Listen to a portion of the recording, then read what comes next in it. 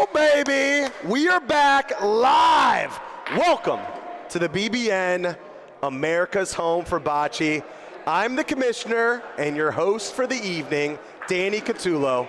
Week after week, we give you all the drama of the Ohio Bocce League, and it keeps on delivering absolute chaos. Tonight, at Lorenzino's, this synthetic surface is gonna bring you on some personal storylines. First match, we have the undisputed grudge match of the year. The undefeated Steel Valley Bocce Club. They take on the Youngstown Flash. And if you know your OBL history, you know that 6-seeded Youngstown Flash pulled off a stunning upset last year on that same SVBC crowd. It ended on that missed shot by Mike Robertson. And the Flash captain, Dante Chiavetti, he spent the last 2 weeks relentlessly trolling Mike Robb. AI generation, using scenes from the old clips, using music. What was Mike's response? Oh, he promised the sweep, and he's guaranteeing he'll be dancing on that kitchen prep table by 8 p.m. With the South Division lead up for grabs, Ronnie Capagreco back to the SVBC lineup. This is gonna be a pure bad blood match. And if that wasn't enough, we have another playoff rematch. Wycliffe Barbarians versus Koppel Gamblers. That Koppler Gambler team, all hype, best roller in the league, best hitter in the league. What happened?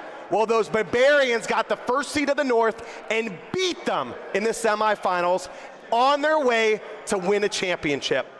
Now, all these owners picking up their phones, making trades, making all these transactions. Bubba Infante, gone, down to the Hellhounds. Russ Maraglio, in for tonight. The Barbarians changing up their lineup. Bob Galeese is back from Florida. The Gamblers, they acquired 2 of the best shooters, Chris Jim, the Alphabet, Johnny Vivo, the Human Rain Delay. Where are they tonight? They're on the bench. They're not even starting game 1. Chaos in this second match. All the OBL hype. Are you ready? Trades, benchings, trade talks. First place on the line in both divisions. Buckle up, bocce fans, and welcome to the game. Jimmy, he has been playing so.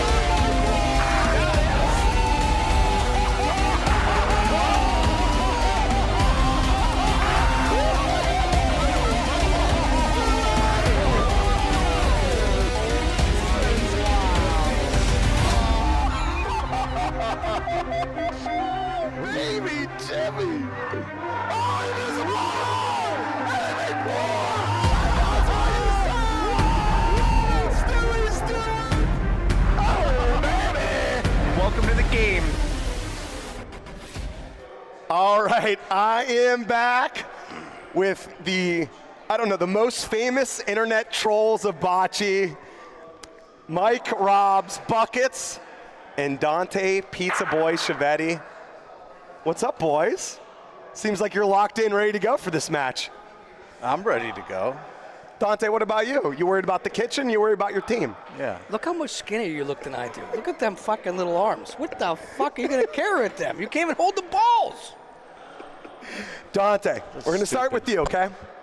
Social media, you've been relentless last 2 weeks. Posting songs, posting old clips from the playoffs. Do you really think all of these clips, all your, yep, binks, all your antics on the sidelines, do you think this is getting in SVBC's head? No, I like Mike a lot. This has all been pretty fun. Him and I both agreed that he's a lot worse than I am. No, I'm just kidding. No, this is good. It's fun. It's I don't know what to say. Mike, you say you live rent-free in Dante Chiavetti's head, right? You brought up the 8 Mile quote. You're calling yourself B-Rabbit, and you're saying that's Papa Doc. Yep. And you made this massive guarantee. I'm using Dylan's word over here. Massive guarantee that by 8 p.m. you're going to be dancing on the tables. Dancing in the kitchen. All right. Is this match just about getting the 2 points, or is this about sending a message to the entire league? It's about both. It's about both. We're going to send a message, and we're taking we're taking 3 points. We're taking 3 points.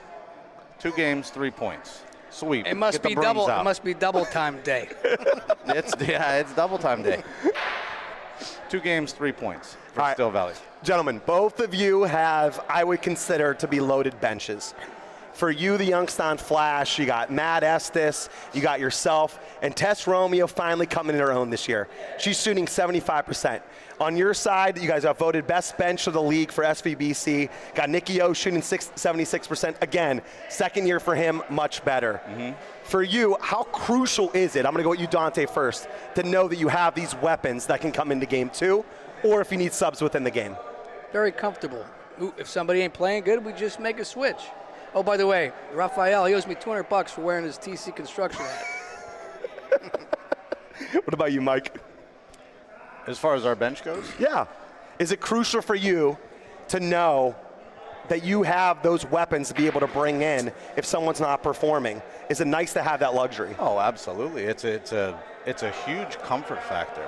I mean, we haven't struggled much, but when these guys come in, they're dominating just as much as the starting unit. So we're good either way.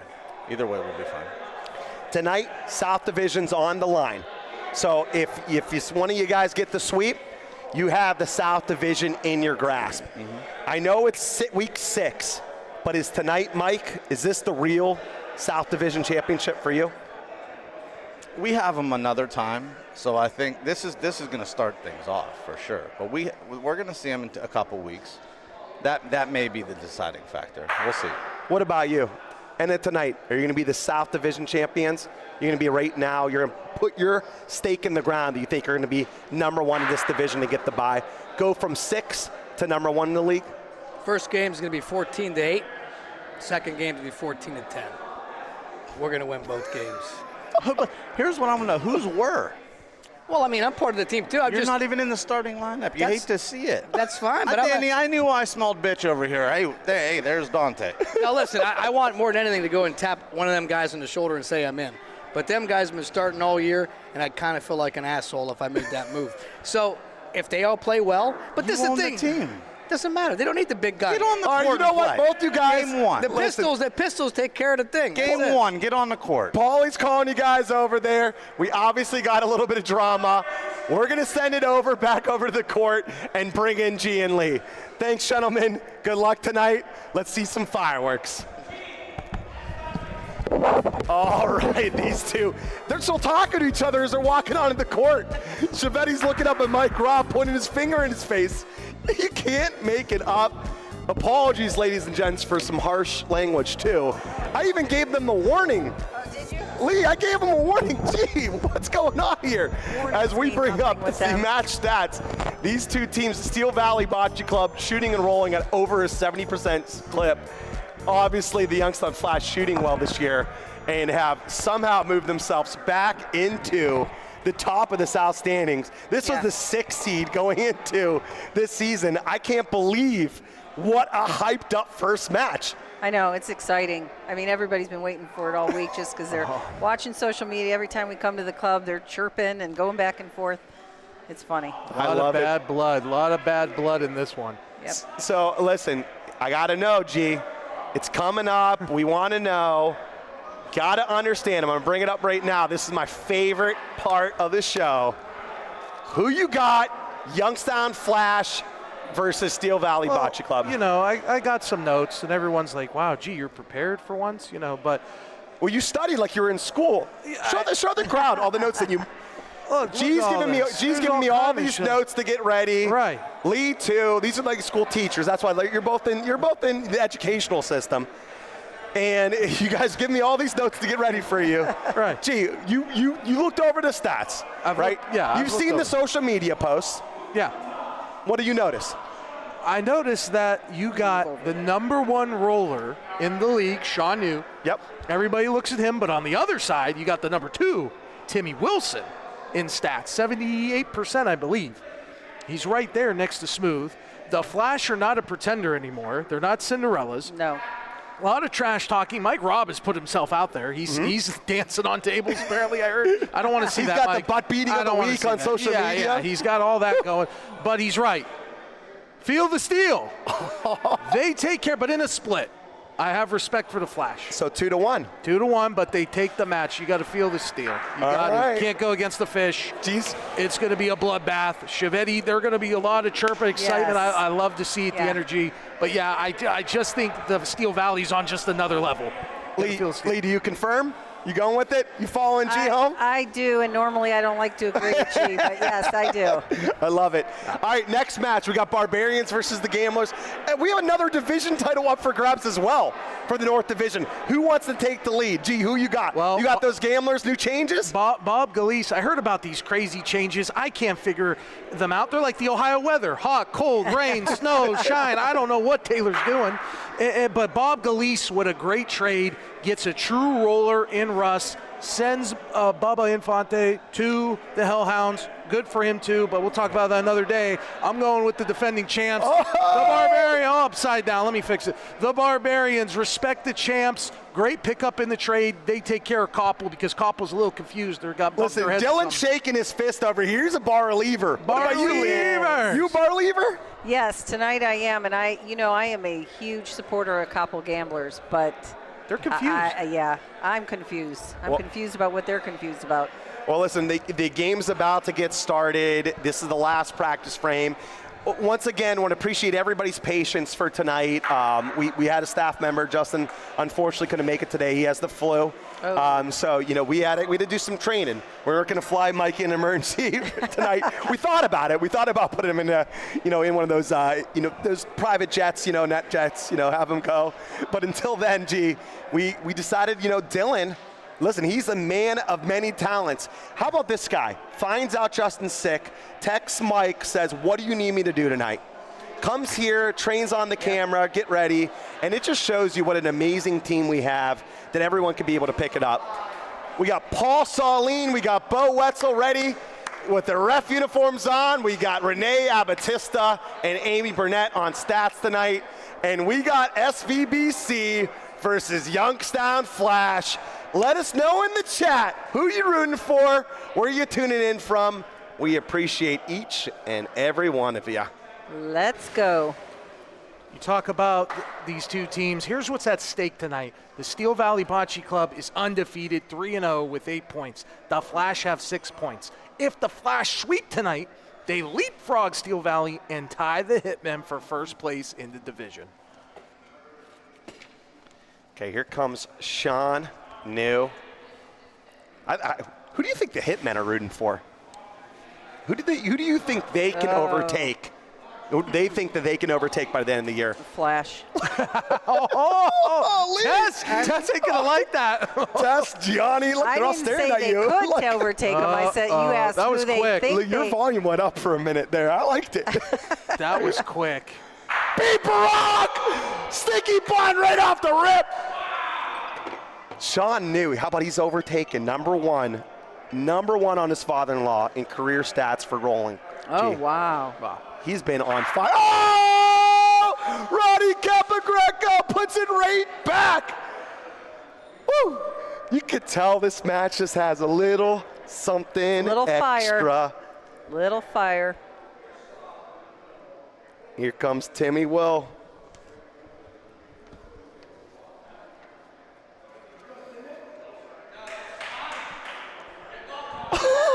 Wow. So we get 2 6-inch points, Yep. 2 hidden sticks right off the rip. You think this is more about revenge or standings tonight, Danny? It both, Everything.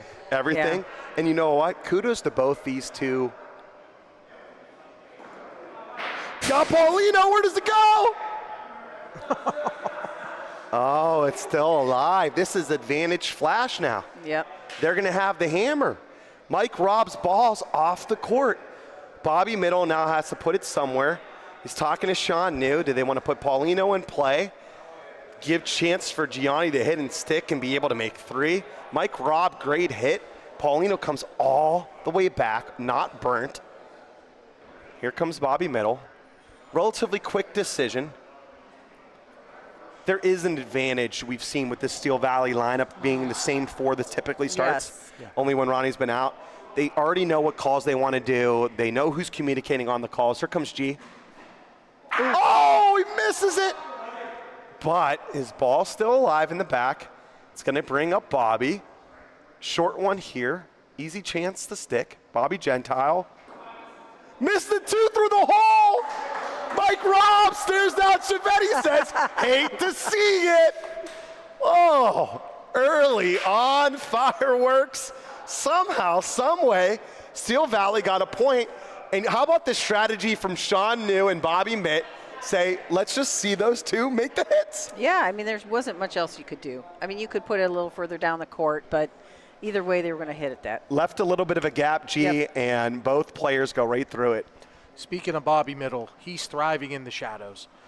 Okay, everybody praises Sean New, rightly so, but look at Bobby Middle's numbers. He's rolling 68% on the wall. Nice ball, Sean.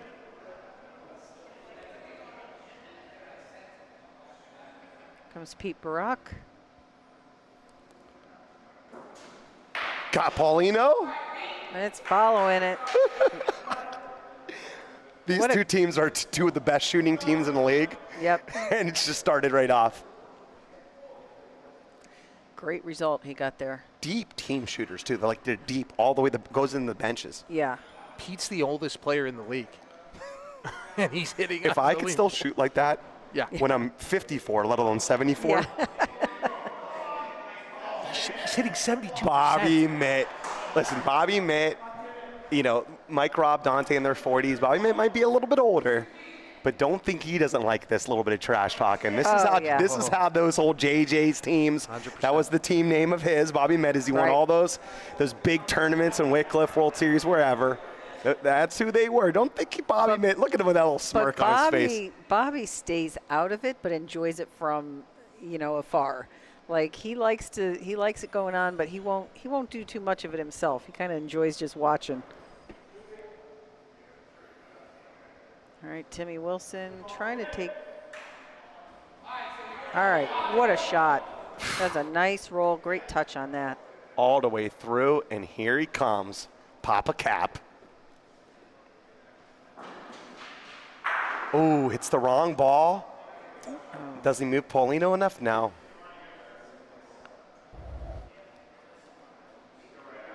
Ronnie he missed by a good foot, huh? Yeah. Yeah, he wasn't unfortunately near that ball. So they're kind of in this, the Steel Valley's kind of in the same position they were in last time. Have Gianni and Bobby in the back after Mike gets rid of his ball here. Here's Mikey Robb. This is aggressive play. He has his own ball to lay on. He's definitely going to hit that. Does he make enough for a point? What a ball. a ball. Mikey Robb, the hammer, franchise, SVBC. Here comes Gianni Corlizzi. Got the wrong ball. Oh, does he somehow make two? That is two, I think. Two. Yep. So by doing that, they couldn't even shoot. They can't. I mean, I guess you can maybe take the right side of the point ball, maybe get lucky. Or do you like shooting those two? Well, you like shooting these two balls off to the side? Yeah, I'm looking at it. I think at this point you shoot both those balls. I mean, he could take one away by rolling, probably very easily because it's Bobby. But if he wants to get point, he probably needs to hit those two. Now watch, he's going to make me into a liar. He's going to roll and take the point. Well, what nickname did Dylan give him? Back wall Bobby. Back wall Bobby. And don't think Bobby knows that's his nickname, by the way.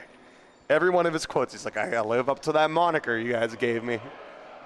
Oh, that was a great roll, though. He did take away one. Takes so, one. That's, to me, is a frame win for the Flash, given the fact that Gianni hit the wrong ball and gave up 2, G.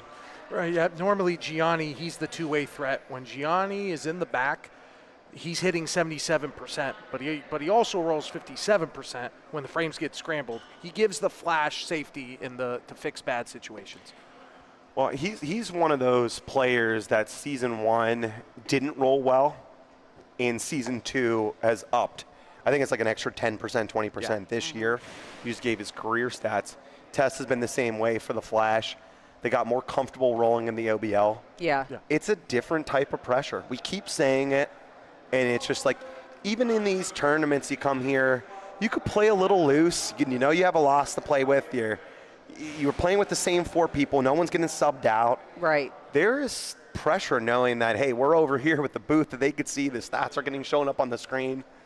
I think it's funny that last season, you talked to the players and they're like, there's no pressure. It's the same. You're playing a game, no biggie. But as the season went on, they saw the viewers, the number of viewers rising, trades happening, things like that. And all of a sudden they were like, no, that it is. It's pressure. And now all their friends now are hanging out at the bars, watching them on TV, the big screen. It makes a little difference. And they're listening to us, apparently. Good or bad, right? Right? Been looking under my car a lot. Timmy with a little bit of a bump after the Pete miss.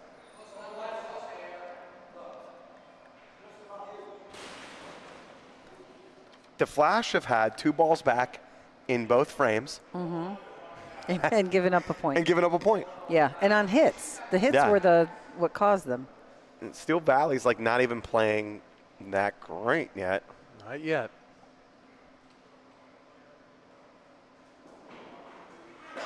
Oh. Another miss, gee. I'd love to know, do you know the reason why Gianni throws the ball up and then catches it before his hit? Did you know that when we started filming, we showed him a replay of his, and he didn't know he did it? Oh, really? Oh, then he doesn't have a reason This is back for in the it. Stone Ages when I was doing with my phone. Yeah. It was a best-of-best tournament at St. Anthony's in Struthers, Ohio. We all play there. We love playing there in leagues and in tournaments there. About 10 minutes away from here. I was filming the best of the best, my first ever tournament that I filmed on my phone. And I showed him the replay. He had no clue. That is crazy. Like, I thought there was a reason. He thought, okay, well, he's I gripped it better. He's like, I didn't realize I did that.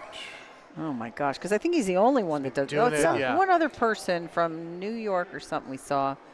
Was it New York? Somebody kind of does that. Does anyone tell us in the chat? Yeah. Do you know anybody else that literally lets go of the ball for a split second? Throws it up and catches it. And then I'm going to drop it. I know. Here comes Ronnie Cap. Looking for the big frame. Where's Paulino go? Okay. They got some room. I'd like shooting either or on your own ball, maybe? Or you can shoot the ball there. Oh, they got Bobby. I would have him roll. I want to welcome back Ronnie Cap to the lineup, man. Here's his strategy. He angles first, walls, depending how far he's off. He is key to bringing the Flash deep corner sets. I'm telling you. Yeah, they're hitting, which I understand. Got it. There. Sticks around. Mikey Robb says buckets of points are on the menu. We need the Flash, I should say, because they need to get their energy up. The little bit of chirping wouldn't hurt, because it's going to be a 4-0 game. Just a minute.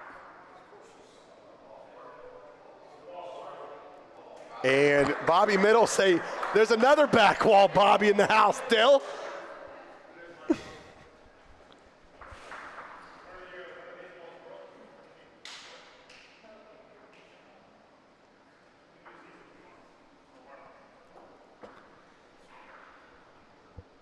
Not so good shooting stats, G. I know you're quiet over there. You're trying to pull up some good stats for Youngstown Flash. I'm trying to look. You're trying to find something. I got nothing. You could roll 80% all you want. Everyone says, you shoot for clicks, you roll for ships. There's the proof we've said in 29. the OBL. If you shoot 29%, that's not going to be enough, G. No, we know that. No, that's Terrible. I never even got 29 in math, so I'm better than the shooting percentage. But there's a lot of mind games going on, Danny. Sean has openly admitted that Dante Chiavetti is the best in the league at getting under opponents' skins. Ask Danny. Tell us. That's what they said. Ask Danny. That's what Sean told me to do. Well, I think it's hysterical that Mike Robertson said the other night, I live rent-free in Dante's head all day long, every day. That is hysterical. We got that quote. We get the whole quote. We're going to pull that one up. Oh, Pete Barak. This is why Sean loves going right wall, deep right wall. Yep. This is why that ball is so dangerous. It wasn't 6 inches away from the ball lane. He owns the wall side. And as a right-handed shooter, you can't shoot straight because your arm's kind of up against that wall. Yeah. So what you do is you're taking an angle, and then your eyes make you look at that little hole over there, and you're like, I don't know, should I use wall or not? It's a good ball for Timmy to beat. Not the easiest one. Great ball by Timmy. Ronnie Cap. He sees it good. I was asking him before the game. No, he knows that Tim Wilson likes deep right wall too. Yeah. And so as a first shooter, when you have those, is it about the angles? Is it about off the wall? And he goes, I first set myself up shooting it straight, set up my angle first. And then if I don't like the angle, I feel uncomfortable with the angle, if I don't have this, either or with the Paulino too, he then goes to the wall second. Okay. So first up for Ronnie is trying to be able to get it straight with the right angle. So he's always setting his body up. Yeah. It's interesting for me. I watch Johnny Vivo, who's basically the whole league on fire with his shooting so far this year. But when he goes to look at where the angle is, I'll let Mike Robb shoot first.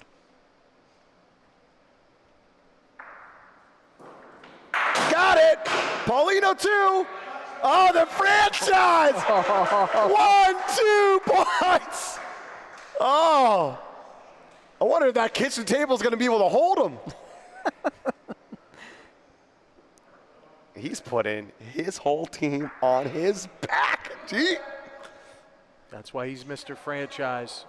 All right, Gianni's looking at it. So with Vivo, he goes all the way up to where he's going to release the ball. Right. And checks out that angle. What his eyes are going to see there, he doesn't look from the back. That's interesting. I like that. I didn't know that's why he walked up and then backwards. And so he's checking to see when I release the ball, it just takes some extra time. Yeah. G shoots his own ball. Hey, got one away. Basically shooting into the pile. It'll help his shooting stats out. That's a good hit. You get into, he wanted to just get into something. Right. Here comes Bobby, man.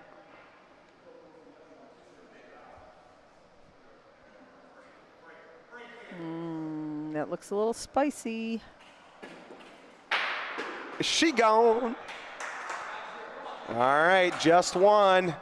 All right, so those Steel Valley Bocce Clubs, here's their sponsors. Bellaria, who sponsor the butt whooping of the week up in Struthers, Ohio. Great food over there. American Financial Services, a wealth management company. Corbeck Consulting, Top Gun Firearms and Outdoors, Next Level Excavating, and of course, Youngstown Engineering Company. We appreciate your support of Steel Valley Bocce Club and of course the Ohio Bocce League.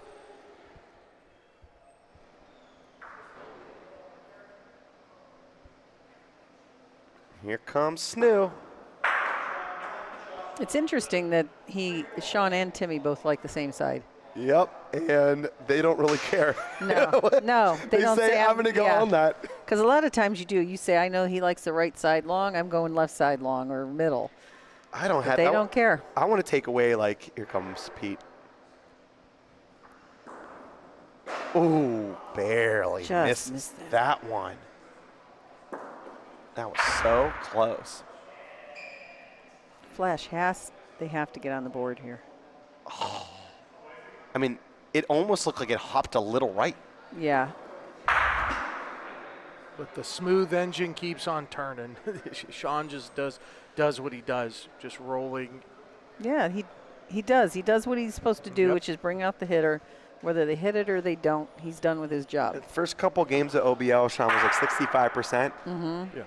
And ever since then, I like him. He was so mad. He was so mad. Yeah.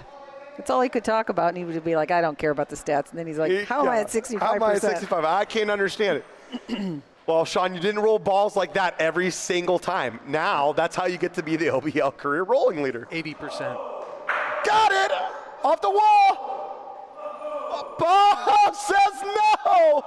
Over the line! Oh, boy. Gianni's looking let's like, see if are we you can get it. kidding me? All I heard was, Oh, no. we missed the lines. That was on me. Missed him going over. All I heard was, Oh, oh no, and I'm like, what? Yeah, I didn't know what was going on Oh, myself. great hit from Gianni to try to get back. I've been watching the replays, and we've been noting it off the side how close the Gianni's been getting, and he finally got there. We're gonna go get into the live feed just to go right back into where the balls were. So they take that ball off the court, and then they put the other one back to where it was before the hit.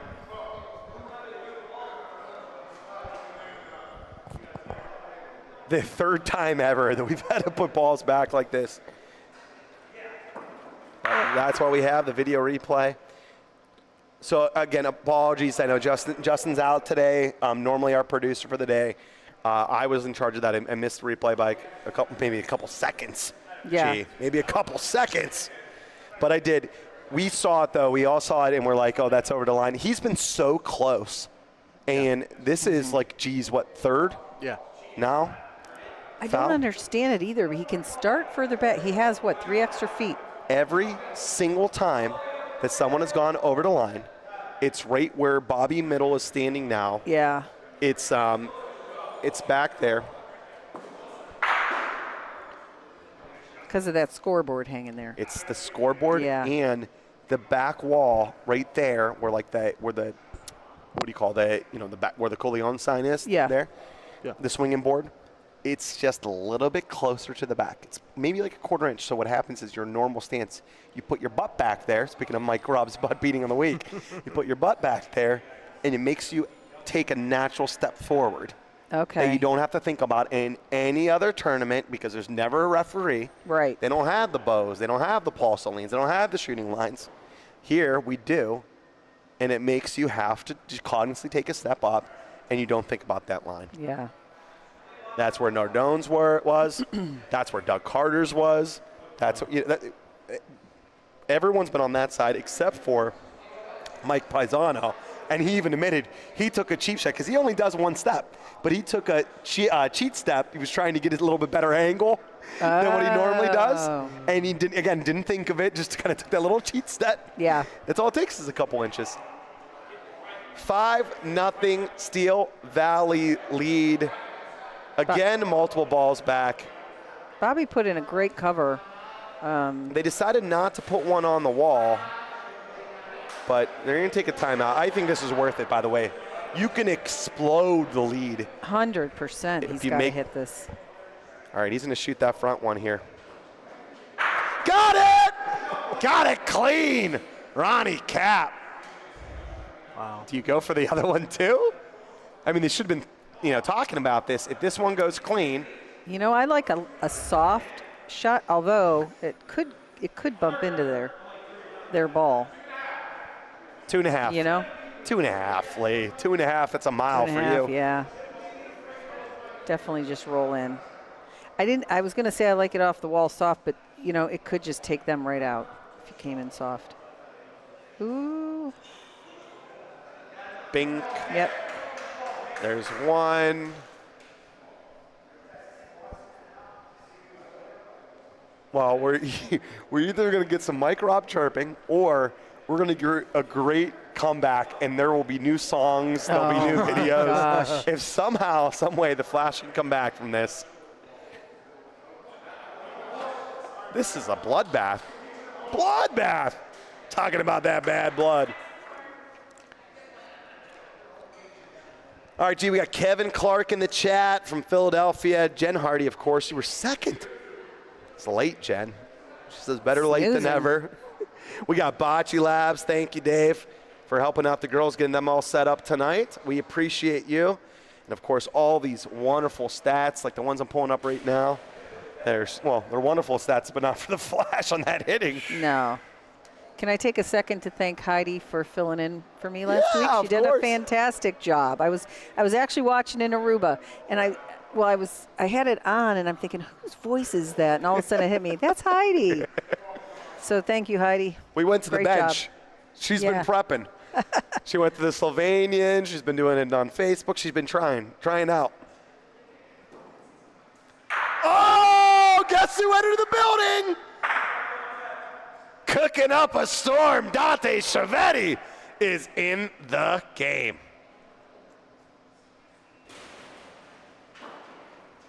Got it! Ronnie Cap says anything you can do. Woo. You know why I like Dante going in? Because he's been chirping all week, and he's not setting his team up to take the fall. He's going to be out there with them now. That's where he should be. Comes in for Pete Barach. Pete only 2 for 5. Look at this ball. Got to sit, but that's a fantastic ball by Timmy Wilson. I think if the score was different, he would have let Pete stay in. I the way think they so. normally Yeah, do. I think so too. But 8-0. Yeah, it's okay to make a change. Right. Can't be afraid to make a change. Pete's a big boy. He can handle them. Mikey Robb. They call him buckets. Fills him up again. That's not good for Still Valley, though. 3 balls on the right side like that. I mean, So Flash will have to roll one, and we're going to get potentially back for Gianni to make another hit if Yep. Bobby can beat. Well, it's Bobby versus Bobby crime now. Gianni has to make the hit. That's the key word there, hit. All right. Well, he might not have to if Bobby Mitt doesn't beat this. Yeah. Can't shoot it. Paulina would be terrible. Or Paulino, which is that little steel ball for those that are new to bocce.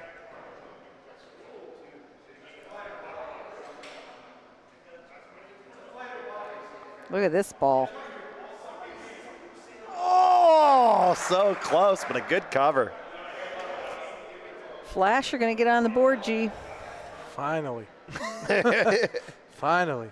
We got James Salvaggio in the chat. What's up, James? Oh, no. Don't Mr. sell MVP. this. Oh, Lee. Don't. Lee. That would Lee. That would be the announcer jinx of the year. Yeah.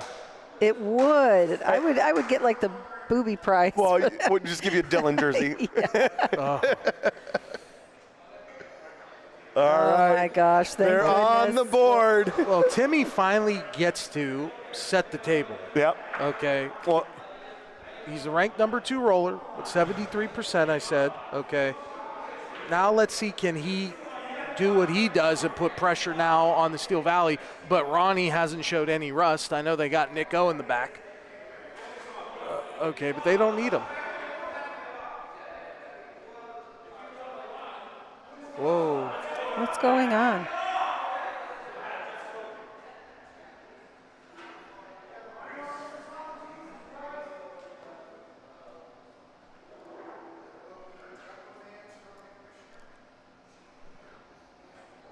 We're stumped, so Timmy. it's like, yeah. the three of us are never speechless. I mean, Timmy Wilson sets the table. We never. Do we have a streaker? It's like we. Yeah. I feel like the Super Bowl over here.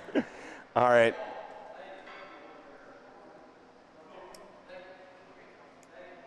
all right, Timmy good ball rolls by good ball, Timmy. yeah. What Timmy's trying to go for is to get that prize. He wants to get that Family Vision prize. Top season roller for season 2. Ronnie. What's Ronnie get for being the best hitter, Danny? If that happens. Ronnie Cap, he gets to be the top Capper Greco. There you go. You know what's funny though is coming in. He gets some bragging rights during. Okay, You know. I thought that we were giving Oh, away yeah. something, you know. Listen, he might. I don't know what bets he has with Anthony and Nick.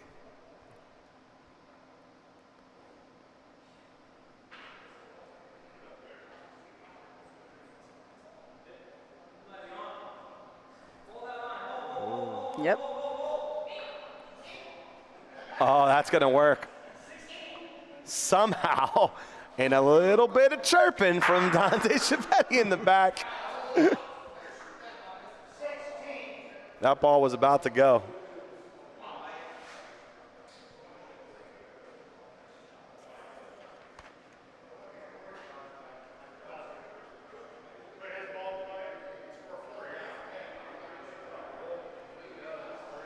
taking a look at this. Interestingly enough, Nick O's stats were higher hitting than Ronnie's coming in. Yes. So we'll see at the end of the night what happens. Oh, Mikey Robb gets it out of there. Ronnie Cap almost fell off the bench. He was so pumped. I love their camaraderie. Their bench is deep. They all love one another. Look at Ronnie Cap. He almost fell out.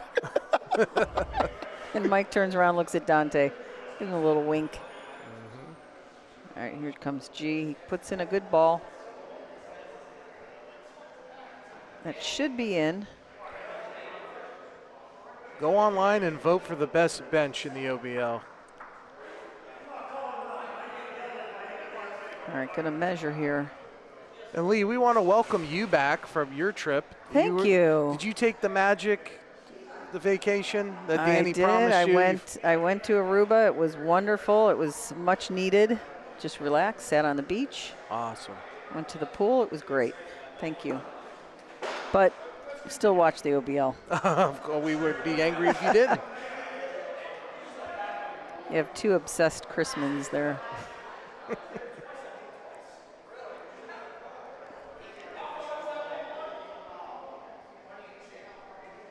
All right, so it's at 2-1. Got Dante Chiavetti in the back. They had to take another timeout, right? Oh, here comes Nick O, substitution. I like it. In for Bobby Middle. I'd say over 1,000 balls, Nico about 5 to 7% higher than Bobby. If we had 1,000 balls to shoot. Here comes Nico. Yeah. Ooh, barely misses. Yeah, the right. he did. He barely missed that. Yeah, over 1,000 balls right now. Yeah, last week he was 16 for 21. That's 76%. Yeah, he's a darn good shooter.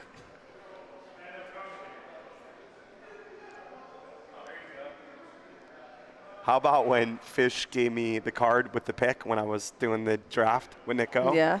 He said for the next 30 years. That's what he wrote on it in parentheses. That's funny. He wants a lifetime contract with Nico. You know, at some point, hopefully Bobby retires, hopefully for me, so I can stop losing to him in tournaments. Yeah. So I'm hoping he retires soon. But Nico's going to be waiting maybe a long time for him to retire so he can be able to get a starting spot.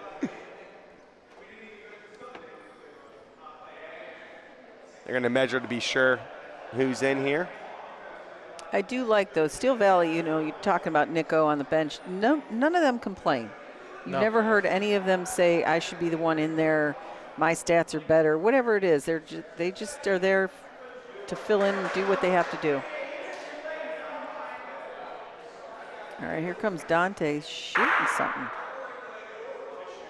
Well, you never quite know with Dante.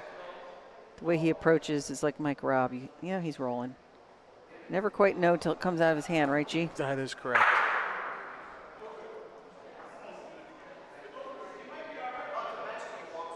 He hit the wall a little early. Not sure if it's going to be in or not. They're going to measure. All right, so each of these rollers, they want, okay, this is sponsored this year from Family Vision Center. Big E, down in Texas, Rockwell, Texas, near Dallas area. The season 2 leader of rolling percentage. You have to be qualified, Lee. Yeah. At least 3 rolls per game that you play. You can win this.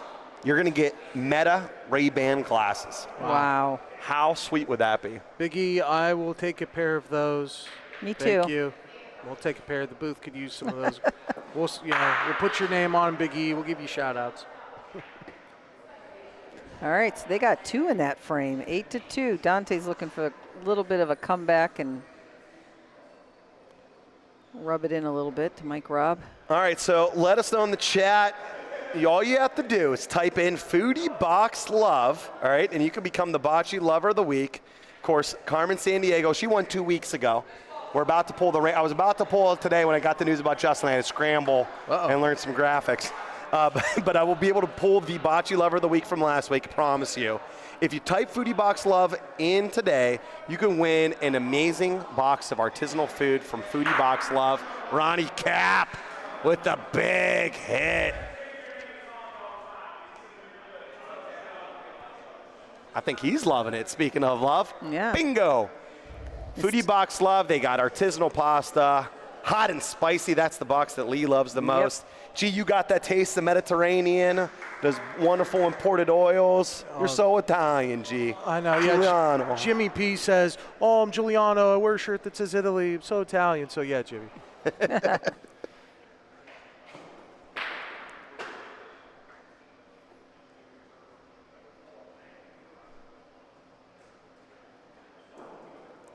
Dante, a little bit of a kiss gets it out to Paulino. 8-2, Flash are maybe coming back. Yep. 2 straight points.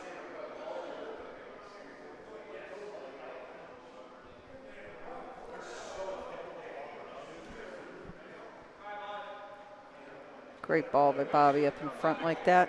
Is it just me? Have been excellent gameplay so far, Oh, except yeah. for the Yes. flash of shooting, which looks like me trying to shoot left-handed. Oh, another miss. Nico. Speaking of lefties, I think I jinxed him by talking about his stats being Yeah, higher. I'm hyping him up. I think we all do. That's Yeah. Dylan's smirking over here. He's like, Yes. "Hey, I'm not going to miss one today if I'm on cameras." Dylan's the true hybrid today. He's the MVP. He's giving the thumbs up, like, nice job, Lee. But how many times have we seen this from the Flash? Every time they get down, Does he beat it? They just start. Get off the court, Chiavetti. He's getting a call too. He's going to get fined. He has the wrong hat. TC Construction better have paid him a lot of money. The Youngstown Flash got new hats. Timmy has They them do, on. they're nice. They showed up today. Where's Chiavetti's? He probably doesn't even know he doesn't have give it to on. Dylan. Write it down, G. He's getting a call. All right. You got to be my muscle. All right, I All got it. right. Although they're probably more scared to lead them both of us. Probably. I've seen Lee. Yeah. We're just gonna walk away. We Little need you me, to help me out. are you kidding me? I've Come seen you on. The little blondie. Yeah, I've seen you angry, Lee. It's not pretty. I know. That's what my husband says. Oh, Do you get I it? think it's enough.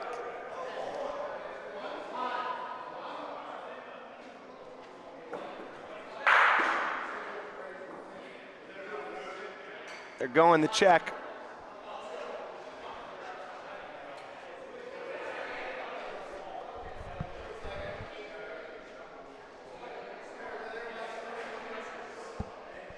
One time it looks like. But Lee, we got a great game tonight, the second match between the Gamblers and the Barbarians, and I've noticed Yep. that Mike Paisano, Taylor, they've been warming up for a long time. I think they're trying to mentally prepare. They're trying to get ready to take on the defending champs. Yeah, both of these matches are going to be really good. I mean, they always are. I like when it's for the division now. Yes. The bye week, I don't know. I would want it. Although in the CBL it didn't matter, and in the OBL it didn't matter. Ronnie Capagreco! Papa Cap! Check that ball for bruises. Woo! Dante's going to be shooting that pill. He does it soft. Oh. He wanted it to. Guarantee he was shooting trying for that pill to go to the back. Well, you can't come up empty-handed. No. Can't come up empty-handed. You have to try to get a little piece of something. He has that best. That's a really good shot for him because he shoots soft. So it would go to the back and it wouldn't bounce back like some of these other ones have. Yeah, Nico shoots the Pauline, and it might hit in the booth. Yeah. Is Sean on? He's on another planet right now. He is. Smooth train, keep on turning. Join hands. Oh, G with the miss. And Ronnie Cap, that was a momentum swing. That's how you get 5 balls in the frame. Now, why do you think, Danny, he took that? I don't like that angle he took, but I'm usually wrong when it comes to hitting and the angles. But he stood over where Bobby was, came across court instead of straight up. It depends how far. I think Pauline was just so good for them. He wanted to miss into the Pauline. Yeah, but the pill was a little bit behind the ball, but yeah. I agree. Oh, that was a great roll by Bobby. Almost stole it, maybe stole it. Oh. He must have, maybe missing the Pauline isn't the right word. He was probably looking to see where the best angle was for him to hit the ball, and the Pauline goes to their 2 balls. Yeah. And he probably wanted to clip the ball so the ball didn't just follow the Paulino all the way down and give them 2 points on the other side. Yeah, okay, so good point. I always, that's my educated guess, knowing how cerebral G is at hitting. Yeah. I mean, I definitely know he knows what he's doing. Well, they gave up 3 hits. I'm sorry, gave up 3 points in the last 3 frames, and guess what? Got them all back. Holy moly.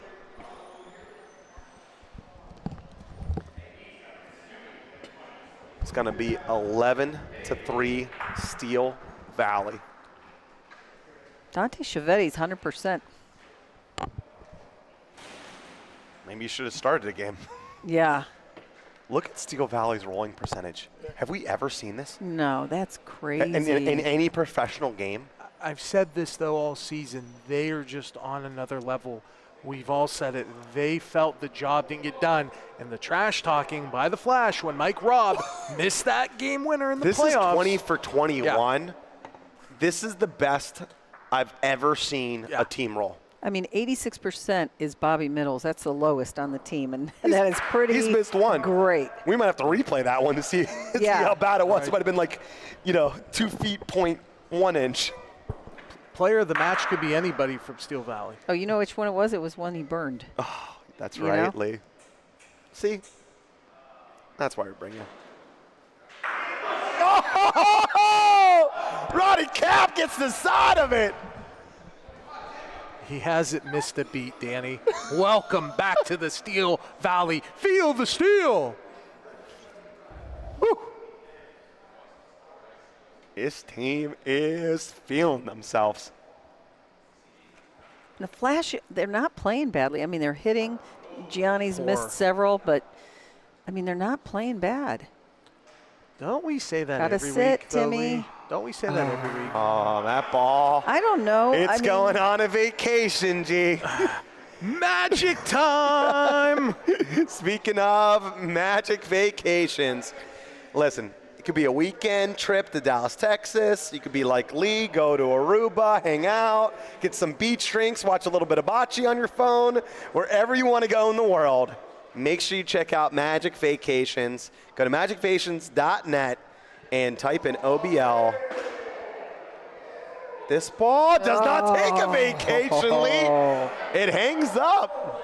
That was close. Woo.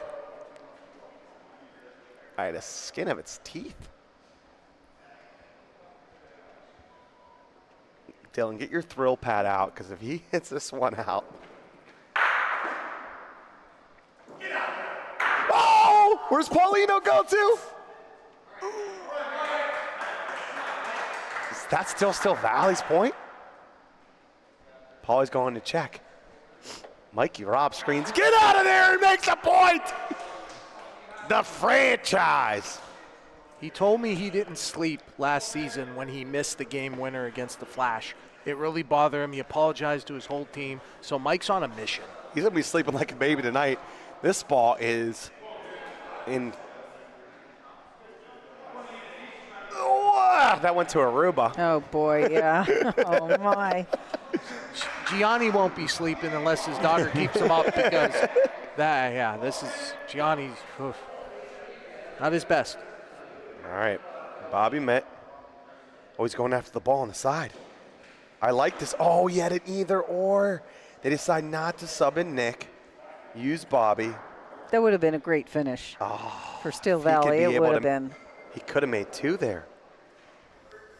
Loved the aggressive play call. Just didn't work. This is turning into that butt whooping. 12-3. Belleria's going to get another sponsored post. Yeah, Gianni's at 50% rolling, 61% hitting. Matt Estes said it himself. You better lock in when you play Steel Valley. You're going to end up on that butt whooping post. Sean is on fire. Fire. I mean, ew. Yeah. Ew. Sean, ew.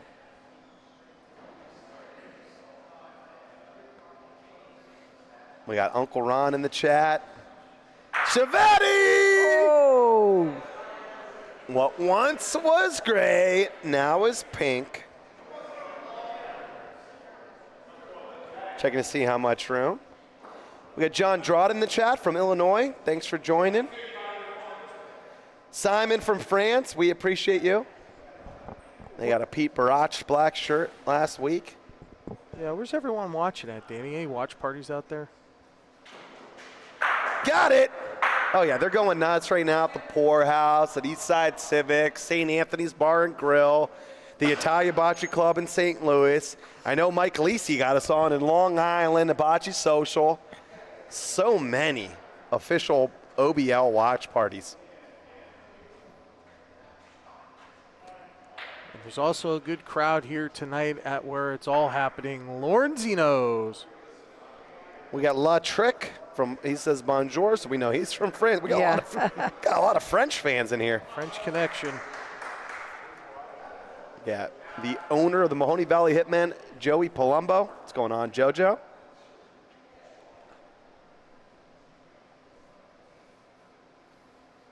Jen Hardy's already making fun of. Chivetti said they would only get 8. It was 2 frames. Oh, my Felt like gosh, they had yeah. 8. Didn't take them long. All right, that is not the typical good ball by Timmy, but it's not terrible.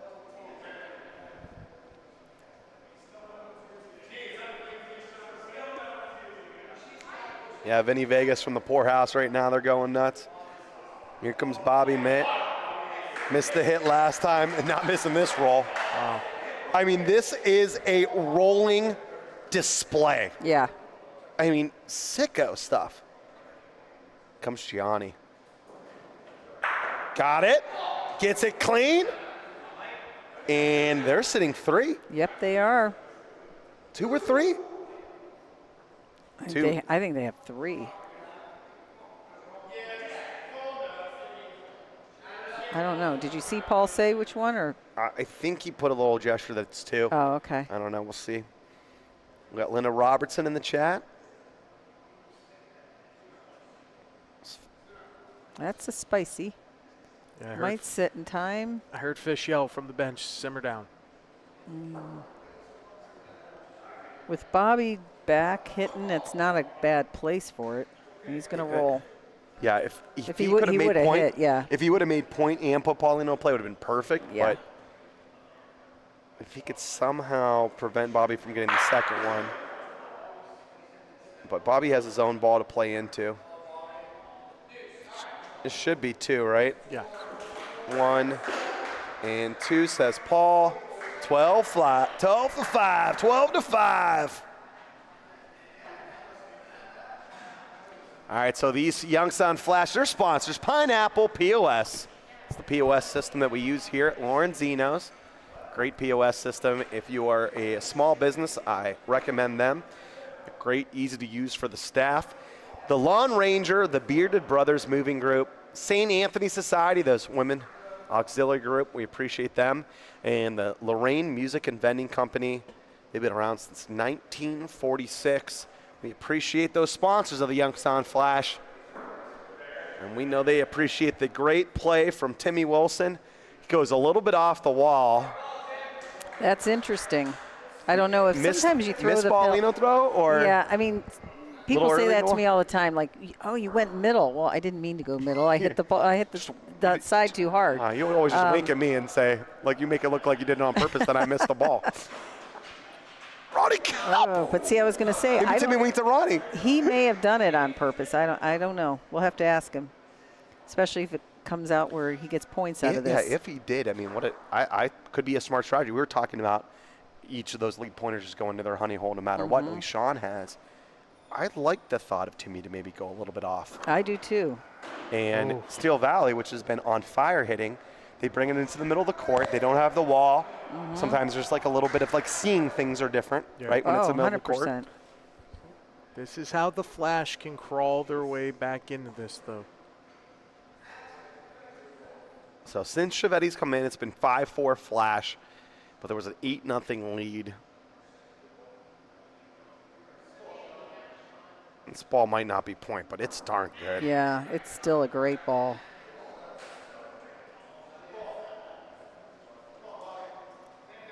You know Sean's rolling well when he doesn't like that ball, because that's not an easy ball to roll there. All right, so here comes Bobby. He's going to go earlier off the wall. This is very cerebral, smart veteran play by Bobby. Yeah. To not put both their balls together. Correct. So you can't get them both off of one hit. The Here comes Flash could Chiavetti. make this a 12-9 game.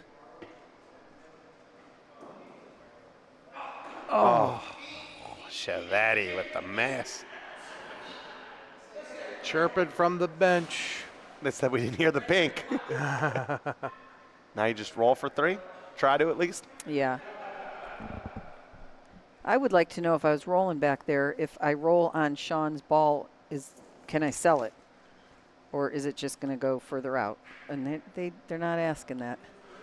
Comes Bobby going right towards that Deep Water Consulting sign. We, of course, have those great clips of deep rolls, deep hits. Deep Water Consulting, they're a great league sponsor. They're certified CPA in Pennsylvania.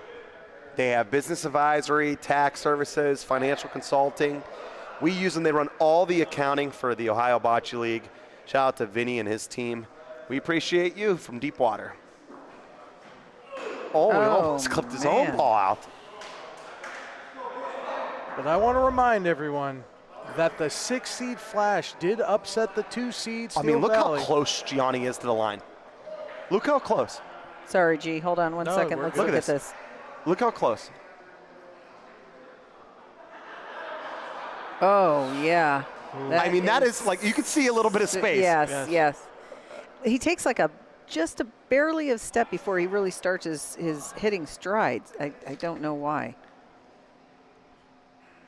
What were you saying, G? That there was the comeback it's starting to happen, and this is the ghosts of the past. Are they seeing ghost Steel Valley? They got upset last year by the 6-seed Flash.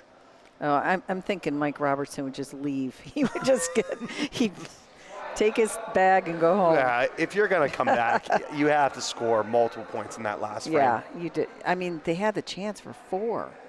They're all good rollers. I mean, G's struggling a little bit, but they could have tried to roll on Sean's ball. The frame got missed when Dante missed his first shot of the game. Yeah. Then it was like they were scrambling. It's 5 for 6. It was his only miss, but then they were scrambling. And he's a great hit and stick person, so that's what he was trying to do there. Gianni is struggling today. No, yeah, not his best performance at all. And he just played in the tournament this past weekend, and he was on fire. That's just how Boccee is. Yeah, well, he's playing against me. Of course he was. I bring out the best.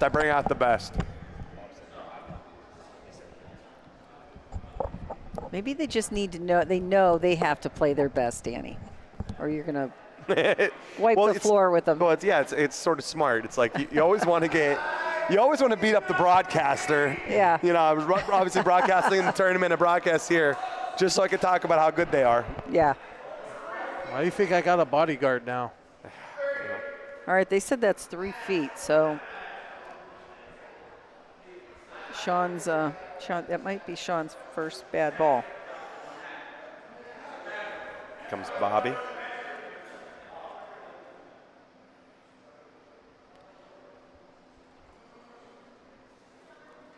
And it's going to sneak in there. What a ball.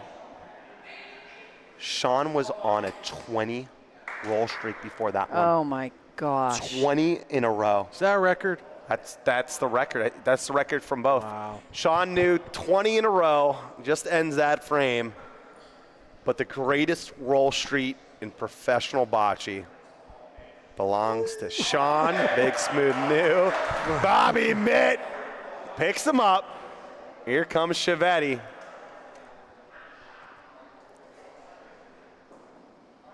Got it! Is that enough for two? It's out. Nice try, Danny. I just wanted to say Yeah. sticks around. Luch is here. He loves that phrase. Good old Luch. He sounds just like you when he says it. Sticks around. Mikey Robb, does he like it? Does he like it? No, he loves it.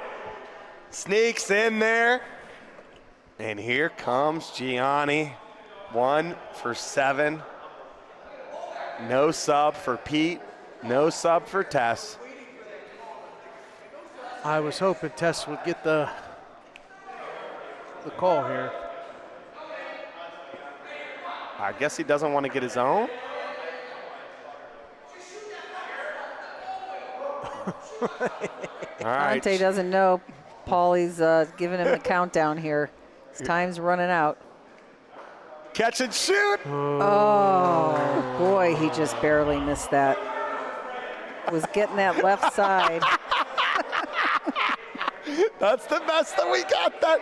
How about Dylan? Shout out Dylan. Gets the instant replay of Chiavetti calling this spot. Look at Dylan. You keep playing it. Stop it. Stop it, Dylan. Oh, boy. Look at Dylan. Look, Dylan. Could that be the moment of the year? Moment of the year. All right, if you see a moment that you think is going to be a great shot, speaking of moments, please type in Stone Fruit into the chat, and you can win a box of Stone Fruit coffee and a mug shipped directly to your house. Stone Fruit Coffee Company. They are fantastic espresso, some lattes and great drinks. Go check them out. Stone Fruit Coffee Company. Here comes Chiavetti. Got it. Paulina moves. Shanu starting another streak, I guess.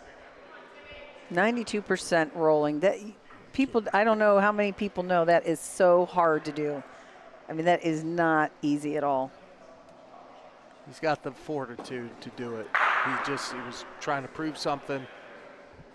Timmy's, I mean, he's rolling He's 10 right out of there. 13, Timmy's 77%. right there. That's so why he's number 2 in the league. that's right. There it is. I get hyped up for good rolling, but I am over the moon when I see this. Two of the best battling against each other, wherever it's at. And it brings out great shooting. It does. Oh, yeah. I mean, there's a lot on the line. The league is up for grabs.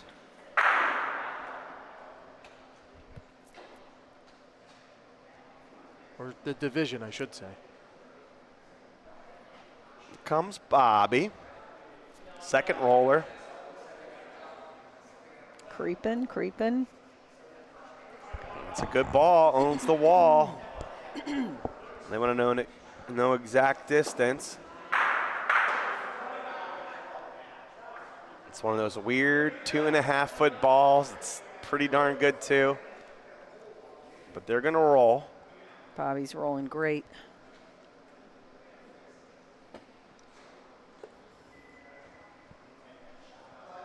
He's watching it. Oh, that's fine. Bobby Mitt. That's a good ball. Good. That's a ball for you. Holy smokes. Bobby Mitt walks it home. Always more with less.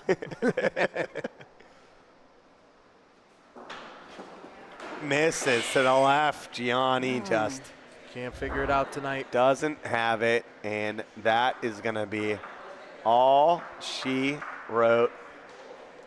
Steel Valley. 14-6. Wow. That is shellacking.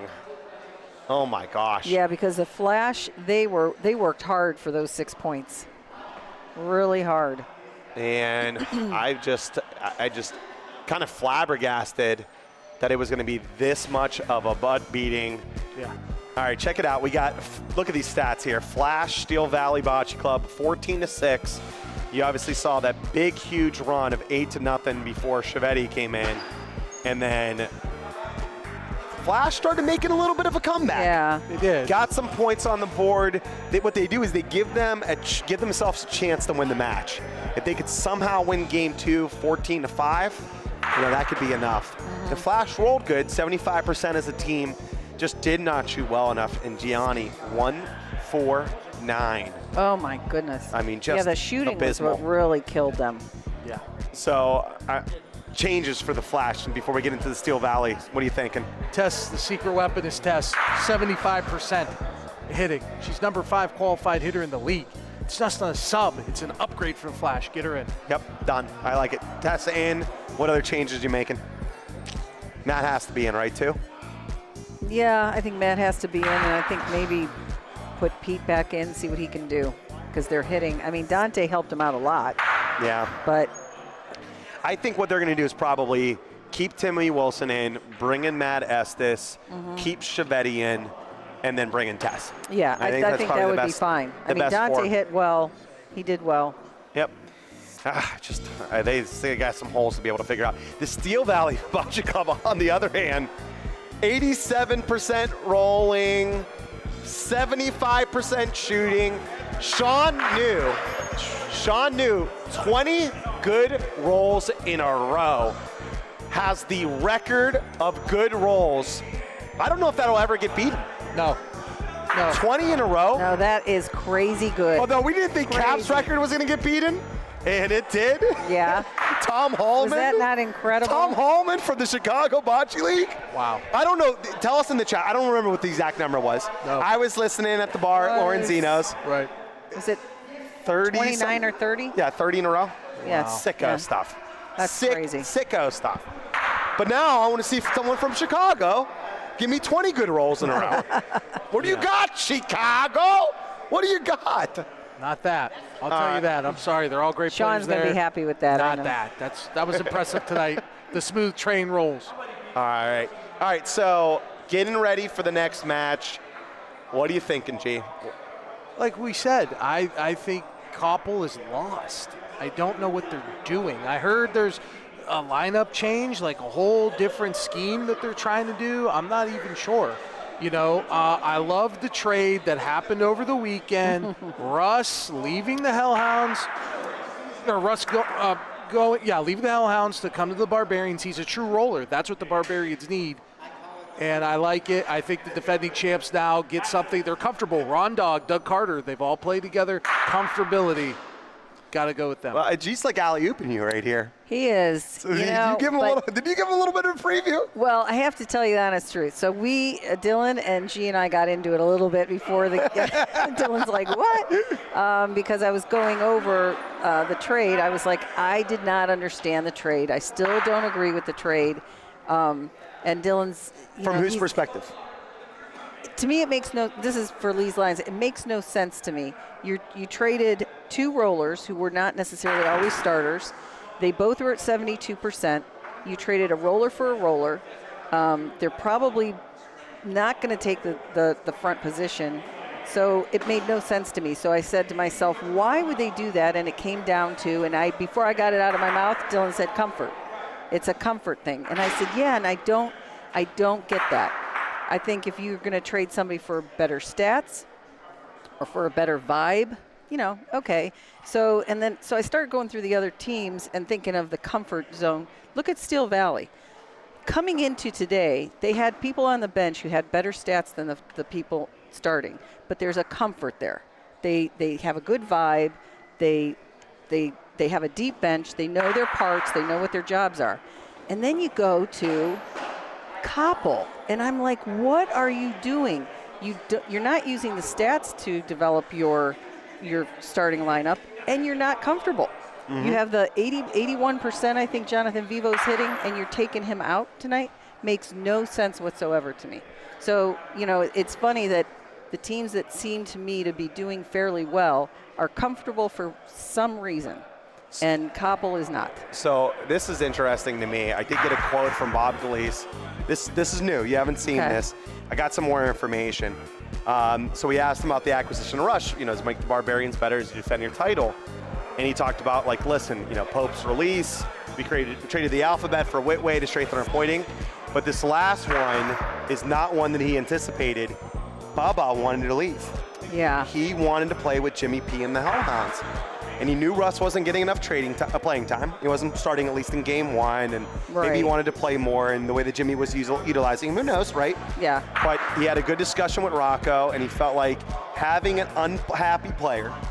So Bubba didn't want to be with him for whatever reason. Right. And Russ didn't want to be with the Hellhounds. It's not good for either team. So kudos to those two owners for actually getting together and doing something about it instead of just trying to force it. And I get that, and I'm not dogging on anybody for wanting to be traded or anything. I just don't know that the people who were traded are going to get what they wanted out of that trade. Well, so, you know, I mean, you're not going to bump ND. So I guess the new question is really, it's not really on the owners on why they did it. Right. Really, the people that we need to ask, and maybe we have to bring them into the booth, is ask Russ and ask Bob. Yeah. Why did they want to leave? And again, that's just my my interpretation, my opinion. It doesn't mean, I don't know what the people in the chat think. I don't know what, you know, but it did make me wonder why. And it was funny that when I started talking to these guys in the booth, they both said it's comfort. So. But Danny, quick question for you. When you won a title with Bubba, what position did he play? Bubba was the second shooter.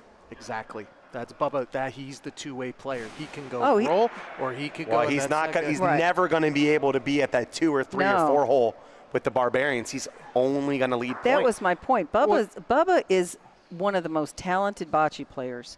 My concern for him is, did you bump yourself to another team and you're going to be in the same position, meaning you're maybe not starting and not being utilized the way that you should be utilized because they already have their core. You know, that's my concern for him or concern for that trade. That's all. All good stuff. Yeah, it's great stuff. All right, the next, we'll take a 30-second break. Commercial brought to you by Sun Cruiser. Sunny days call for Sun Cruiser Vodka Iced Tea. Made with real iced tea and real vodka. Refreshing and goes down smooth. Let the good times cruise with Sun Cruiser.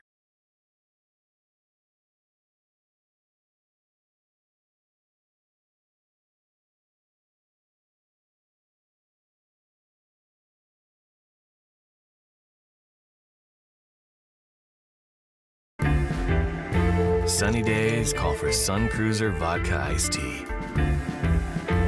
Made with real iced tea and real vodka. Refreshing and goes down smooth. Let the good times cruise with Sun Cruiser.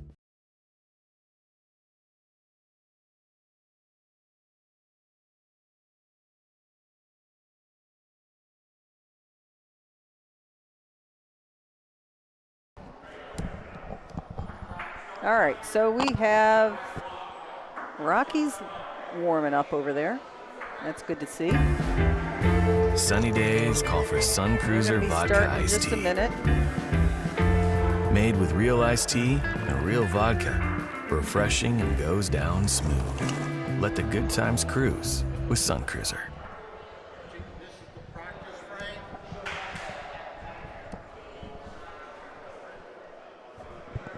Okay. All right. So we are back. And we have a definite lineup change for Steel Valley. Across the board, huh? Except for, well, I shouldn't say across the board. Bobby's still in. Bobby middle. We saw this the last time, though, Lee. They like to go to their bench, but later in the match, they needed something to come back. They debated, should we put the starters back in? So they're going to try to get a belief from their bench to close this thing out, get the sweep, do the stuff. But we did see Tess is in the lineup. Yeah. Secret weapon, if you ask me.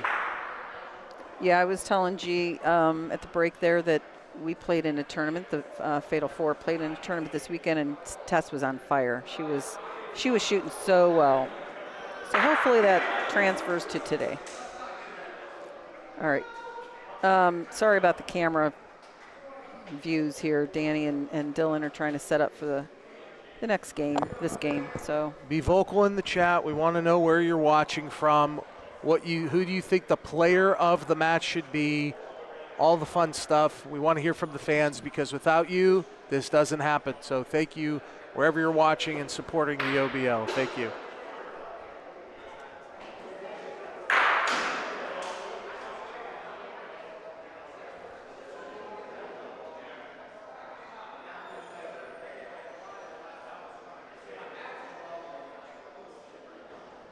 I like that the Steel Valley put their bench in. They're just as strong. I mean, they're just as strong. They always do, but I know that this is a revenge tour for Steel Valley. They want to sweep. They want to crush everybody. So don't be surprised if we see potentially if the starters could come back in, but I think you're going to see a lot of bench. The bench is going to get elevated here. Yeah. I don't Builds think Steel Valley would mind sweeping them with everybody. Then I would love to see tomorrow's video of Mike Robb. I think everyone's going to be dancing on tables if that happens. The whole bench too. Oh. I like it. Are we still voting for the best bench in the OVL? If so, vote. I think it's Steel Valley Bocce Club in a landslide if it's me. 100%. Yeah, I mean, they're just as strong as their starters.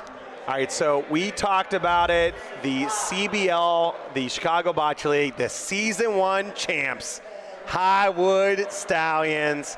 There's our buddy Tom Holloman there, second from the left. Got the shooting streak record. Him, Tim Tulare, Todd Michael, and who's that? Dave in there, Steve Thornberry. What a great team. Highwood Stallions, congratulations. Season 1 champions of the Chicago Bocce League. Sunny days call for Sun Cruiser Vodka Iced Tea. Made with real iced tea and real vodka. Refreshing and goes down smooth. Let the good times cruise with Sun Cruiser.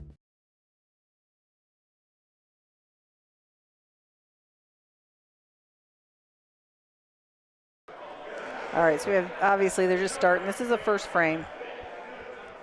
They burn it. Yep. Timmy was going deep. I don't think that's a bad thought because, Jeff Policara likes to, usually go little short in the middle. He can play wall, though, so.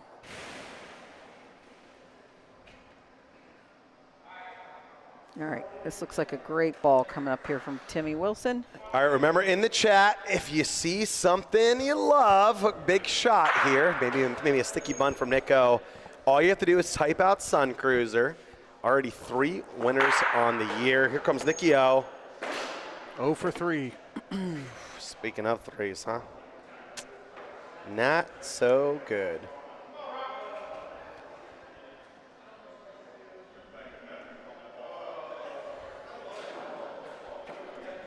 All right, we got my friend Nancy tuning in from St. George, Utah.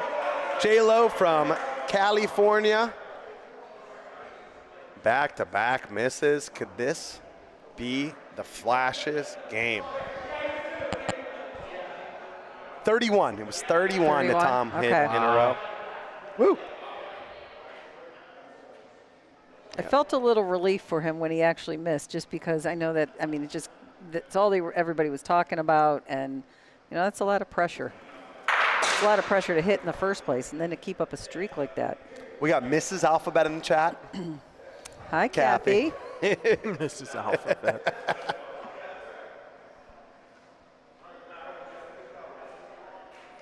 Jet Blue Bob. Chris is another one whose stats are really well, and from what I've heard is not starting. So just a lot of questions for that match coming up. Got Emily Paisano in the chat. We got Marcus DiCamillo. What's up, my buddy? Hometown fans of Koppel, let us know in the chat. What do you think of the gambler strategy with these lineups?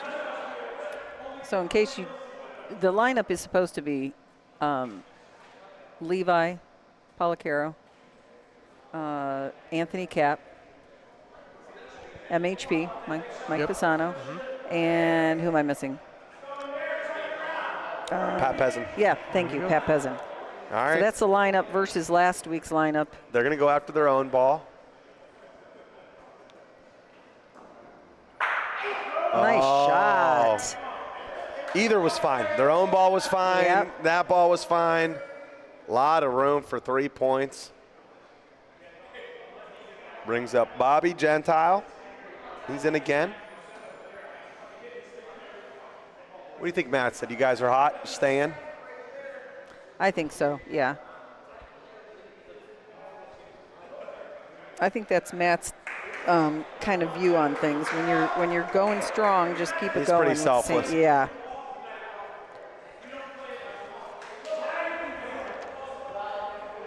Three straight points right there. So big time frame for the Youngstown Flash. Well, hey, Danny, while Dante and Mike talk the trash, look at Gianni quietly lurking in the hammer spot, but how unselfish he is and willing to give up his spot for Tess. It's absolutely lethal, you know. And he seems a little more animated when he's on the sideline than when he's in the game. He's gonna be chirping.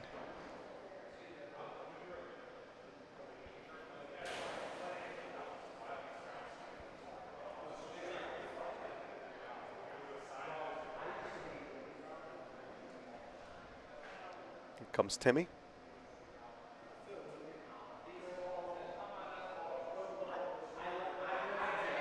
Nicey nice. Nice ball there. He's the point guard of the Flash. That's what he does. He sets the table. All right, Nick needs this hit here. Got it. Oh. Thought it was going to stick right by the Flash's ball, but yep, it's Flash point. Oh, going to actually measure. Always good to take a look at the other side. Make sure that the Flash is in.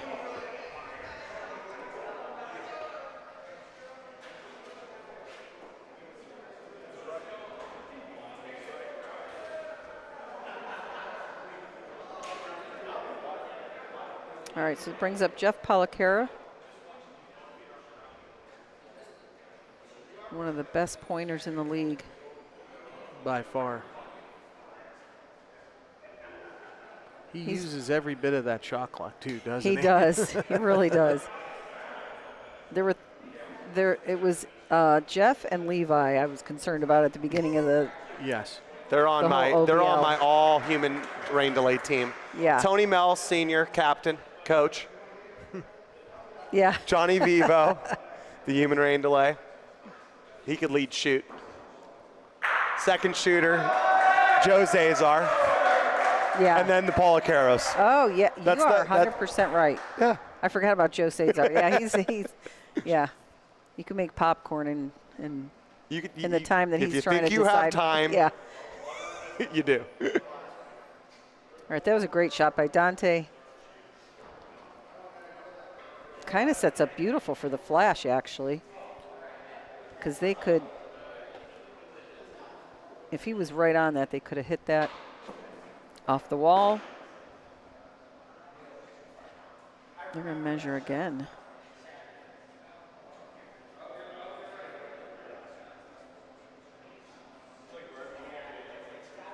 You know what streak Dante broke? What's that? Being in the kitchen when their team's playing. I think Mikey Robb helped bring him out Yeah. for that one. We can I mean, thank he's him. in for both games he's been out I here. like What's it. going on? I Who's like cooking it. is what I want to know. Here comes Rock. Well, the Flash are cooking up something Listen, here. way back when, those first two frames, Yeah. Gianni had big misses. They had at least two balls back in those Right. first two frames. They could have done this in that first game. It could have went a lot different if they had the 5-6-0 lead. Yep.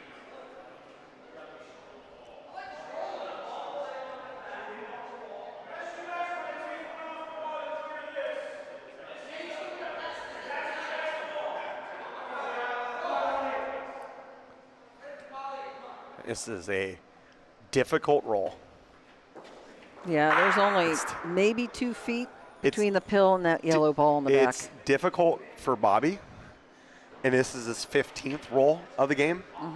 This is expert level challenging for Tess. Yeah. But what Bobby just did is gave her a little bit more room in that front. Now she could just be a touch earlier on the wall. Looks a little spicy, but it might. This is where you just don't want to sub. Don't want to sell it. Doesn't stay. Oh. Oh, I thought it was perfect. Listen, Man, if that was a there, nice ball. if there is a hole in the court, Tess has found it Yes. on her rolls so many times. You don't have to tell me about it. Oh my gosh.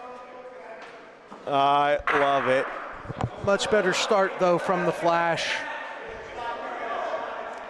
All right, so those watching us at the Steel Valley Brew Works, that is a fantastic bar. I like going there for concerts. They, of course, got the pinball machines. You can play pool there. Steel Valley Brew Works, great sponsor of ours. We're going to have a championship winner party celebration there. Gee, maybe you'll get invited. The only chance you have, I think, is if Fish wins. That's the only chance you got. Well, Because you pick Steel Valley every single match, they tell me. listen, do you blame me? Look at the stats. Look at the go to Boccee Labs and tell me if G's wrong. What's my percentage on picks this year?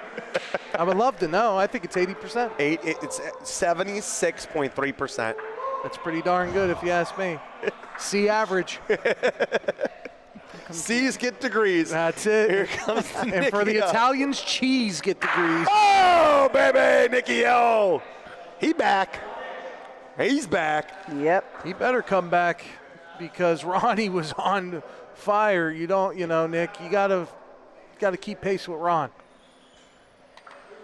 The Steel Valley sideline, they got like 3 fans on there. They got Parker Robb, they got Luch Catullo, they got Antonio Catullo.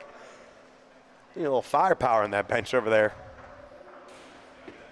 Speaking of records, Luch, my son, Yeah. he ordered 2, not 1, 2 chicken pasta alla vaccas yesterday. He had Oh. one for lunch and dinner. I know. And then he goes, oh, Dad, my stomach hurts. Yeah. This was last night at 8:30 after he wanted to play 2 games, of course, against Peasant and Levi and the rest of the crew. Yeah, He goes, "My because I stomach was. hurts." I go, I wonder why. I was talking to him and I said I might order some mozzarella sticks or something. You want to split some? He's like, Nah, I think I'm gonna order some pasta. I said, You just had pasta. He goes, Yeah, I know, it was really good. He's like, I'm good. I can do another one. That is funny. All right, Tess. Love those kind. Little window. Never know if you should roll on it or shoot it.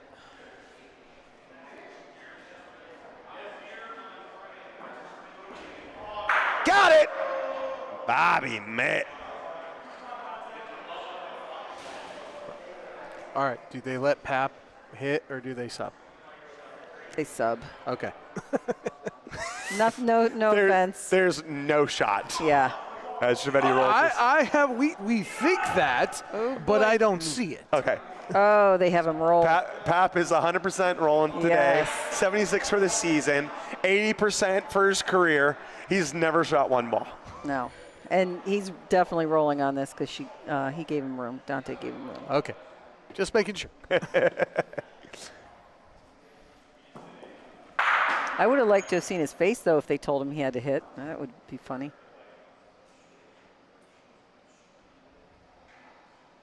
That's going to be short. Oh. Yep. Wow, sir. 6-0. How about this turnaround? What in the world? Make some subs. Uh-oh. Oh, They're not waiting. The chirping. They're not waiting. The chirping. They're not waiting. Mike Robb back in. Sean New back in. Bobby Mitt. Gianni, you could stay on the bench, buddy. It's all right. Gianni said, don't put me back in. You could stay right there, G. They did not wait long. Nope, and that goes from last week when we were here. They kind of fooled around. And, yeah, they weren't messing around. The bench, as deep as the bench, though, has been, Lee, they haven't been producing like we thought. No, and I was just going to say, besides that last roll that Jeff made was short on, they're not playing badly. The bench was not playing badly. The Flash was just playing better. Timmy Wilson. Mike or Dave, I know you're in the chat. Who has the record for CBL rolls in a row? I want to see if anyone's close to that 20. Got it! Ronnie Capagranco comes back in the game and sticks one on the Paulino.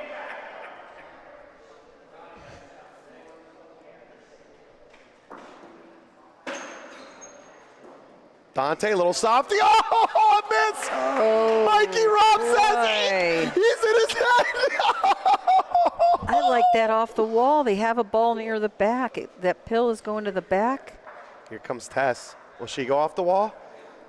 Goes right at it, hits it, sticks it. All right, it's still a good hit. Tess doesn't like the wall as much, but she is playing it more. But the only chance her ball was to go with it would probably been off the wall, right? Correct, yeah. That's why I would have taken it off the wall. But, you know, she likes a straight ball.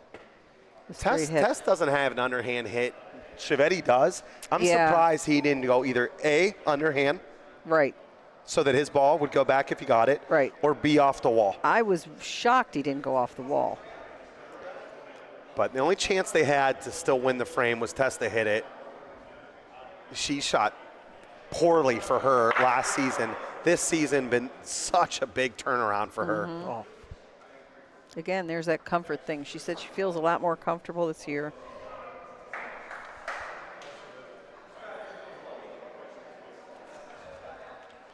They're checking to see who's in. Tess is 75% hitting-wise. If they're in, oh my gosh, Bobby didn't beat it. Back wall, Bobby did not get deep enough.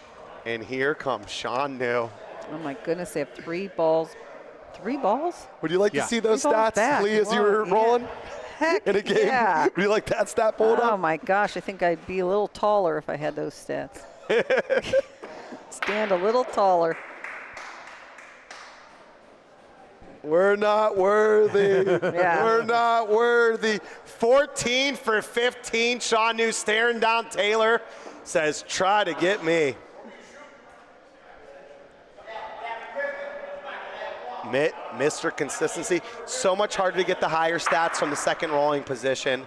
70 is the goal, right? Yeah. It's short. Short, and really difficult to play on, but Mike can take a little more aggressive speed here. Shoot it. Make a point, Mike. No, I'm just kidding. Roll. There's some bad stuff that can happen. Yeah, don't there. listen to me. That's why I'm in the booth. Mike Robb's been putting the money where his mouth is. Here he comes. They at least have 2. Mikey Robb. Always going straight at this one. Trying to beat it on the right side. Is it enough? Is it enough? It looks like it is. Paulie wants to be sure. Oh. Telling the players to get off the court.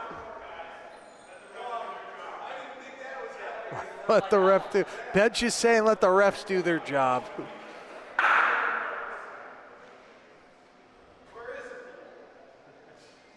Between those 2 on the back wall. 1, 2, 3 points. Starters back in, and they get the points. You know, we got a good coach from Fish last week when he talked about he didn't put the starters in fast enough, and right now he did. We got this one here about the back and forth between Dante and Mike on social media. So Zacton added a little extra drama to this division match, but it's in good competitive spirit. They are friends in the end and both great players, but I do love that they're bringing the drama into the OBL. Yeah. Lot of fun. All right, here comes Sean again. A-do-do, a-do-do, a-do-do. Death, taxes. Yeah, Sean New. knew.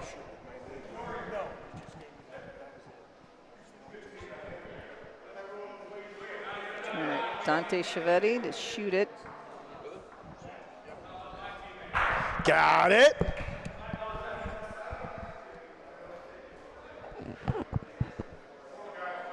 All right, Mike said there are 4 players tied at 12, but he brings up a good point. A lot more difficult to be on that rolling streak when you're also the second roller too, because I just made that point about Bobby Mitt.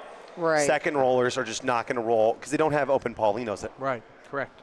at least half the time. Yeah, yeah. And Steel Valley with such a great winning record over the course of 2 years, they're winning a lot more frames. So Sean has a lot more open Paulinos. Sure. I still want to see one of them get 20 in a row. Beat Sean that now, is right? not easy. It's going to be difficult. Here comes Ronnie, Capo, Greco. Got it again. Papa Cat. Hasn't missed a beat. Hasn't missed a beat. Vacation was a little good for him, huh? All right. Yeah.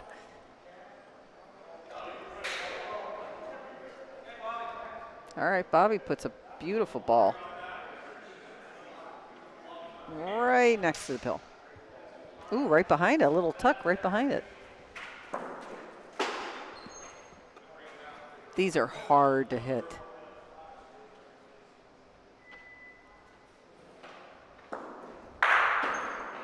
Got it! Paulino, too. That's why they're hard to hit, because you're going to splash Two everything. for the flash. Yep. Got And Bobby Tess is back. going to have a chance for a big play. We have always our good strategies brought to us by HD Growth Partners. We always do good strategy calls, and HD Growth Partners are great for business strategy. They are in the Youngstown area. My buddy Tim Petrie and his team, fantastic. They think like an entrepreneur. So when you go there, they innovative solution. They're not thinking about the old way of how to grow your business. That's from anything from accounting, business strategies, innovation, and more. Check out HD Growth Partners. No matter where you're at in the country, they could be able to help you. I know they got some PE from the Boston area. Great team over there. All right, Tess can roll in for 3 here. They didn't meet either. Huh? He didn't meet either. No. And she has a lot of room. That should be good. Should be perfect. It's got to sit. Oh, my She gone. gosh. She just barely missed that, touching that pill. Touch that pill, and it's doesn't matter if you go to the back wall. 8-3. Keep an eye on that game 1 score. They would need to win 14-6, and we get overtime. We got to start keeping record, though, of the over. Do we have record on that? What everyone's record is in OT? I know we've only had a few. We had a couple, yep. I think the Flash have been involved in every one. Yeah. 1-1, right? Yes. Thank you, Dylan, for that stat. Come back, kids. And Timmy Wilson continues to chase Sean New for the lead, for the rolling crown. 2 elite rollers going at the wall.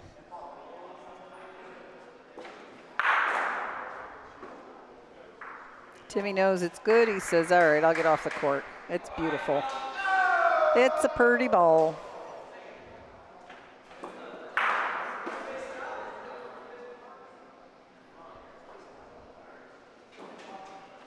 Got it! Jeez Louise. Is he feeling it? Oh, my Or what? gosh. And the Capo Greco rock at the end when he shoots. I love it.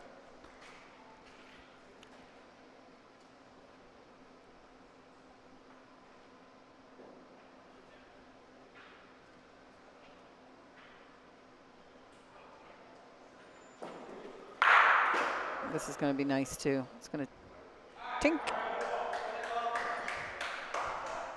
Good lines better than good speed sometimes. Yep.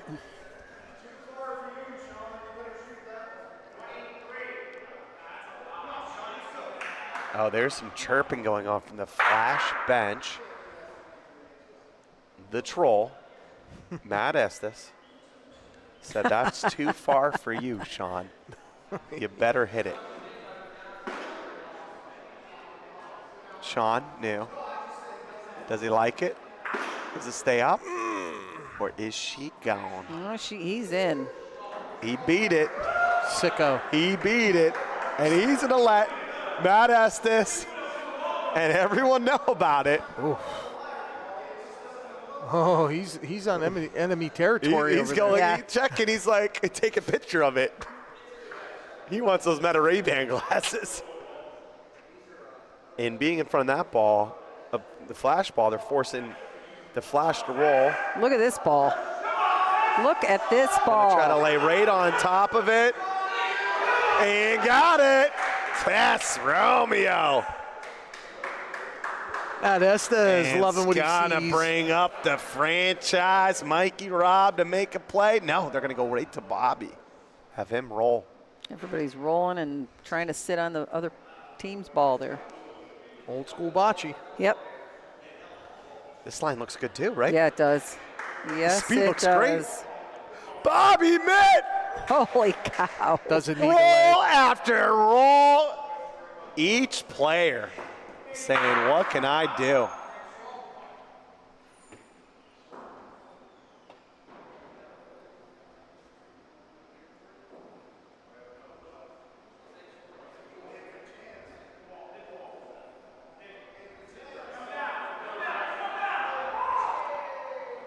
Oh, that was so close to being perfect. So close.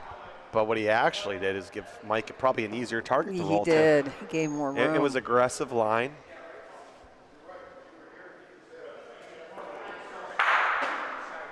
Here comes Mikey Robb.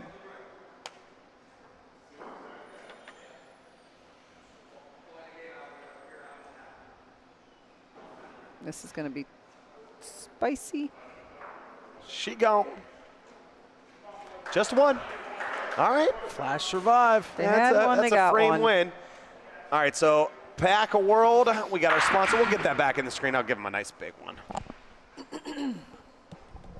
Dylan's mad at me. He's doing all the hard work, and I'm sorry, Dill. That's on me. I've never sat near this close to Dylan and had him so quiet for so long. He doesn't know what to do. I know. So whoever gets him after this, he's going to be talking your ear off. Dill's thrills. 8-4. Can the Flash hold on?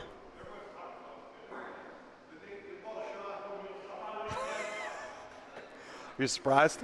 Oh my No. gosh. That Sean rolled another good All one? I know is I need to get on the court and practice, Danny. I need a lot of practice. 16 for 17. Oh! You don't need to roll when you hit like Stravetti.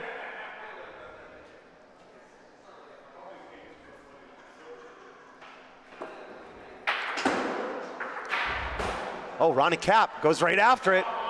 Moves it. Makes the point on the back wall. Ron Capagreco with a great hit. Yeah. Look at this. His ball went up on the wall. And there it is again, the Ronnie shuffle. All right, they're going right back at it. Here comes Tess. Hit after hit. Can she get in the back? Oh, misses to the left. I think she thought she got it, and I did too. Yeah. And Missed on the wrong side. Paulina was probably okay too. Had a fairly big target from the angle. Steel Valley's going to have to capitalize, though, if they want to inch closer. They can't just end with one. They got to get a bunch. Like Flash going after this again? no, Try to I shoot like it. a roll. They're going to open it up, and they have two. Steel Valley has two balls back. It would leave with only one ball to kind of cover. Got Mike two hitters back.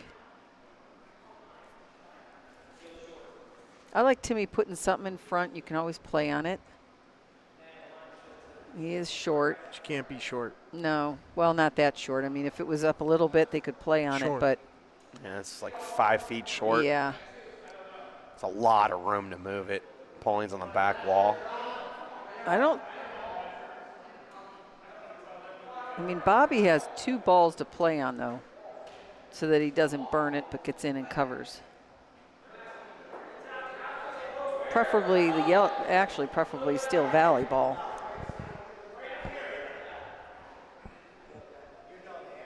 I think they're going to try to use the wall here. Yeah, I don't know about this, but if anybody can make it work, Bobby can.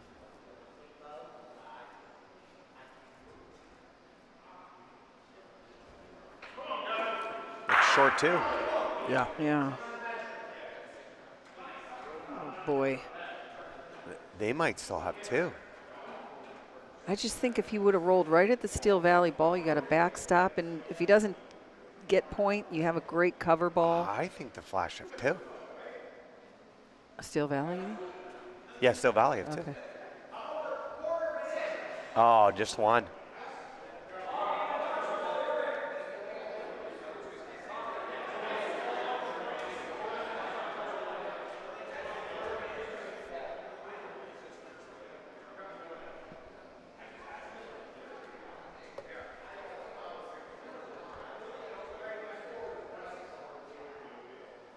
This is going to be good.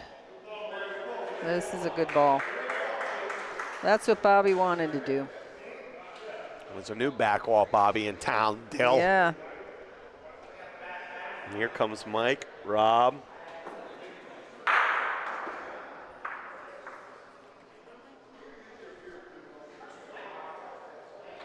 Might bump the other one in. Nope. Oh, I like He tried. I like it. Just 2. That makes Steel Valley have 6. Uh-oh.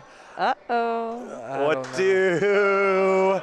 The Flash got to get 2. Oh, my goodness me.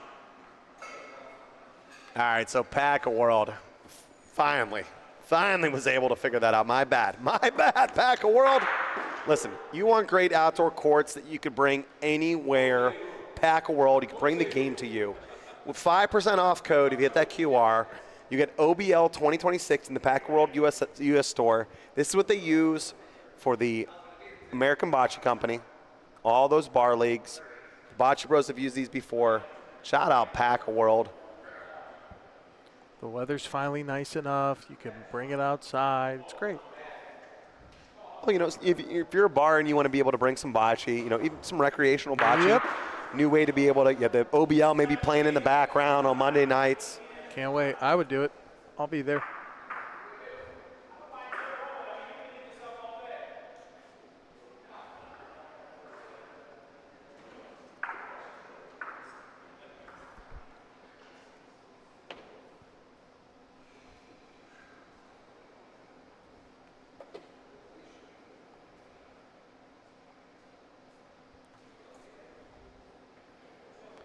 Dun, dun, dun, dun, Sean dun, New is at dun, dun, 90. Dun, dun, Oh, I. dun, dun, dun, dun. Oh, Oh, Timmy Wilson gosh. beats Sean New at his own game. I was saying Sean is at 94% rolling. Sicko What? stuff.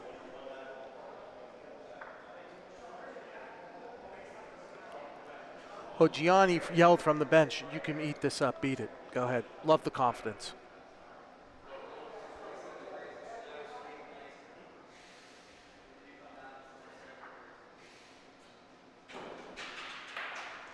Ronnie Cap.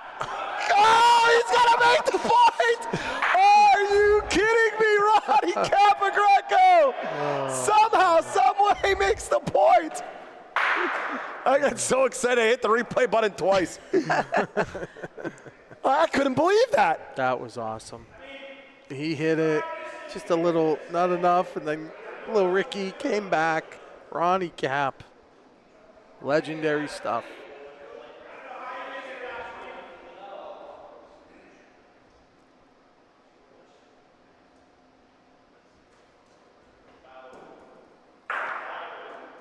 All right. That'll work. Yep. Betty will take that. I mean, that was a really good shot, actually. That was, again, not easy to do.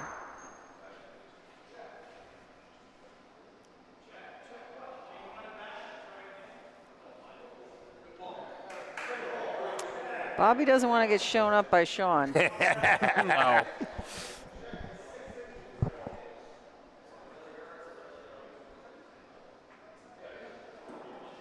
Got it. Yes, Romeo. She hangs around. Secret weapon. Got that bounce. Yep. I know she wanted that to stick, but it's still a fantastic hit. Well, it doesn't need to stick it. Right. It actually might even be easier by not sticking it, because now Yeah. it gives Bobby a bigger target. Oh, yeah, 100%.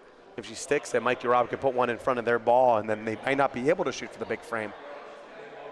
So I think hanging around's better. Mike All did right. that on purpose, by the way.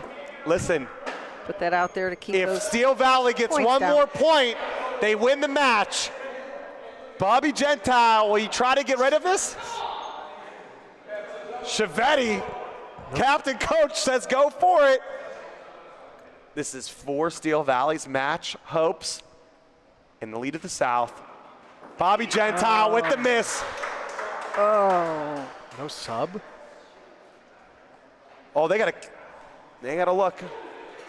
Yep. 8-7. Steel Valley Bocce Club has won the match. Ho hum. G's right again. It's all right. 6-0 lead from the Flash. And what did we see? Substitution. Starters come in. Yeah. Not waiting for anything, Lee. And even that dangerous bench they have over Steel Valley just didn't perform in those first 3 frames. No. See ya. Would you have Got the put, big hook out. Would you have put somebody in to shoot for Bobby? Yes. Yeah. Yes. Or just roll to keep it? Who? Who? Well, I mean. Yeah, who? Yeah, Gianni would. Wait, probably Gianni's Pete. 1 Probably for 9. Pete. Pete's Yeah. 2 for 5. Missed Matt the last 3. Estes. Matt Estes. I've seen him do it. Why not? He hasn't done it all night. No, Come I would on. have put Pete in. I would have put Pete back in too. Okay. At least I'm right on the sub. No, Pete does great under pressure like that. Yeah. I might have just rolled. Yeah, Get to 9-6. Get the Paulino back. Have Tim Wilson put some pressure on them. Don't give away the match. Well, we won't get overtime. All right, well, the Flash still have a chance to win this game, though, and if they do, it's going to be on the backs of that young man, Timmy Wilson. Nice to meet you. Great roll again. Ronnie Cap.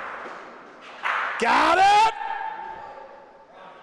Moves Paulino, but hangs around for point. Papa Cap. 17 for 19. Unreal. Woo! Danny, do we got a cat out of the bag yet? The cat out of the bag? No. Yeah, I got a lot of things. Just wait. Just wait till halftime. All right. Halftime interview. Matt Taylor and Bob Galise. That'll Two be fun. owners for the first time. That'll be fun. And don't worry, Lee. Uh-oh. I want to put them on, each of them, on a hot seat. I will All ask right. those questions that I know you were dying to. Yes. I promise you. I'm going to bring out some of the goodies from them both. Here we go. Tune in. Don't go away. If you think I'm not going to ask some hard questions, you've not met DCAT. My interview Good. was I'm hard going to to be get this standing job. within earshot. That's for sure. Our interviews were hard to get this job, Lee. What do you think? Yeah. Grueling.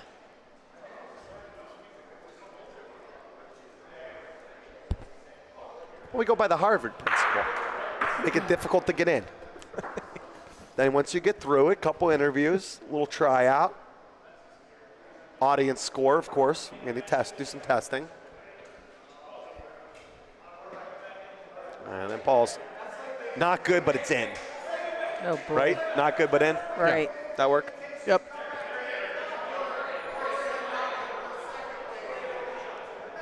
Okay, they were a little confused as to who was in, so.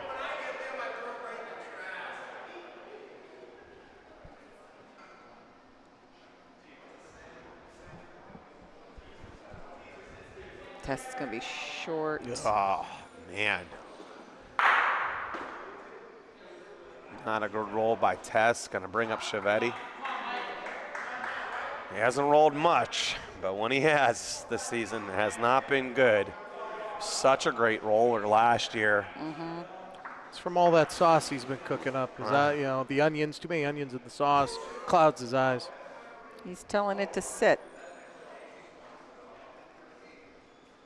I think that looks perfect. Ooh, yep. That's fine. You're shooting this ball, right? Yeah, Go after it. I think so. I can't tell exactly how much.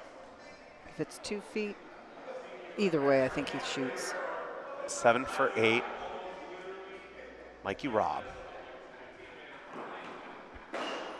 Oh, misses to the left. All right, Dante's yelling, "Let's go!" Yeah, but his team's like, all right, Yeah, relax, relax, he's like, "Let's buddy." go!" And they're just looking at him. Okay, Dante.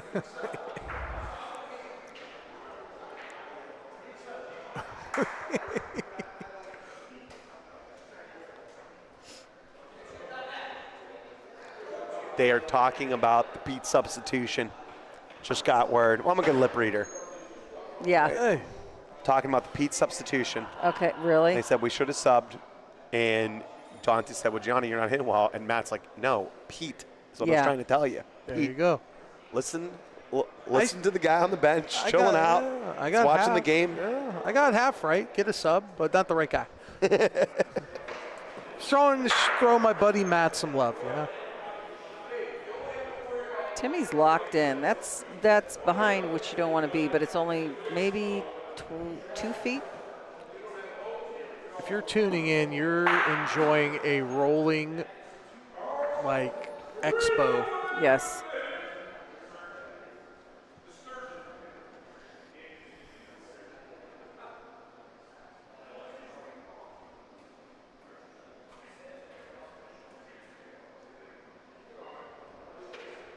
Oh my goodness. You said, "Timmy, you did it to me. I gotta do it back to you." Shine, Timmy's smooth like, and "Ho new. hum, I'll put my hand out here, shake your hand." All right.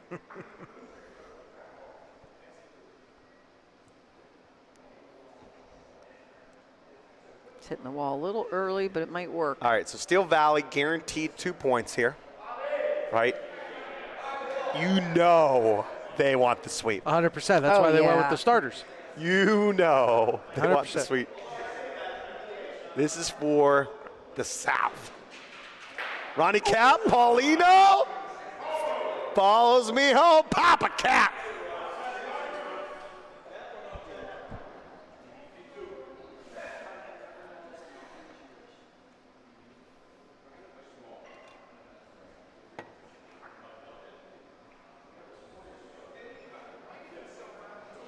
Get up there.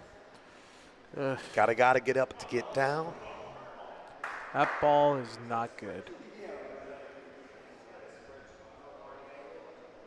Tess only rolling 45% this year.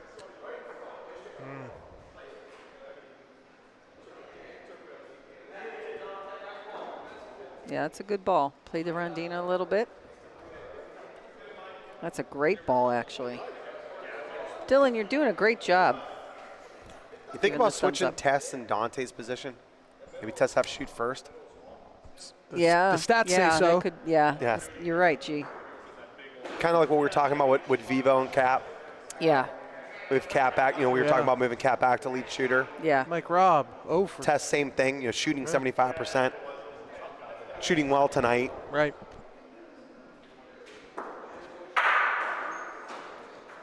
Got it! Bobby Mitt! Does he hang around for 2? Yes, he does! We got a tie ball game! Steel Valley. Bobby Mitt. 9-9 Thrilla. Steel Valley Bocce Club.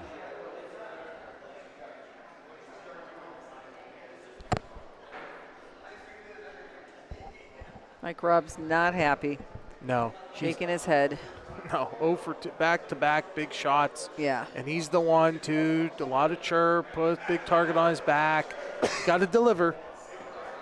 Yeah, because honestly, he knows it doesn't matter if they sweep or not. He's going to hear about those misses. 100%. From Chiavetti, of course, not his own team.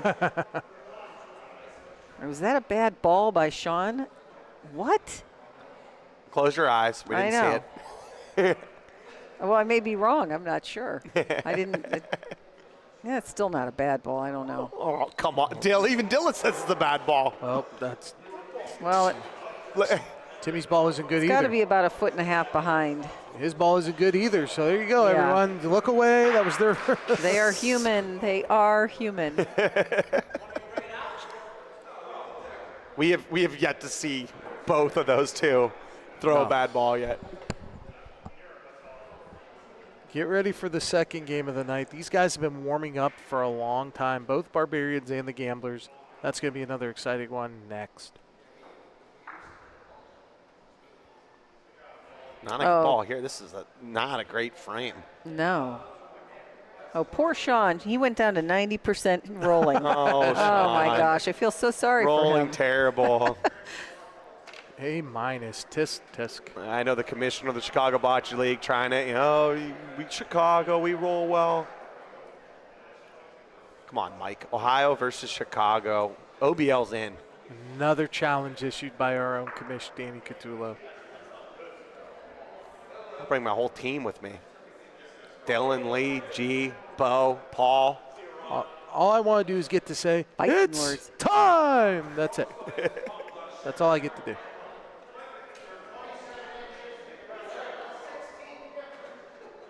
All right, Flash has it.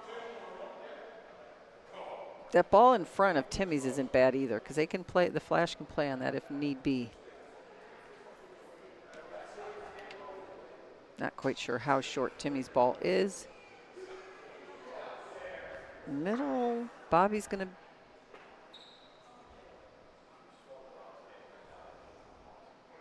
I don't know.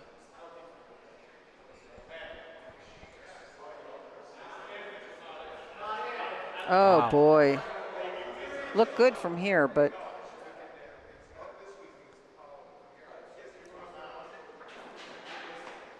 Oh, missed by Ronnie. this just isn't a good frame for No. anybody. We saw fireworks all night. Now they're like Yeah. sparklers. Fizzling out, sparklers. Yeah. Yeah. Guess the picnic's over before they wrap it up. See you next year. That looks short, too. Oh, it might sneak around Bobby. They got to shoot this pill. Luciano Catullo making noise on the bench for the Steel Valley. Checking to see if it's two. Everyone yelled two, so I assumed it was two. I mean, if they have one, they can shoot that ball. If they have two, they probably need to go after that pill. It's a perfect alley right at it.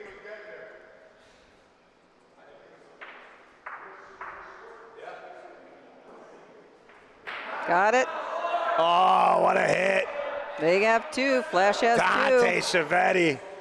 Well, in that situation, you love that he's the first shooter because he Yeah. shoots so soft, can move that Paulino. Tess Romeo. I know Tess was probably chomping at the bit, though. She likes those, and she usually does really well with those. Easy point. 1, 2, 3. Flash. 12-9. Can the Steel try to come back once again? Try to get the sweep, or do the Flash hold them off? I know there's some discussion, maybe, Danny, about next year changing that roll that Tess just made. Isn't really considered a good No, ball. it's but considered a good point. Will they give it to No, them? no, it's considered a good point. Yeah. Oh, because there's been some where some of the players have questioned and said, I didn't need to get right on top of it. You know, they love to text me about how wrong their stats were. And then what Okay. they do, I say, well, give me the frame. And then I'll shoot a screenshot and be like, Okay. oh, you got marked a good roll on that one. Oh, did you want me to take video of the ones that didn't get? And then I will. And then I'll send it back to them, and then I don't get the text anymore. Then you don't hear from them for a while. Okay. But there's a lot of, just, random, Yeah. they're at the bar after saying, oh, the stats keepers hate me. They have a personal vendetta against me. Then when they're not texting you, Danny, they're texting me, oh, you don't like me, you're a hater, you think I'm Jose, blah, blah. I'm like, okay, I'm just going to keep doing what the commission told me to do and do my job. It's not easy being, media. No. They don't text me. I don't know. Because they're afraid of you. Lee, you are making our point. Gosh. They're not afraid of us, too. I Oh, maybe guess it's 'cause not. I'm so sweet. Yeah, sure. Okay. Lee, all right, Okay. mute the mic. Oh mute. my gosh. I might start Neal. crying. Going after it. Yeah, right. Did you like them rolling at this? Oh boy. I I do. Who's I don't mind it. yeah. It just I like them rolling at it. now they have both balls to play into. Be aggressive with this one. Just can't be short. You want it to come off, touch your own ball. Moved it a little bit. It should be enough. According to Sean, it should be enough. I mean, if it is, that was perfect. It's close. All right, Sean New said it needed to move this much, and if it did move that much and is not in, maybe he needs thicker glasses. We're going to find out.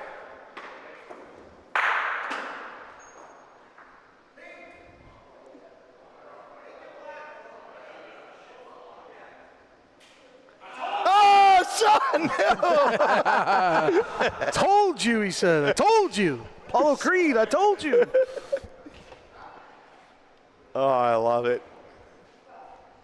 And these players, of course, known each other for years, battled against each other. Now get to do it in a professional setting. They love it. Dante Chiavetti. That one is a miss. That'll end up on AI tomorrow.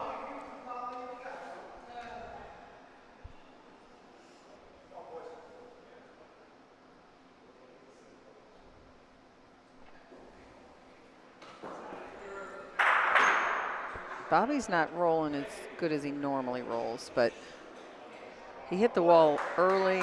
Nope. Ball's terrible. Oh, Tess needs to cover this up good. After a 3-point frame. She Oh, doesn't boy. like it.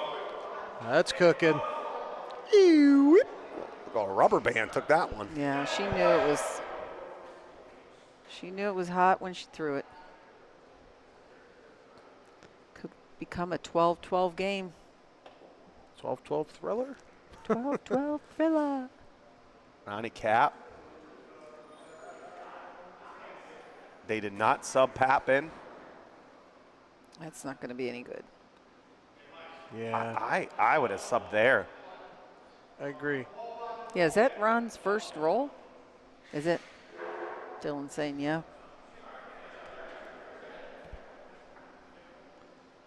Mikey Robson rolling so well tonight. 8 for 11. 73% tonight, 74% on the season.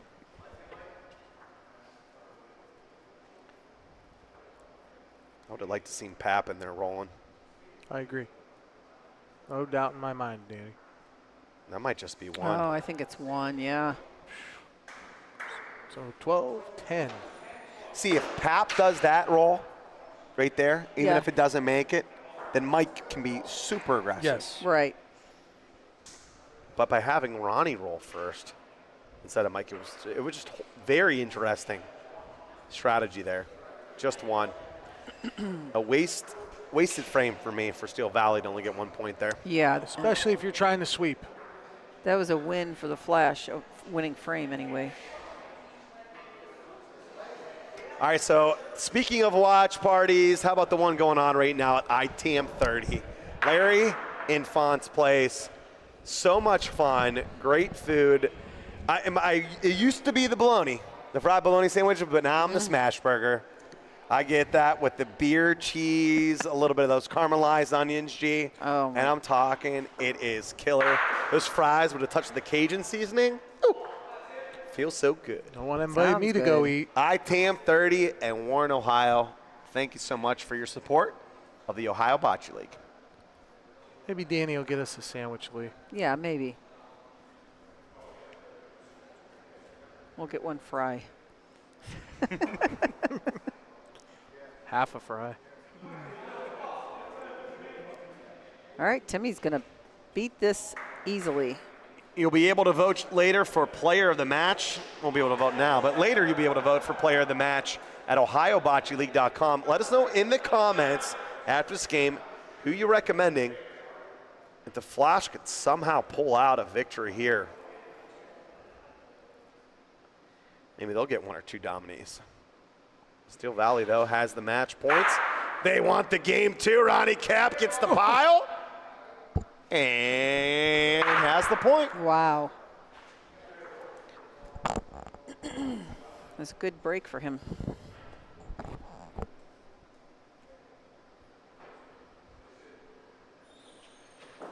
Comes Bobby.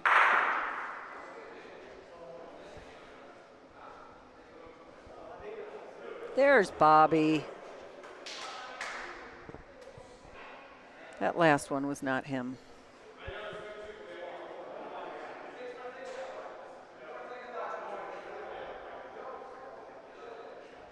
Mikey Robb, 2-2 on balls.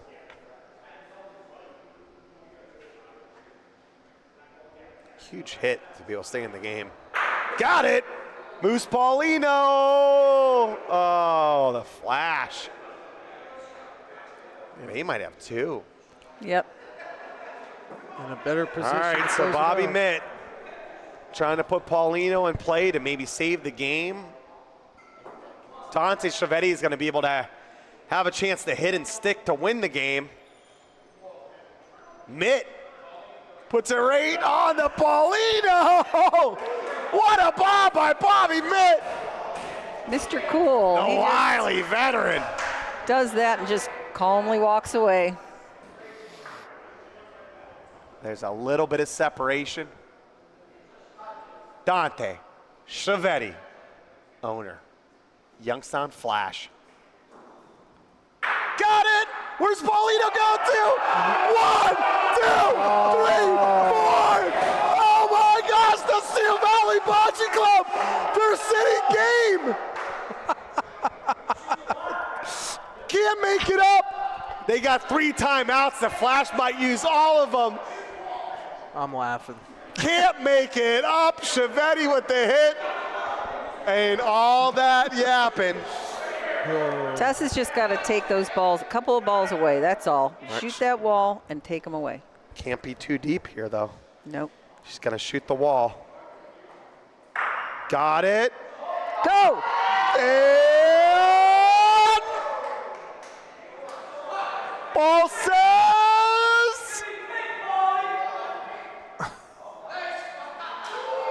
Youngstown Flash point. A hit off the wall for Tess Romeo. Takes away not 1, not 2, not 3, but 4 points and makes her own. Tess Romeo. What a shot. That would have been Mike Robertson's dream right there, that Dante blows it. Yes. And Tess doesn't save him. You better get her a pizza, some of those mozzie sticks. Tess is putting her order in right now Yes. for later, telling Chiavetti. Yes. Wow. She wants a grilled chicken sandwich. Tess style. That's got to be Dill's Thrills, what I just It seen. goes off the wall a little bit here, too. Lee. Yep, it does. All right, make sure you stick around at halftime. We got Matt Taylor. We got Bob Galeese getting interviewed. Barbarians and the Gamblers are trying to get possession of the North. And here today, the Flash trying to get game 2.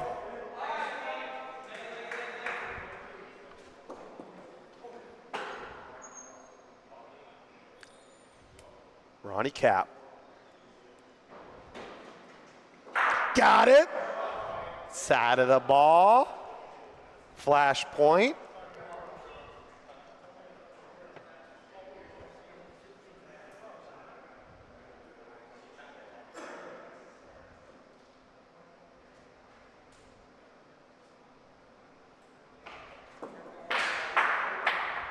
His speed is just dead on. A little window. Stays in front. G's calling for a hit. I'm right next to you. It doesn't look like a great ball that you would hit, but Chiavetti can stick this. Yep. Oh, he gets the side of it. Who will get the point? Flash. Yep, Flash got it. That'll work. All right. By not rolling on it, now you're putting some pressure on Tess and potentially Bobby to make a hit. Let's see Yeah, if- but the good news is they know Flash can't, the Steel Valley can't get it here. They'll sub this time, Danny. Well, we thought they couldn't go out, and then Well, somehow that's true. Chiavetti hit him for it. I wasn't real thrilled with Dante hitting that because of those balls back there, but there really wasn't anything else he could have done. He had to kind of hit it and hope for the break. You go for it, and Yeah. well, because of all that big pile of balls, Tess could have shot it straight up or off the wall like Correct, that. yeah. So she had a big target to get into. Here comes Bobby. They're going to roll on this one. Should be enough speed. I like Gianni calling her Oh, off this the is- wall. This is a very, very difficult one. Yeah. All right, so they're going to shoot this ball and bring up Tess. Be interesting. Would Matt come off the bench to maybe roll this? I And don't here comes think so. Mike. He hasn't rolled a ball. Oh, misses it. And that is all she Oh, wrote. boy. The Youngstown All Flash win game number 2. But the Steel Valley Bocce Club wins the series. Didn't I say that? Split. You Match did. point. I don't You know. did. Dan. What more do you want from me, Catullo? I don't know. Gee, you're on fire. G wants a raise. Yeah. Danny will say I'll give you a raise in our lift, the OBL lift. So let's look at the stats. All right. So what do we have here? We have. Let's look at Sean New. Unbelievable. rolling display. 84% rolling. Yeah. Holy cow. That's phenomenal. Timmy Wilson's right behind him, 79%. Season 75%. Unbelievable. Unbelievable. Then let's display. take a look at Ronnie Cap because his shooting was out of this world. 88% shooting, 21 for 24. That's incredible. Incredible. He put on a display. Yeah. That now the Steel Valley own the South. Yes. They have put their stamp on it. Yeah. All right, first, before we get Sean New for an interview, who you got? Player of the match. Go ahead. Lee wants. Go Oh, ahead, Lee wants to go first. All right. Sean Lee. New. Sean New. No. All Get right. out. Now- Such a hard pick. Yeah, well, I know, but I'm a roller. I know you are too, G, but Oh. I love when rollers put on a display like that. I want to be able to say he's my pick. What about for you, G? Who do you got? Ronnie, shake 'em, bake 'em, Capagreco. Yep. 88% for the match. Ronnie Cap was on fire. Yes. And I like sometimes to go off the beaten path. Yes, you do. My player of the match nominee, Dylan Palsy. Oh, Stepping up yay. and going on the cameras. I Dill like Thrills, it. put him on there. Sorry, Dill. Boo. All right. Boo. So we're going to get Sean New in for the interview. But what a game that we see, and what a match. I can't believe it. The Steel Valley Bocce Club win the match by a cumulative score of 24-20. The Flash, though, did some great work to be able to get to game 2, even though they put in that vaunted starting lineup in and made such a run. Steel Valley Bocce Club is now the leaders in the standings for the South, and I'm going to bring in Sean New into the booth, and as he gets set up, Sean, we talked about this last time.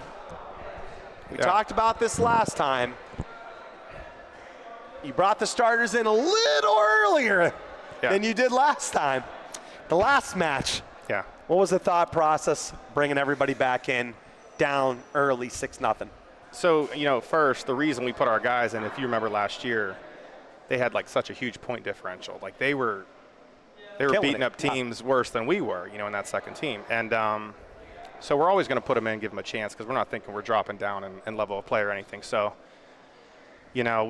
Mike Robb and I were sitting over there, and I was like, we'll give him one more frame. And he looked at me and smiled at the joke. He's like, we said that same thing last week.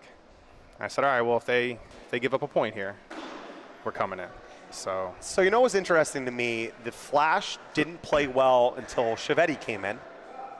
And really, the Steel Valley Bocce Club didn't play well unless Mike Robb was in. Do you think it's because both of those players, they were the outspoken ones, they put on the words, but now the pressure goes to everybody else when they're not on the court making plays? Do you think it's partly that? I do. I mean, that was a lot of the banner. And obviously, I mean, they're both, what makes both those guys so special is they can roll and shoot with the best of them, no matter what, regardless of the stats. Mike Robb is going to beat a back wall roll. Chiavetti's going to, roll one there and have Mike shoot on the last ball. So, I mean, they're tremendous players, but just their presence, one's a franchise player, one's the owner / whatever you want to call them, owner of the club. So we asked Estes this, and Estes was on the sideline. Of course, the whole game didn't play at all. He talked about the back and forth doesn't bother him much. These two have the ones that have to put up or shut up. So it's like those two have to be out there. For if Chiavetti's not out there, it's on the rest of the Flash team to have to perform in front of him. He said we better lock in before we play you guys. Is that your thought process each and every game, or was it a little bit extra with the South being on the line today? I think it's always a little extra. Every game is obviously great. With last year not playing out how we wanted, kind of falling short, we wanted to prove a point this year that we were the best team in our division. So far, so good, but we can't take a foot off the gas. Anytime we're playing like an interdivisional team here, we want to prove a point that we're the best. So I don't know if you knew this, but you had 8 good rolls in a row going into tonight. You had 12 straight tonight. You now have the professional record of good rolls in a row, 20 in a row. Did it feel like you were on to start the game? So, I mean, you know this. You transition to a roller. Dylan rolls. Lee. Yesterday we were in the tournament, and I just didn't feel good. I rolled okay, but you just don't feel it. As soon as I grabbed my practice ball today, it's just coming out of your hand good. So, like how like a shooter, it looks like a watermelon. It just looks like a basket to roll in. Anytime I was seeing a little room, I was just feeling confident. I didn't beat them all, but it's one of them things where anytime I had a ball, and this is rare, you just feel like you can beat anything. So it was just coming out good tonight. Feels good. Do you like battling great pointers like Timmy Wilson? Love it. I think it makes me better. I do. Even if he gets the best of me like he does he's gotten the best of me a lot in whole games. He's a tremendous player. And one thing is, I love to go to that right wall. He doesn't shy away from that right wall. So I respect that. About it. And the difference between me and him in that first game, it's not like he rolled bad. He rolled great. It's just if I'm setting the tone up front and you're hitting, stuff spraying, whatever, he just doesn't have control of the Pauline. It was different when he had it because he would set the tone. Mm-hmm. That's all. It's just keeping that Pauline. Yeah, Timmy rolled 80% tonight. He was on fire, too. He rolled awesome, man. He's one of the best, if not the best. I mean, he's great here. So. All right, so is this enough for Mike Robb to be dancing on the table in the kitchen? This qualifies, especially with that first game for ass beating of the week, I think. So, all right, well, your whole team's at the bar. They're probably waiting for you. All right. Sean, thanks for coming on. I appreciate it. We appreciate it. All right, so we're getting ready for match number 2. We got the Koppel Gamblers versus the Barbarians. Should be a lot of fun. And we're going to bring in Bob Galeese and Matt Taylor for an interview, so they'll be up here in a minute. But you can just check out these season stats. The Barbarians, 66% rolling, 71% shooting. Bob Galeese is back from Florida. Got a nice tan. Looks like he lost about at least 10 pounds, maybe 20, I don't know. Bob Galeese looks amazing. Ready and fit for the Barbarians back. And we got Matt Taylor here to talk about their new lineup changes. We're gonna get them into the booth here. Let us know in the chat who you're rooting for, the Koppel Gamblers or the Wickliffe Barbarians. What's going on, gentlemen? Come in close, come in. Come on down. All right.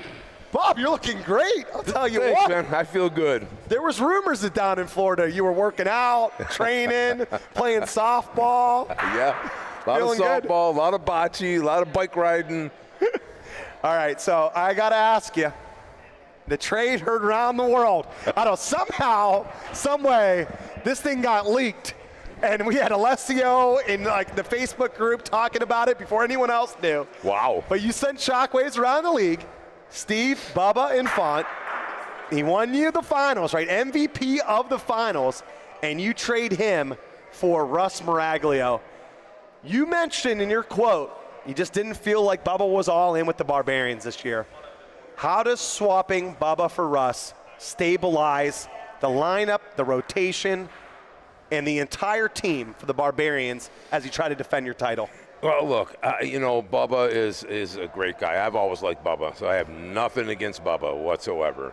I love Russ, known Russ for 25 years, played with him, and he's just a good guy. But, when you start hearing little things about, someone's not happy and they're playing and they're being a captain and all that's going on, and, you have a conversation for exactly 1 hour and 1 minute one night. And that still didn't resolve it, although at the end of the phone call it seemed to be resolved. You got to do something. You can't let that cancer build, because that's what happens, is that people know that's going on. And I'm not saying Bubba's a cancer.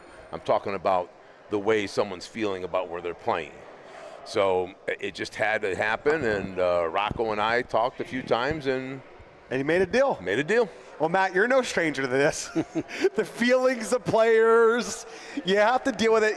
I think even more when it comes to your OBL team than even like a tournament team, because now you have 6 other personalities other than yourself to be able to deal with. Let's talk about this lineup roulette that you've been dealing with. You have so many great players, right? They got drafted, or they got traded for, or they got picked up as a free agent for a reason, and you're trying to feed all these mouths. Mm-hmm. All right, so when you bench yourself and you have 2 of the hottest hitters this season, Vivo and the Alphabet, what are you trying to say with this lineup that you're starting out in game 1? Well, listen, I drafted the team I drafted for a reason. I'm not going to pick Mike P. and not play him in that spot. I told these guys this week after we got crushed starting the other great hitters that we had, we still lost by the hitman. They beat us up. This is the team I drafted. This is going to play this game. Show out. That's it. It's real simple. They all know that they're good. They all want to play. And they could start for any team in the league. So, it's just we haven't hit that for whatever reason. There's no rhythm. There's none of that. We're trying to capture that. And I think once we do, it's not going to matter who's on the court. So, well, both of you right now from the early part of the season, you're both 1-2, 3 points tied for the division. So this game is effectively for the division lead.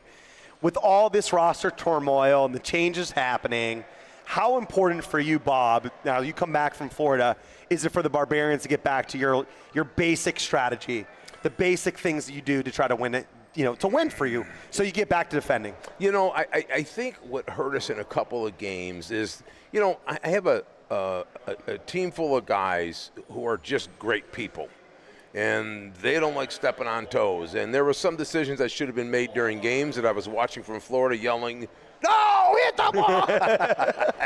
But nobody could hear me. I think just having me back to take control of that, so these guys don't have to worry about making those decisions and maybe making one of their teammates mad or feeling like they did, I think I think it's going to change a little bit. And for you, Matt, you talked, whether it be through quotes or, us two talking individually, you talked about having the gambler identity, and it really starts for you with Cap being your franchise player. Yeah. What needs to happen today so you can get back to that Cap of old, making those dominating plays and really leading the team to a victory? For one, starting him at lead shoot. He's one of the best shooters in the country. It's not close, right? I understand that he wants to have a ball back and do all these things, but I told him, even on our tournament teams, he shoots first for a reason. He sets the tone. He can stick balls here. Why am I messing with him, right? Why am I messing with him? Just put him back in his natural spot. And he still has the record for most hits in a row. So why am I doing that? It's just dumb. So I'm going to start him. I'm going to start him lead off and shoot. And listen, my whole team reads the press clippings. They listen to you guys talk. Some of them are not happy about it. Trust me, they hear it. So keep giving us fuel because they're mad right now. This is the wrong time to play us right now. Well, I'll promise you both that I won't stop. You can lock this one in. Put it on instant replay. Yeah. No way I'm stopping that. Yeah. So speaking of the shooting, both teams are littered with shooters, like all over the court. We got Ron Dog, we got Doug Carter, we got Cody Haleko. I mean, those are 3 of the top 9 right now in qualified percentage, and you have the other 3 between Vivo, Anthony Cap, and Chris Chim this season. Yeah. how does that influence the frame? I'm gonna go with you, Matt, first, to be able to have that depth of shooting. Do you think that puts pressure on the other team that you're going to be able to stick and potentially hang some points? Well, that's the idea. That's why I drafted the team I drafted, so we can do that. We just haven't executed, right? So there's been plenty of opportunities where we could do that, and we just didn't do it. Doesn't mean they can't. Their ceiling's insanely high. I'm sure, Bob over here feels the same way with his players, but we haven't executed that. So, we're going to stick to it, and hopefully when it's like you keep shooting, the ball starts getting in the net, it looks bigger, right? So, Bob, specifically for you, for your lineup, you moved Carl to that, we call it second roller. Yeah. But it also is the third hitter. That puts a lot of pressure. Was that the thought process of moving Carl into that position? Yes, it was. And, look, I can interchange almost any one of these guys, maybe except me and Russ, because Russ and I don't hit like the rest of them do. We can interchange these guys, 2s and 3s and 1s and 4s and really not lose much of a step between them all.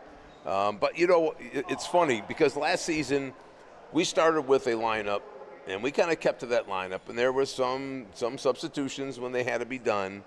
Then all of a sudden, you start changing what got you where you got last year. It's going back to the basics. Yeah, and you just go, wait, just stop all the nonsense. Granted, Pope is gone, Bubba's gone, Chim's gone. Chim's with Matt now, and he's playing well, and I kind of knew he would. That's kind of why I wanted to trade him. I just couldn't give him the playing time. But, here we are, and now you just get the best guys on the court and just go. All right, well, Paulie's yelling at you guys to get back over, getting ready to do the practice frame. Wish you both the best of luck. Thanks for taking time to come with us. A big hello to my friends down in Sun City Center, Matt DiPilato. You the man. Love it. All right, we got Lee and Luch coming back into the booth, getting ready for match number 2. They're going to get the practice frame going, and we got the news earlier. Well, it was earlier yesterday. Pat Peasant in from Canada, lead pointing for the Koppel Gamblers, and Bob Galeese is in from Florida to lead point for the Wycliffe Barbarians. Couple of great players back home to be able to give their lineup some firepower. All right, what do you think, Luch? What's going on, buddy? How's it going, Danny? You getting ready for this Gambler Barbarian match? Absolutely. The trades, everything going on here at the OBL. You know what I find interesting, Lee, is that this Barbarians team won the championship, but there's 3 new faces on this team. There's only 4 guys from the championship team that have carried over. 2 they picked up via trade, and another one in a free agent swap. So interesting. There's 3 guys standing right there, actually. All 3 of those guys at the Foodie Box of Love, getting to know each other, getting acquainted, because they're new teammates. They're just meeting each other for the first time. Yeah, that is very interesting. See how that plays out. But yeah, defending champs all shook up. And the Gamblers, also 2 new faces on their squad as well this year. This is up and down practice frame still. And there's Pat Peasant we talked about. Do you have a prediction on tonight's match up here? I always take the Gamblers, and I very rarely am right. Unfortunately, I'm going to take a split, though, on this one. But I think the Barbarians take the match. But I'm going to take a split for the wins. What's that? Sorry. I was like, Pat Peasant came all the way into town. I don't know if he's gonna accept the split or not. Yeah, I do not. I don't know if you were listening when with the other games, but I don't particularly care for the lineup that the Koppel's doing. I think last week was what they needed to do, and I think it was either last week or the week before that Anthony didn't roll. He was like 0 for 7. But that's not like him. Right. That was a fluke, and I don't like changing it just because it didn't work one time. So you liked him in the hammer. I do like him in the hammer. So did I. Yeah. I like that position too for him. It just worked out. It made the Gamblers that much more dangerous. Yeah, I mean Jonathan can roll, so it's not because Jonathan can't roll or Chris can't roll. But I've seen how well Anthony can roll. He can do both of them. I like him in the hammer. And Jonathan and Chris did such a phenomenal job in that first position.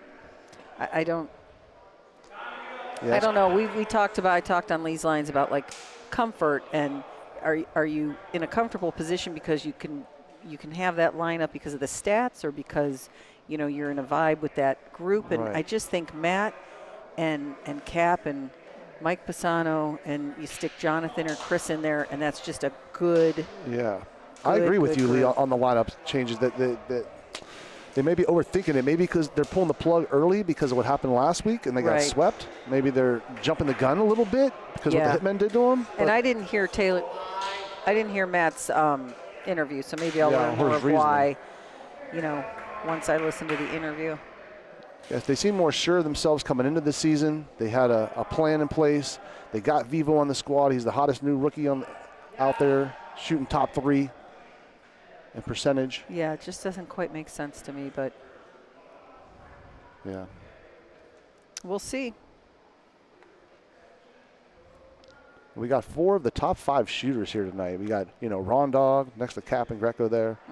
And then we also got Vivo and Cody. Yeah. He's also as well. And Doug. 5 of the top 6 shooters here tonight.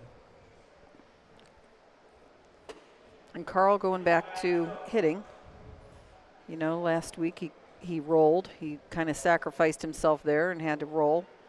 And he did a really good job. But I think he's back in the hitting position today.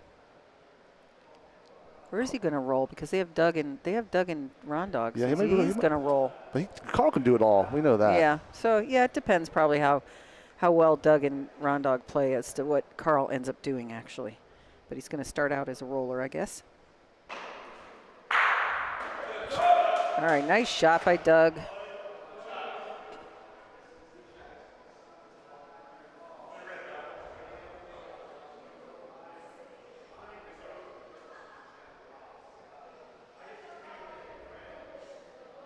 Okay, Levi's another one that can do, they can all do it, almost all of them. Right, yeah, Yeah, it's Levi hard to can find roll a and hybrid hit. player who really, truly can do it with the numbers to support it. All right, so Carl is rolling. I misspoke there. And I didn't give him an official prediction, but, I'm going to go with the Gamblers in the split and tough one here. I think the Gamblers are going to pull it out. Maybe this lineup change will make a difference. We'll see, but I'm going to go with them tonight in the split. Nice. Well, maybe since I took the Barbarians, maybe the Gamblers will actually do their job here. My reason is there's too much, a lot of switching going on with the Barbarians as well. They got new players, Russ here tonight. Yeah. See how he settles in, if he gets a chance to play. Rondog didn't have the game that we would have expected last week, and he didn't start out here with a very good roll. So he's got to step it up a little bit this week. That's 2.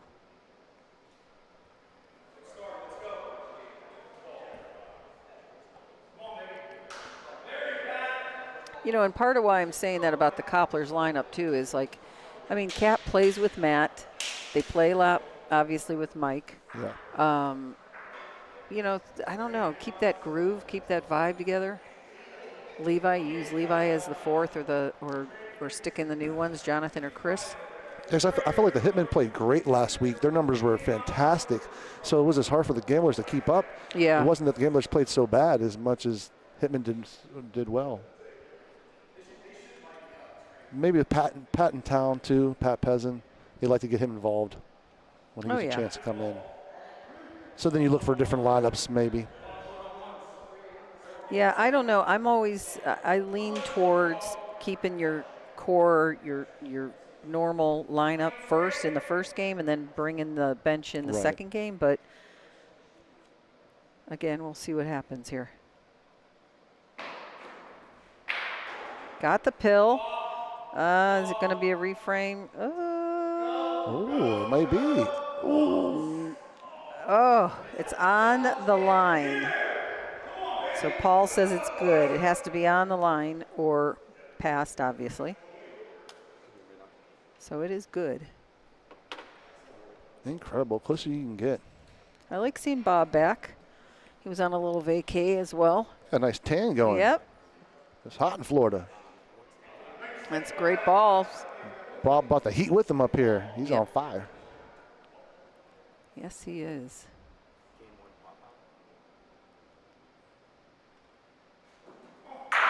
Got it. And he's kind of hanging around.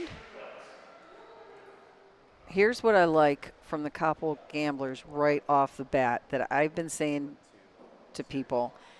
Anthony is coming in with some fire. He's coming in with some attitude. He's chirping a little bit, you know. Yeah, giving his team a little edge. Yeah, the last couple weeks he's been kind of flat. Right. You know, just playing his part maybe. I mean, you and I both know him from Right. league and playing tournaments and stuff, and he usually has a little more fire to him. And I've said to a couple people, you know, he's a big part of that team, a big personality. He's got to get out there and get the team revved up. And I've seen that just in these two frames, that he is excited about Brought it. the passion tonight. Yes, exactly. It rubs off on your teammates. It does. They want to play for you. They want to win. He's essentially the captain of the team, the franchise player of the team. He's one of the only people that I can say he can miss a ball or you can miss a ball and he can make it seem like you just hit lights out. You know what I mean? Oh, yeah, right. Yeah, it doesn't matter, right. Yeah, it's just the attitude that he brings and pumping the team up. So they definitely need that today. They know it's a rare miss, and he's like, hey, you pick me up on this one. You got me. Just like Levi did there. Ron Dog, where's this one go? So Levi sets up a great ball, and then Ron Dog with a nasty hit, making contact.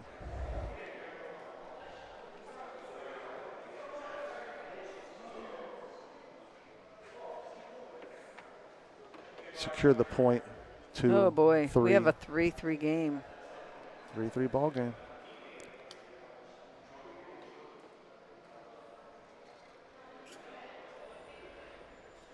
Yeah, that was one of those hits where it was either going to really go your way or it wasn't, you know. You didn't know till the ball stopped rolling.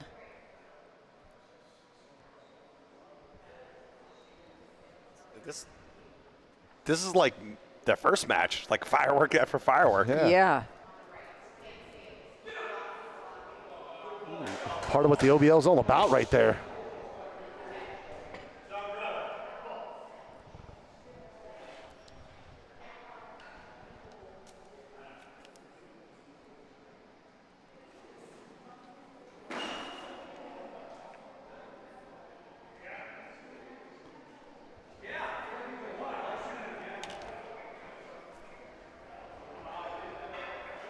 All right, Kappa with the miss.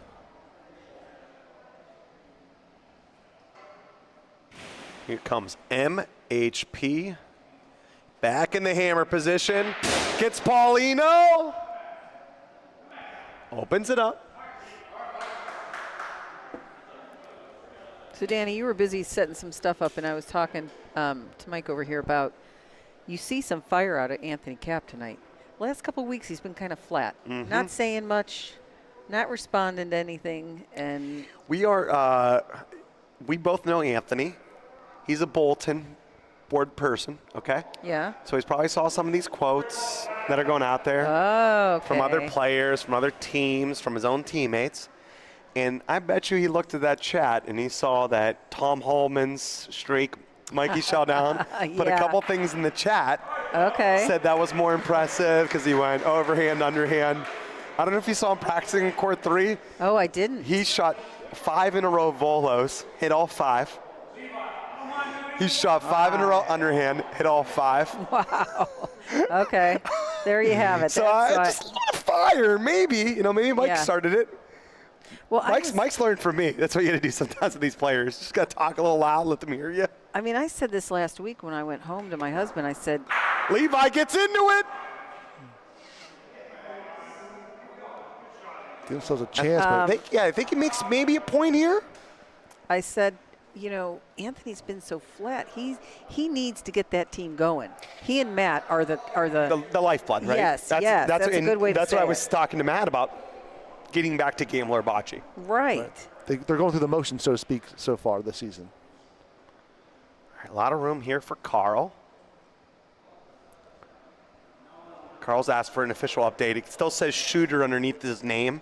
Yeah. Mike, official update request from Carl Greenaway. He wants to be known as a roller as well, so a hybrid. Hybrid, All yeah. right. Can we change it to a hybrid?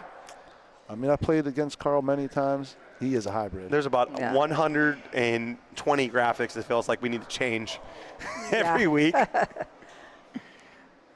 Mike and I were burning the midnight oil trying to get ready for today's broadcast. Hopefully our Uh-oh. producer, Justin, will feel better. Oh.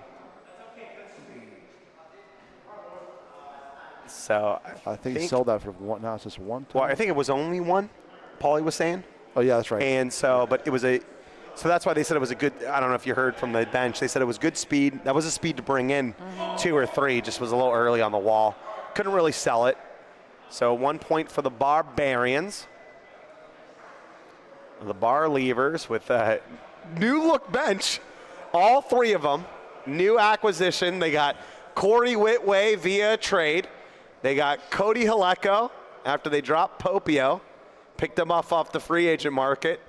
And then they traded Bubba and a bag of chips for Russ Maraglio. What kind of chips? Sour cream and onion, Okay. obviously.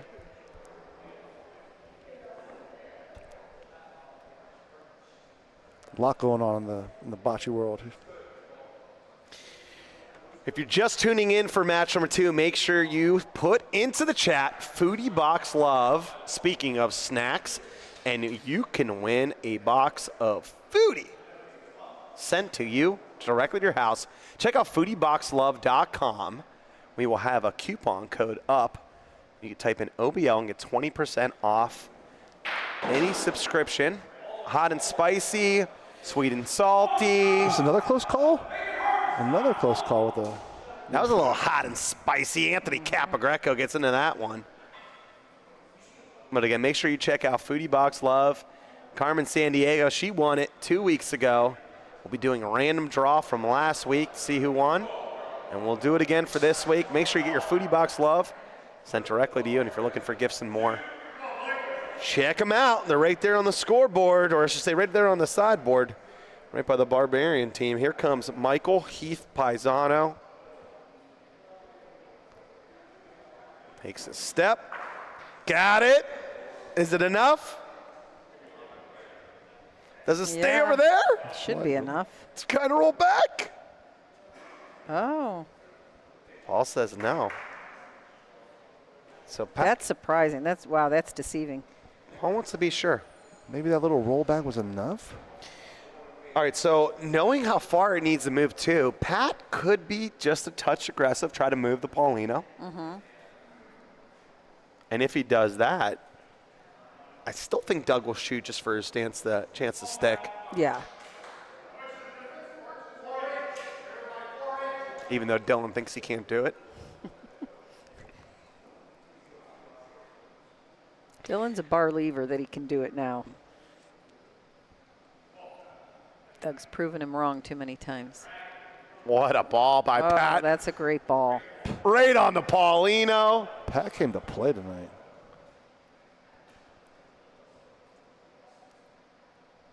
Here comes Doug Cata. Oh, misses to the left. On a short one, too.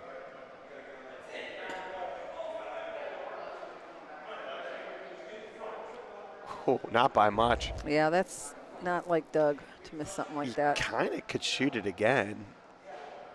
If you had position of the back, you don't. Well, don't worry. So now. now it would have been interesting. Yeah, if Levo was asking if it was on, and just if that was a good ball. If they shoot their own ball for 2, Yeah. maybe 3. This is much easier too now for Levi Policaro. So teammates Levi and Pat, I don't know if you saw the preview for this match that we posted today. They played last night till 2 a.m. I should say till this morning, till 2 a.m. Wow. So there was a maybe Nick one- Gentile championship here. Shout out Vinny Vici from the New York area for winning that one. And it was a great tournament. But after the tournament, we played a couple games. Me and Luch played. Got to Yeah. play for a couple 4-on-4s, and then they stuck around with Mike I. Murray, one of our referees here for the OBL, and then Levi and Pat stayed even after. 2 a.m. They were burning the midnight oil. Wow. Playing 101 bocce, getting ready for today. Just practicing and getting familiar with each Yeah. other. You're both going to, first time in the lineup 1 and 2 together. And it shows they're locked in today, both players. another great Pat's roll. 4-4 rolling tonight. Looks like he's been up till 2 in the morning playing.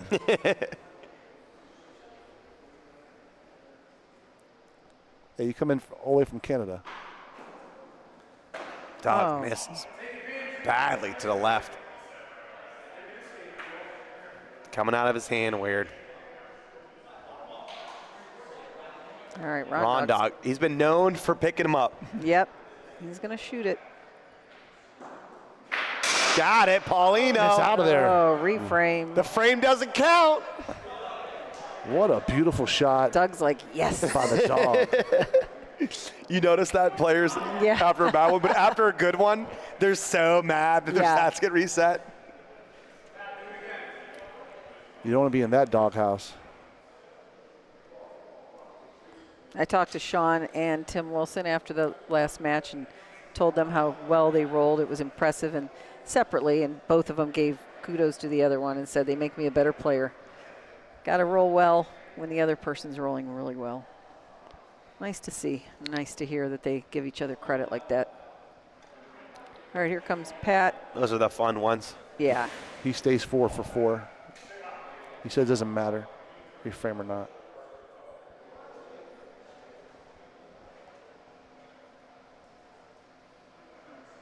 All right, here comes Doug.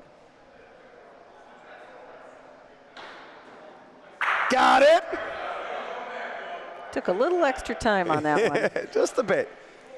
So speaking of that, I had a chance to sit down with Doug Carter. We're talking about, he went through a little bit of a shooting slump for himself, and he rewatched, and he couldn't believe the speed at the ball, like for him to shoot the ball. Like he was taking no time at all. Yeah, to go after it. Right. Almost rushing through the shot. And so he's been working on that. It's like things are going wrong. Count out the seconds, breathe a little bit, take your time, and get through the shot. It doesn't matter. I mean, he's thrown a million balls, hit a million shots. Doesn't matter. You have to have the routine, and you have to take your time. Well, it's whatever your routine is. Yeah. So if your routine is 1 second, you have to get back to 1 second. If your routine's 10, you have to get back into your rhythm. Speaking of rhythm, Levi. All right, Levi. Nice shot.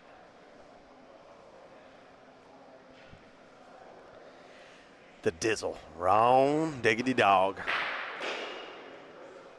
Got Paulino. Makes a point. They'll have a shot here.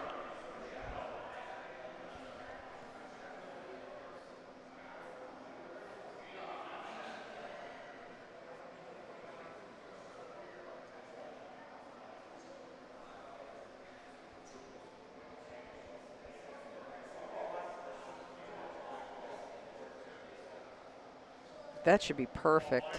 Right in front. Now it's going to go a little left, but that's a perfect ball. Perfect ball. Can't ask for a better spot. They could get aggressive and try to hit it, and maybe their ball would stay around, but remove Paulino over closer to another one of their balls. Yeah. When you got a hybrid like Carl. When you got a hybrid. Look at that. Bink! Carl Greenaway. No longer a shooter, he's a hybrid. What a ball. Anthony Capagreco up now. Capo! Double hit. How does that go out? It was a good hit. Unbelievable. Unbelievable. Ooh. Double kiss. Look at this thing. Gets it where he wants it, but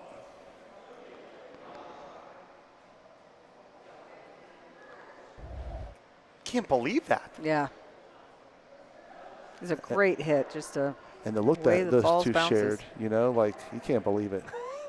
Like a cat. Like, what can we do here? Explaining to Sean New, his How do we score dad. points? He hit the ball, perfect side. We're supposed to make 1-2 points there. 5-5 ball game. A little bit of a thrill here. Yep.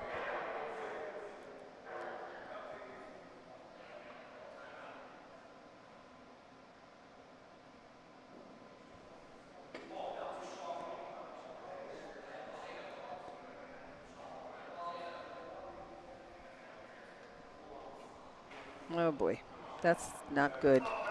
Back in Florida. Bob trying to find his way tonight. He's 3 of 6 for pointing so far. He's had a couple good ones, but it's this guy, Pat Peasant, who's been 5 of 5. Can he stay hot, 6 of 6? Bob definitely has to stay in front, bring out Anthony That's to 6 shoot. of 6. And that brings up Doug, or you got to roll in this maybe. I think you're going to have to roll because you don't have a good ball in there. You could beat this point. It's still a good point, but you could beat it.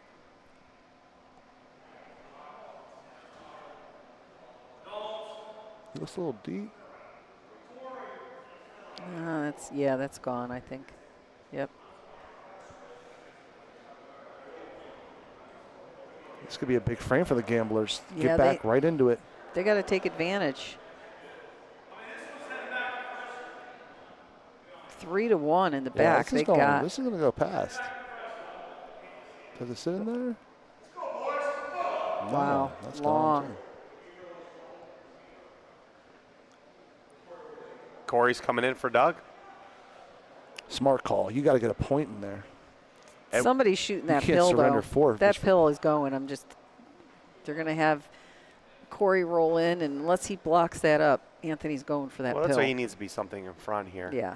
Well, if they'll go for the pill, but I think that if Corey rolls long, or if it was Doug that rolled long, they probably just roll. Yeah, that's rolling. Oh, for yeah, 4. but. This ball looks gone too. It's gone. Well, I was assuming he was going to put something up in front. You and I both. You and I both. That ball is. That one's back to Farrell. Bob's is back to Florida. Ron's is back to Koppel. Carl's is back to Boardman. See, there's always a reason to not situational sub because the guy hasn't been out here with the rhythm. He has to come out here and make a great roll. I don't know. Doug hasn't rolled yet either. I think over the course of 100 balls, Corey's probably going to roll better one than Doug, right? You call Corey in. That's the right call for sure. It's just. I wonder if Corey was even ready to get called in that early. That's what I mean. I think he was a little surprised. Didn't throw any practice balls, maybe. Well, is that 3? Oh, that's no good. Anthony will try and roll on this. This is an Anthony special. So Levi made a good point. Roll on it and get. Mikey He missed P. it, though. He did miss it. Oh, just by a bit. Yep. Makes 3. You think I played against him a couple times or two? Mikey P rolls short. And Anthony Cap, though, was able to capitalize. 8-5 Gamblers. You love seeing those players. I mean, Anthony Cap, obviously, who just see Boccee a little differently. Yeah. Try to get those extra multiple points in situations where someone might just roll on the point. Oh, 100%. Those are hard because, I mean, we talk about it on my women's teams. You say bump that ball, but you have to do it point speed, just a hair harder maybe than point speed. Right. Because if you miss it, you know that. Yeah. It's gone, and then you had nothing. Nothing. Oh, that's not a good ball. Not a good start. He was 6 of 6, now 6-7.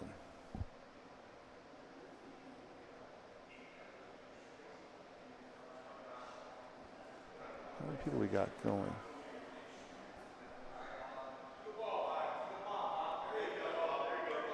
All right, there's Bob. He's back. Took a couple frames off, and he's back. And if you haven't liked or subscribed yet, make sure you do. Capo sticks it. Where does Paulino go? Fishing it back. Looks from here to be Gamblers.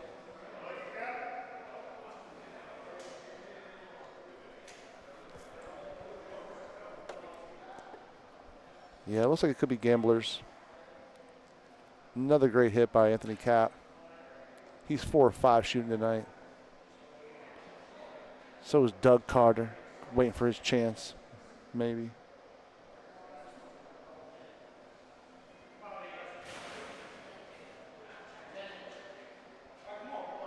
Oh, wow. Oh, no. We're only a couple more subscribers away for the BBN to be at 5,000.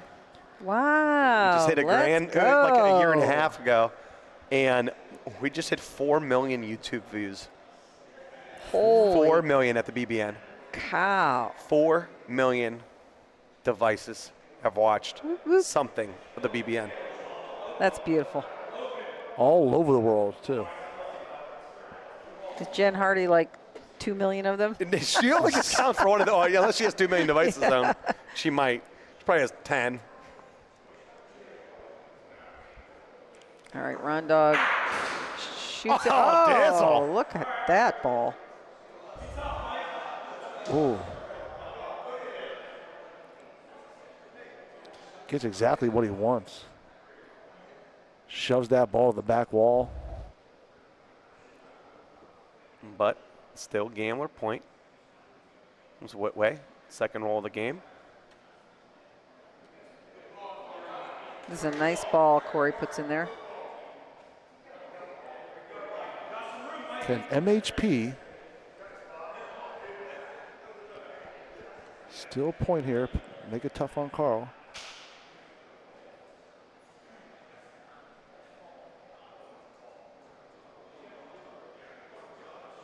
Ooh. Oh, Just skates by. Yeah. MHP has liked it, I not think. found his rolling stride in the hammer position. When he's been second roller, gets the reps. But him and a few other, when they're at hammer, they just can't find it. No, and I was saying before that, you know, Anthony had that bad week where he was but he could have got it. He could have got it back. I mean, he's a great roller. He could have stayed in that hammer position, make Mike feel a little more comfortable. I don't know. He's 2 for But 2 pointing tonight. they're playing pretty well, so. All right, make sure when you see a big shot, you type in Stone Fruit in the chat. Joe Palumbo's trying to win one. He put it in for one to save the 4-point frame. He didn't know how to do it, though. He was like, Stone Fruit, something, tests here, now. try to win one. Help me, please. I love it. But check out Stone Fruit Coffee. You can go to their website. They ship all around the world. Great coffee. Brewed in-house. I love their espresso. And you can get some shipped directly to you, as well as a Stone Fruit coffee mug. When you see a big shot or a big play, type in Stone Fruit. If we pick that to be the Stone Fruit shot of the week, you have a random chance to be a winner. Stone Fruit. Get your coffee Pat there. Short there. Back to back for Pat. Yeah, and Started off fantastic. There's He'll a get it lot of back. room there to roll. So Levi's got to put one in here.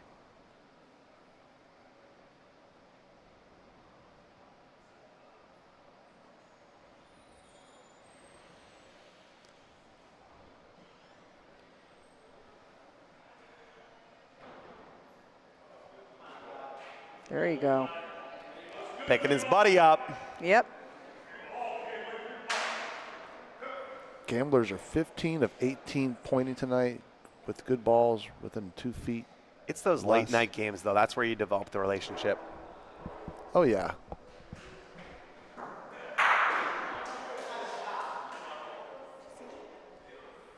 Brilliant hit by the Ron Dog. I didn't order. No. Just, why don't you put him on the chair? I'll get him out the match. Thank you.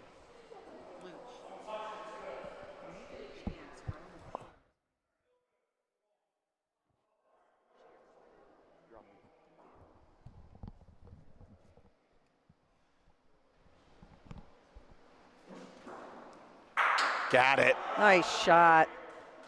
Kyle Green away. That's got to feel good. He's rolling well, and then he just picks up a ball and shoots. Hybrid, Mr. Luceni. Hybrid.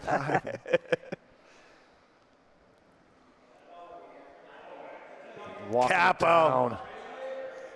Capo. He's just 3 of 3 points tonight. Well, of course, you got to call the sub. Doug Cotta. Doug pointed to Cody, said, "You want to go in?" Cody said, "You to goat, Doug. Go out and get it." Got it, Doug Cotta.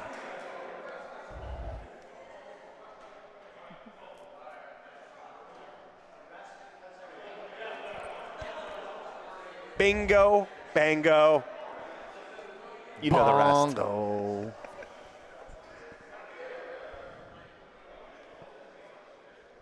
Running your son all over.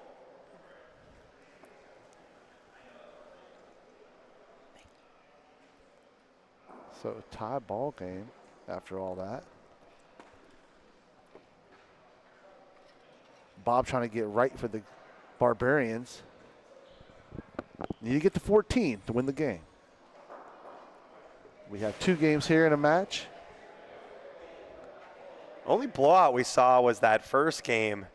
Sean New was on fire. My goodness. Did he end up at 90% or just barely below? I don't know, but man, that's just insane. You think they heard that chirping going on social media and then Sean New? Oh, yeah, that made their way into the chat for sure. These team chats are pretty legendary.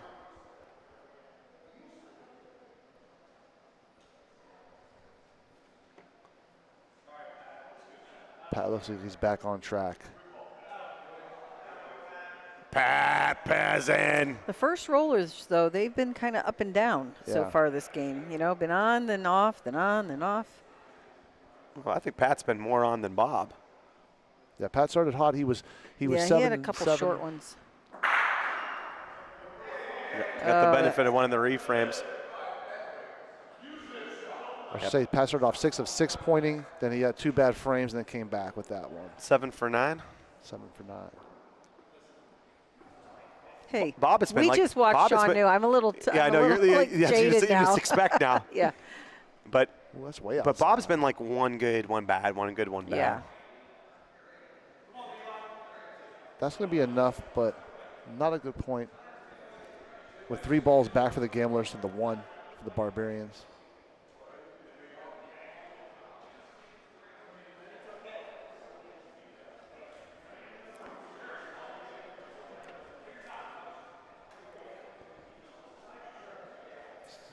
All right, Barbarians point. We'll bring up Levi Paul Locaro.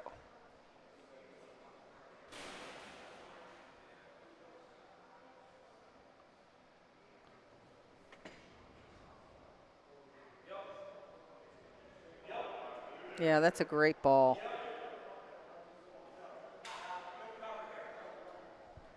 Levi trying to get that Family Vision Center qualified roller of the season. Winner of that gets a brand new pair of Meta Ray-Ban sunglasses. Big E already asked for my address. A plaque's coming, being sent directly to my house. There's going to be a big to-do if you can win that #1 rolling. How about Ron Dog? Needs a big ball, gets one, puts it in perfect position right here. They're still going to take a shot at this, though. Yeah, because they have 2 back, so Anthony doesn't care if their ball goes. Ron's first good roll of the game. 1 for 5.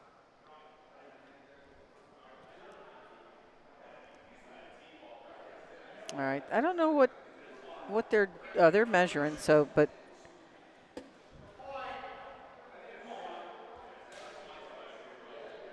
all right, so they're in for 1? Yeah, it didn't beat it. All right. These are difficult rolls right here. Oh, yeah. Love that they're using the wall. Just stay away from Ron Dog's ball. Yeah. Just never came off it. So if you hear Matt Taylor saying it didn't open, he just means it didn't come off the wall like it should have, bounce off. These walls have gotten beat down from players shooting off them, though. Yeah. I know Chiavetti's going to be doing some work on them. I mean, look how. Because there's some that are just the indentation, the bumps.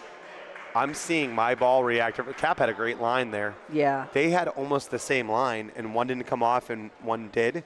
There are some grooves from players hitting very hard into the walls where it's coming off a little funky, so there's little bumps. And I've noticed playing now on this court 1 especially, where there's been so much activity on court 1. Yeah. It's where most of the cash games, the late night games, the practice games, the OBL games are all played on 1. Right. So it's getting the most work, obviously made the court faster, but it's also making the walls just a little bit more funky. Is he going to do work on the walls then, you're saying? Yeah. What's he? You don't know what he's technical how he's stuff going to do it? Yeah. I was just curious. No. It'll be a bit short.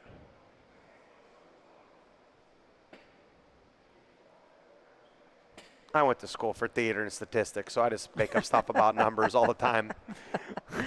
The only thing I know how to work with my hands is being a meat cutter. Yeah. You get me into like carpentry and mason, it's not for me. I always acquiesce to those people that are used to measuring for the long ones. I'm good. If it's close, like with an inch and a quarter, right. I could be able to tell with my eyes. Yeah. From always cutting at, filet mignon, you wanted 6 ounces, Mike wants 7 ounces. I could be able to kind of measure like the real close distances. Farther, give me the tape. Yeah. Or give me Timmy or Doug Carter or Joe Palumbo or someone else is in a different trade than me.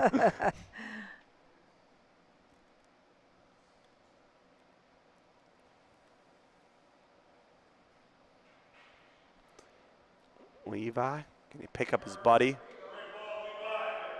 All right. Is it just me or like the 3 bad balls that Pat had? Levi rolled a great one. Yeah. Oh, yeah. I was talking to Levi yesterday. I didn't realize he really considers himself a shooter. I always thought he was more of a hybrid, Got it. Picked it clean. Doug caught it. Nice shot, Doug. I'm playing a tournament this weekend where Levi's shooting. Bring it back. Right. Yeah, and he was like, no, I really don't roll. He said, I'm getting better at it, and I'm practicing, but.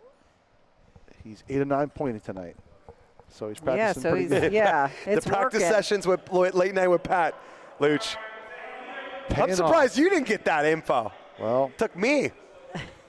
About time I worked out an angle before you, Luch. It was a busy weekend. You were sleeping. Yeah, sleeping on that one.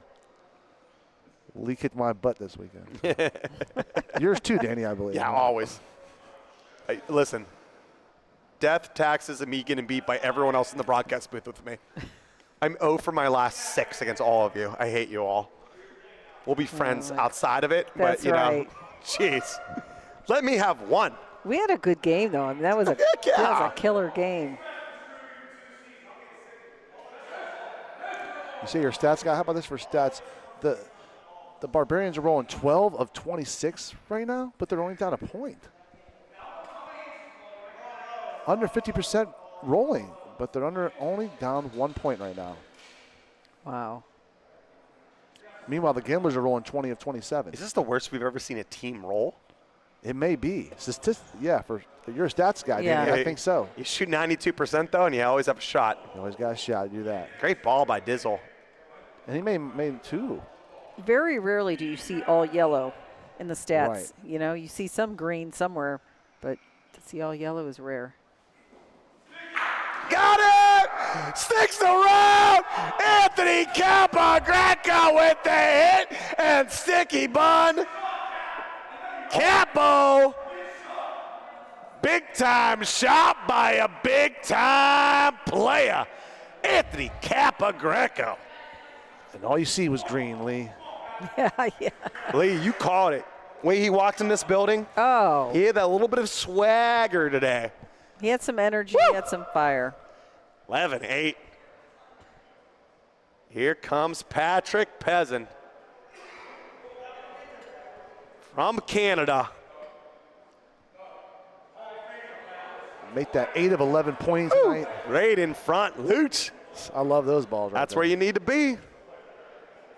Even this Gambler team like this, the bench, the sideline, kind of up for each other. Last week they were so despondent. It's a different feel. They were so flat. It was like, what? This is completely different.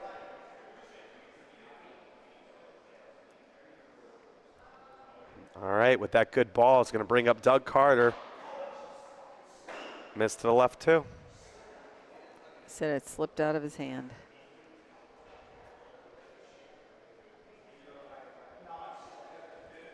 Bob Galeese, 4 for 10. It's hard to come back here and expect to perform. Yeah. I have a feeling if he doesn't get a good ball here, might be seeing Russ or Corey. Give him some early work, maybe. Yep. Oh, I mean, perfect so line, short. just doesn't have the speed. All right. Carl could tuck one, though. Like, he can make Bob's ball better by hiding it a little bit. Yep. Oh, he's going to bump them up. Got to the ball a little early. Yeah, way early. Now they are in Trouble, and I know how to spell that so well, is because that's what my grandpa Diacenis used to say about girls. Whenever I had a girlfriend. Oh, boy. Somehow I think it was probably the other way around, to be honest Listen, with you. But all right. Ask your husband about my grandpa. I will. I forgot to ask him. My grandpa taught him and coached him. Trust me, he knows Mike. That's crazy. My grandpa, 91 years young, Oh, nice. still doing well. And still has some of those funny quotes. Comes Ron Rahir. They call him the dog. They call him Dizzle. That ball is Gonzo. Lots of room here. Just need 2 more. Make it 3. Comes Levi Policaro. Can place a good one here. We got Eastside Civics watching. Lori Greenwald out there. Oh, yeah. The watch party.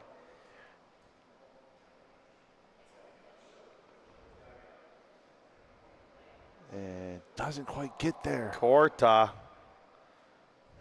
All right. Here comes MHP.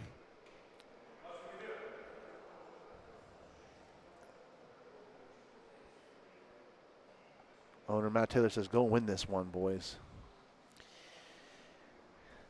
These are the 2 he left in there to make these rolls, make these shots. Doesn't get in where it needs to be. Anthony's backdoor? shooting that ball right there. Oh, it does backdoor.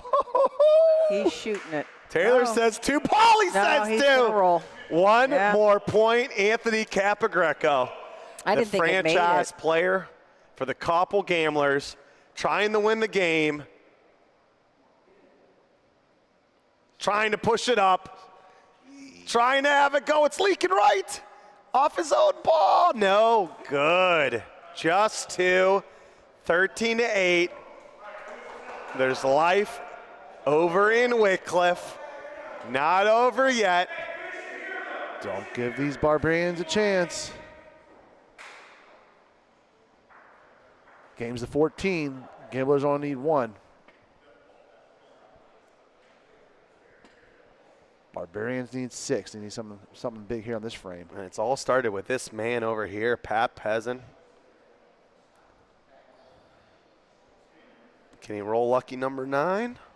It's a little leaked out a little bit, but It's not a bad ball, though. A little window. Yeah, you're forcing a team that's rolling 43% to beat Yeah, it, right? yeah. I'm surprised Bob's still in, to be honest with you. Yeah, when you have Russ and Corey on the bench there. yeah, he just went out and traded for Russ. Let him get his feet wet.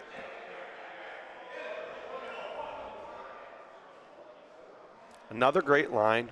It just doesn't have the speed. Not yet.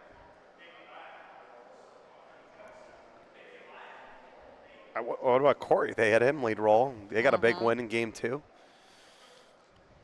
Here comes Carl. I think we will see changes. I mean, this is just my guess. Oh, there's changes that are happening. Both teams want to play a majority of their players. I would expect them to make All changes. 3 of those guys I can see coming out there, actually. Unless the Gamblers win this, but maybe they won't. Capo. Got it! Picked it clean. Like Taylor says, we pay you to hit. And hit he does. Pink. It's always so fun to see the ones that get clean. Yeah. That, like somehow the ball doesn't get to the Paulino. Yeah, that's crazy to me. Can this touch? Sometimes the rookie you would think would happen, but it doesn't. I think that's in. That looks I good. Think, yeah. Cap says no. Paul says Bo.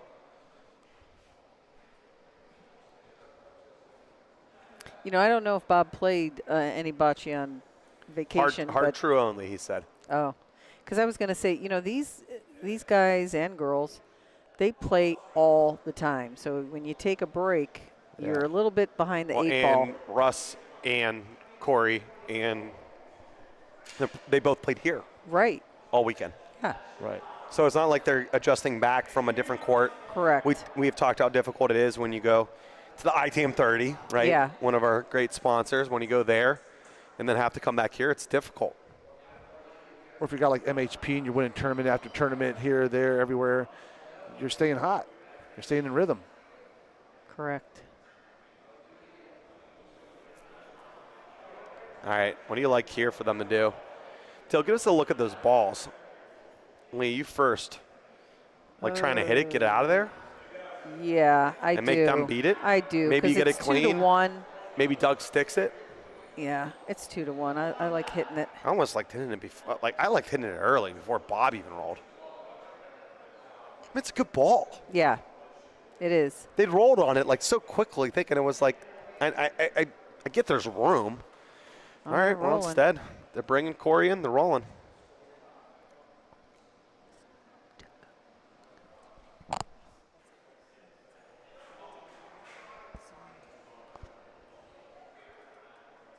No good. Oh, boy.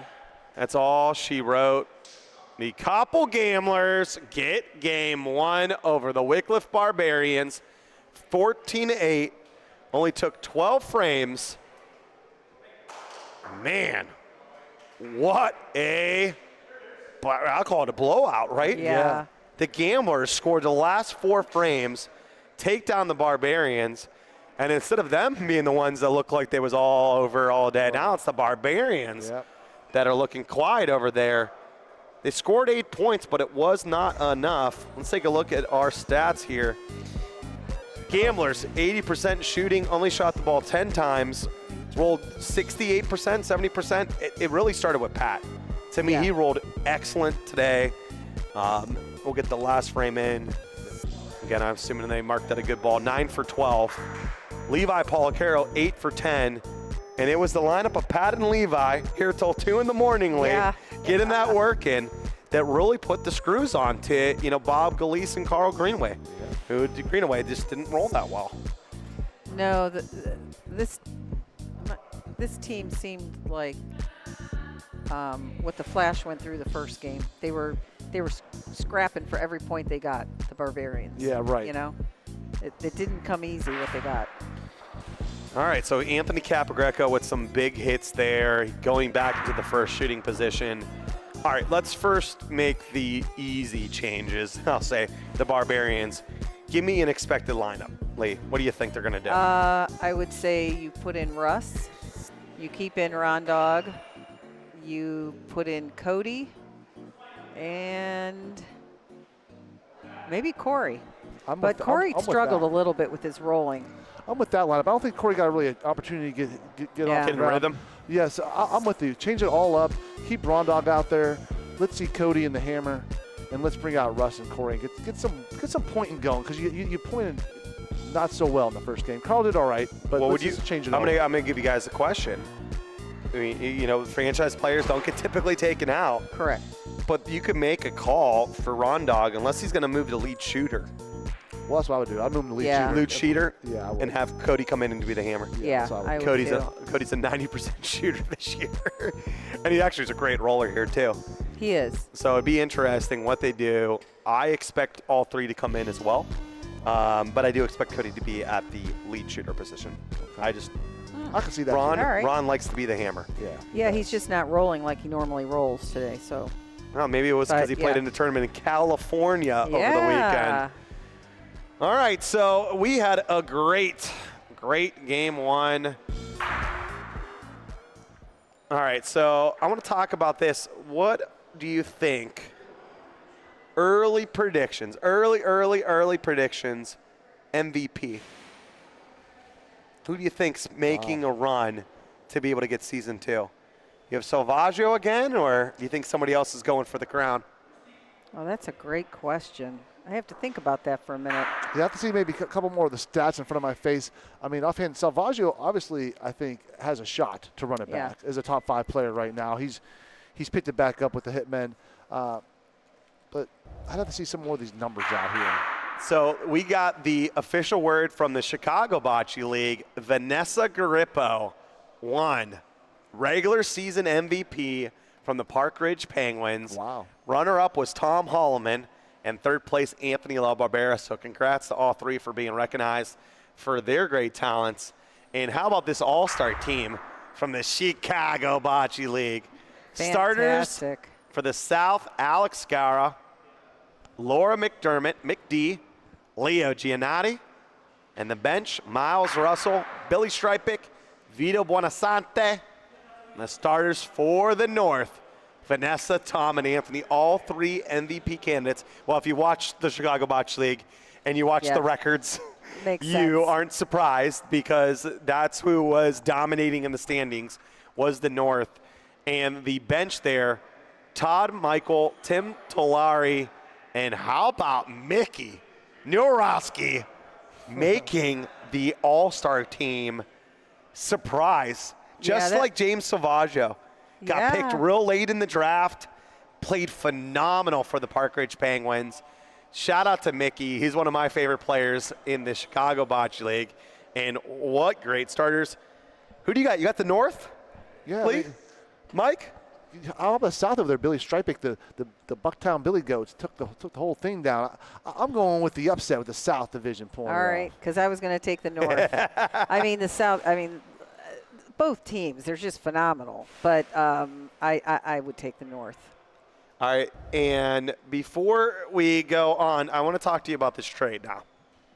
All right. Okay, give me something. All right, so here was something I asked him what was going on, and Bob said he talked to Bubba for a long time and he just wasn't happy. Wasn't happy with the situation. I don't know if it was, team chemistry or what was going on with Wycliffe, maybe his position, like Lucci mentioned. Yeah. And maybe wanted to shoot more. So, rather than have a player who's not feeling it on your bench, you go trade for probably one of the best people in Boccee and Russ Miraglio. Yeah. And you put Bubba in a situation where, he can make a difference just like he did for the Barbarians last year. The Hellhounds need somebody that can be able to do both.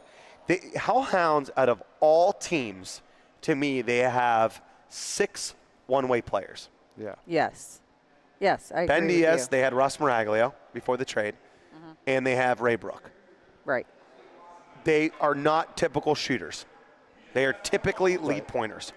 So you got yourself a hybrid player who can do a little bit of both. You get someone that can point but also can hit. Yeah, I like that. I mean, I think it works out for both these teams. You kind of got guys who have been leading, pointing here percentage-wise, but like you said, Bubba could do both. You're trading for almost the same exact percentage for pointing. You are. But what you get with Bubba as opposed to Russ, and we've been talking about it for the Hellhounds lineup, is they are consistently making changes and substitutions for the game. Right. And it's because of the roster that they constructed. So with Bubba, they don't have to do that. So if Bubba's left in as the second roller or whatnot, and it's another shot, instead of they're doing a situational sub, we're going to expect Bubba to come in. Bubba to stay in. Believe me, I like it, and I like Bubba in that position. I know he can do it. I just, again, I'm saying I'm hoping that they're going to actually utilize him like that. I hope he didn't make a change and he's in the same position. That's my only concern. They need to, because really Bubba is a great shooter, but he's not known as a shooter.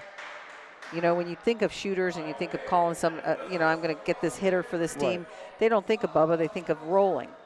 I think as even though he has pointer, always been a hitter and he's a great hitter. Right. I think maybe in the second pointer with the chance, maybe he's going to shoot. Correct. Yeah.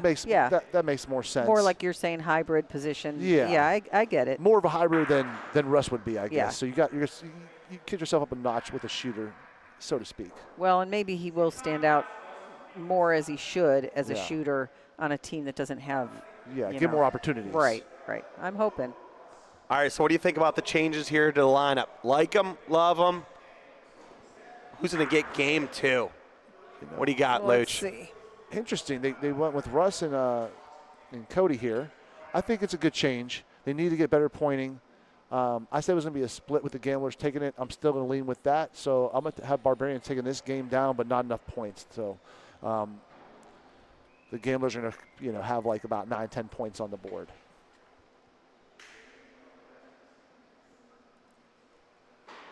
This is the last practice frame.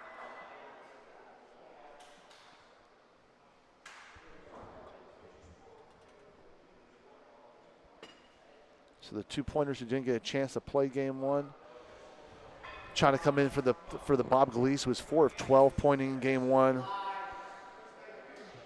We're going live now. Game 2, match 2. This is our main event of the evening. I have to say I'm a little surprised that they did not put in either Matt or Vivo for Pat. Not because Pat played badly, not just because, again, we talked about trying to get everybody some play, and, both of, obviously Matt is a roller and Jonathan is a hybrid, so. Yeah, I'm definitely surprised that Vivo's not getting the minutes. He's 81% shooting, 75% pointing. Yeah, that's the second best on the team me. right now for pointing, and he's top 3 shooter in the league. I mean, it may be because Pat doesn't get in very often. Right, Pat's here from Canada. Give him some time, yeah. It didn't maybe translate into wins per se because last week they got swept. But like I said, I don't think the numbers added up. Maybe they feel like those guys will get their turn next week if Pat can't come in or something. Right. And we started off with a reframe. Look at that. So Russ's first ball as a Barbarian does not count. Got the little gesture there on got to start camera. back over. He's feeling pretty good about that first point. But Anthony Cap said, nah. I didn't like it. Let's start this frame over.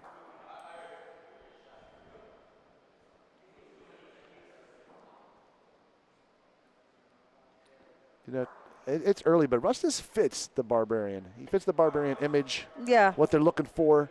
Well, again, there's a comfort there, I think, for him playing on that team,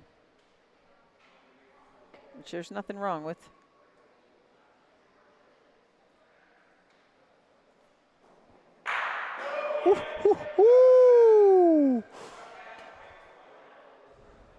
He smacks it. It sticks around. Look at this shot. Thing of beauty right there. After that reframe, he comes back and gets it. And then Doug takes care of his business right there.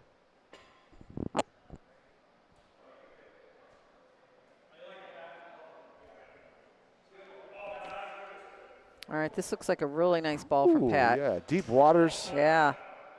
Deep waters, and puts that ball right on. Bringing up the Ron Dog. Deep Water Consultant. One of our sponsors here at the OBL. And Ron Dog can't get it. It's Pat Peasant putting in Deep Water Consultant.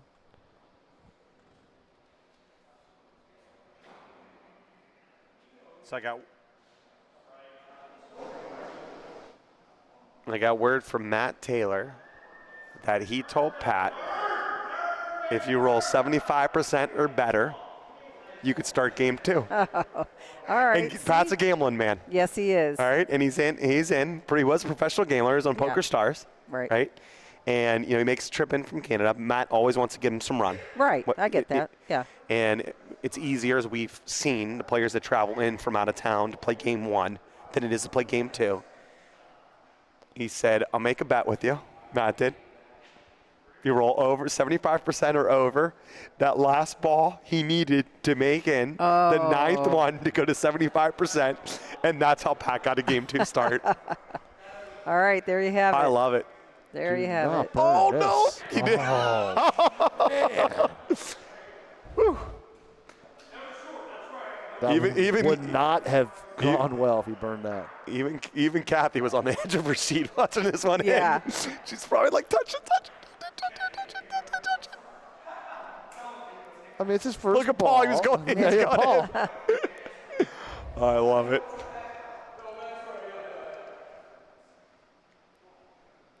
So this game started off like it did last time, jumped out to a 3-0 lead.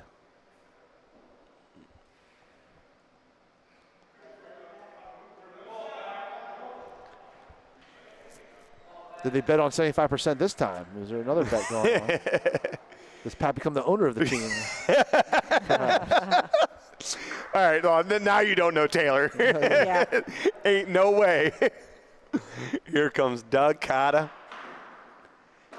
Misses to the left again. He's, what, 7 for 10? 7 for 10. All 3 misses have been to the left. When you leave a window like that, this is like a perfect window from Pat. Russ He's trying not to going beat to be it. happy with that, that's for sure. It's not going to come down like he wants it, or Yeah, 8 for 11 for Doug. Yeah. Go check out his next shot. See if he takes a little bit extra time. Okay, yeah. We're putting you on that duty. We It's know. just We know not you. like I know you notice the little things. Yeah, I do, because I've played around these guys or with these guys for so long. I know. I mean, we all know their stance, their approach.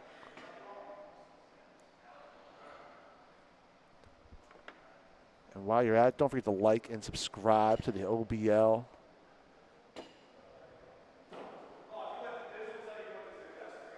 It helps get the word out. All those bocce lovers out there that want to check us out, they're going to pop up on their algorithm. They're going to see it. I like to say the accidental viewer. That's right. Maybe you're watching. Maybe you were an accidental viewer. Hit that like button. Get those numbers up.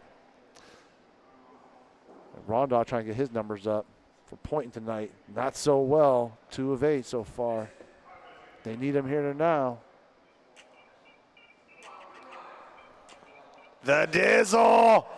Ron Diggity Dog. Welcome to the game, rolling wise, Ron. Ron Diggity Dog, I like that. Lead shooting, huh?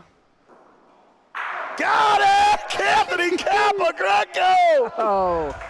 Picks her clean.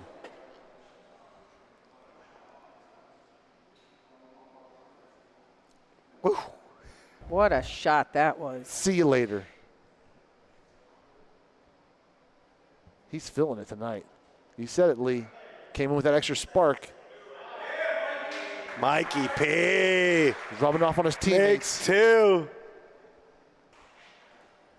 Here comes the alphabet. I mean, the team is shooting 11 of 13 tonight.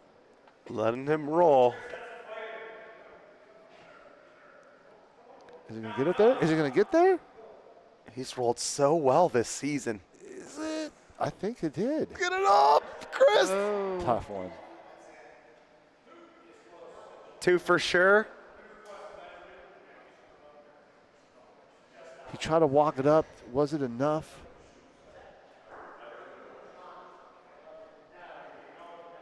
Chris is hoping to make it 3 2 times in a row. And it does. Oh!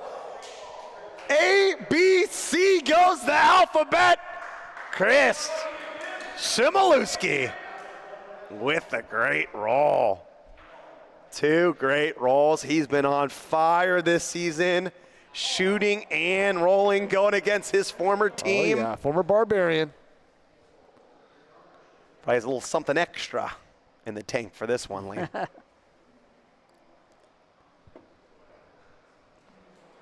You think those former Barbarians trying to prove, hey, that's why I was a champion. I'm going to show you why I was a champion. I'm bringing that You're going to miss me, Bob. Yep, You're going to miss me, Bob. And to the new team he's on, Gamblers trying to get that championship. Here comes our buddy Russ. rematch from last year's. You got a jersey on its way.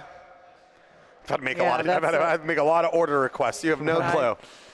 That's all my day is. I can't even imagine. Stats request, and I always deny. Do you? Yeah. Can I get a stat request? I think this one was marked wrong. It was not. Jersey new requests, I have to allow those. Yeah. 8 for 9. Capo. Yeah, light work.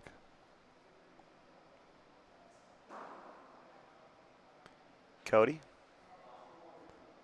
And the 2 roll. The Barbarians have some green in their rolling, but I'm going to go out on a limb. right. I've been playing with Cody for 20 years. I'm going to go out on a limb. This is the first time that he's been a second roller in a game. Really? I could see that. In a game. Oh. Like in a game. Wow. Wow.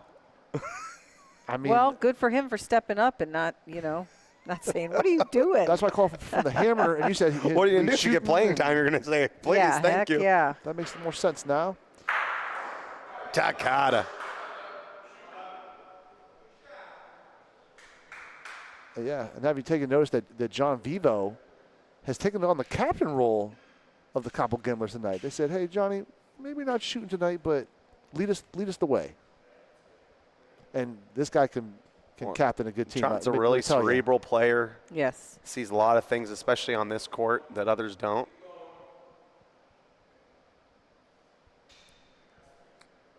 Oh, yeah, aside from Vivo being one of the best shooters in the league, shooting at 81% this season, he's a great captain. And a great barber. Oh, yeah.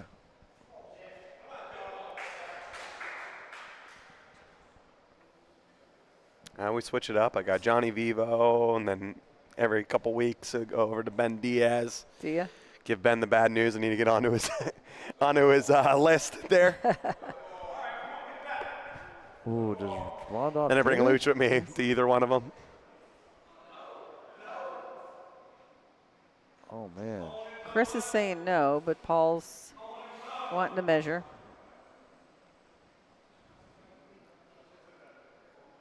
This will not be a good situation for the Barbarians, who had 2-1 balls back. Couldn't get that point. That's all they did. One time for the Barbarians. Oh, 3 for 10 for Dog. Oh, boy. Ugh. Do you make a change with, Cody, it's early for him. But you say he's not in that 2 position rolling very often. You got Corey on the bench. You got Carl, who rolled 7 of 11 earlier on the bench right now. Russ, 2 of 2, came off and showing what he can do. I love that Russ, it's exactly what I was talking about. I'm glad that he's getting some play. Made the move, was traded, and is getting some play. That's a good ball. It's on front of the wall there. It's good to own the wall. That's what we want to do there, right by the Deepwater Consulting sign. These guys are rolling well, but now it shows how well Sean and Timmy rolled in that last one, because it was just on the Pauline, on the Pauline, on the Pauline. It was crazy. Make it look so easy. Yeah. Here comes Anthony Capagreco going after it. Got Paulino. And retains point. Or I should say goes out and gets point. Anthony Capo. With authority on that shot.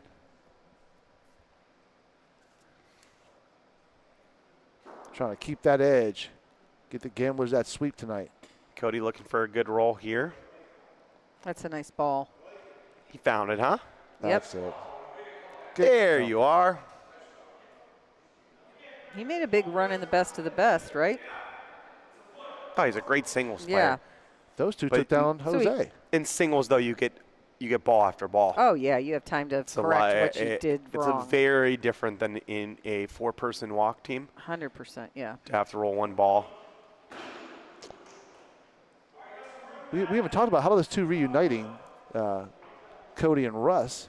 Those two took down Jose in the 2-man, and they got to they reunited on this team together. Yeah, Jose Bodo and Anthony La Barbera. Yeah, They got to reunite here on the Barbarian squad.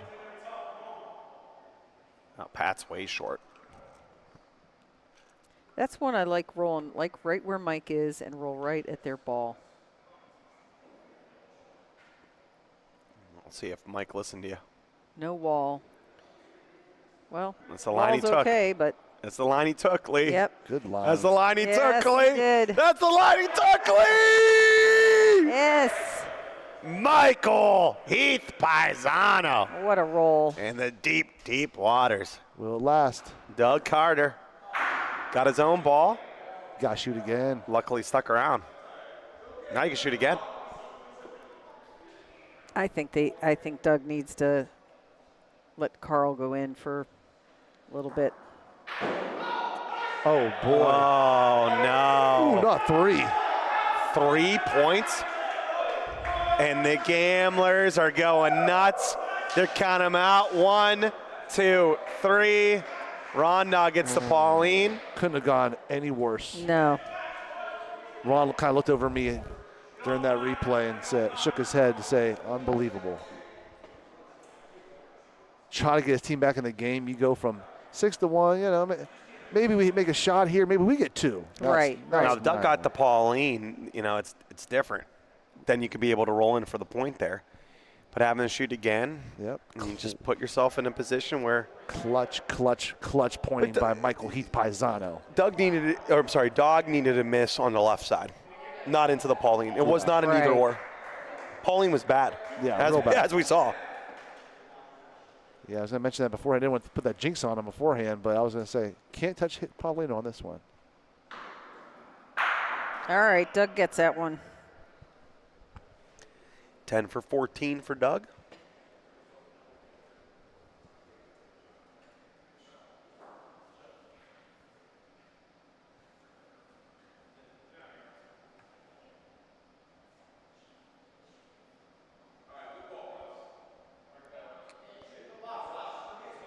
All right, not bad. It's in front. It's always good when it's in front. And when you bring out Anthony. He said, oh, yeah. Come on back, says Capagreco. So the Gamblers have already won 2 points here. Match point. Mm-hmm. And the game 1 point. They want to sweep, though. You know what makes the Gamblers so dangerous? Does any team have as many shooters as the Gamblers do? It's just like it felt like they didn't have enough shooting last year. Right. Trades for the alphabet. Yep. Picks up Vivo. Now all of a sudden, weapons galore. Got it! Oh, boy, he didn't want that. Made a great hit, and then that. And now the Barbarians. Sitting 2, perhaps. If they're saying 1, looks like.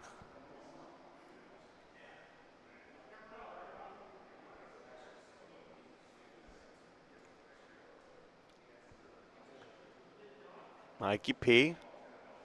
Walks it down. Great line. Puts it right in front of the Paulino. Yeah, this time take the Paulino out of the view.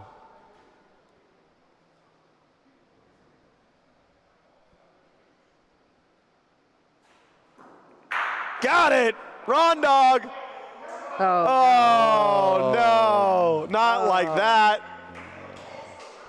He can't buy a point. Hit poor guy. Oh, my gosh. It's a good hit. And it's like clockwork. Mike Paisano moves the second roller. Yeah. Starts rolling amazing. I know. It's like, it's wild. He's 8 for 12 for the night. Not sure he was for match or for game 1, but for the night, he's 8 for 12. Or make that 9 for 13 after that one.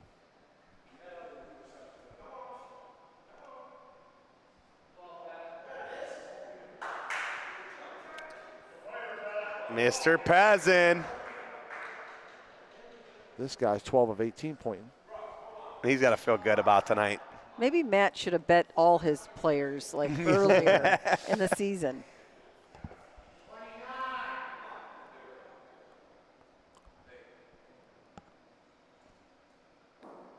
right, this ball's beatable, so Russ is going to try to do it.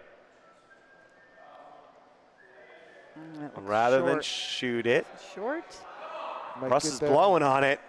Doesn't get there. I think it did, Lee. It looks like it. It looks like it is. Paulson's not so sure, though.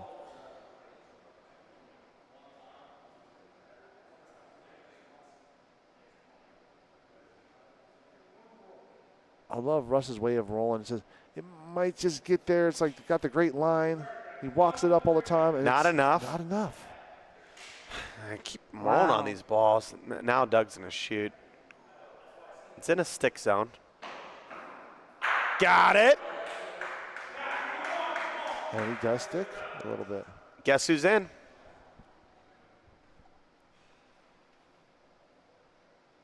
Carl Greenaway in for Ron Dog. Here comes Capo. Got. All right. He's shooting either or. You want to take out the front ball. Yeah. Give him a lot of room to roll in. Paulino obviously better, right? So he missed on the left side. Ooh, that's a spicy. It's got to sit down. It's not going to. And I will take that one, Mike. That one's my fault. Yeah. Jinx. Jinx. I own that one. I'm telling you, sometimes I literally don't say something because I'm afraid. I don't want it to make them do something wrong or bad. That's going to leak out as well. It's going to be in, though. Yeah, it's going to be in.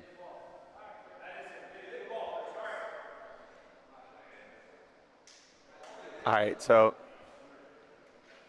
two traditional shooters in the back. You like just taking one shot. Can I see the Looks like they're balls in the they're back? measuring Yeah. for this point. They're going to confirm. I don't know. You know, the problem is in this situation, when you shoot that pill, both these guys, Carl and Cody, hit so hard. I was saying shoot the ball. Oh, you were saying shoot the ball. I Yeah. thought you said shoot the pill. No, just taking a shot at the ball. Okay, yeah. I mean, that would be okay, I would think. But the pill could come back, and then you're. Yeah, if you don't Out of beat it, you're SOL. So I like doing this. Here comes Carl.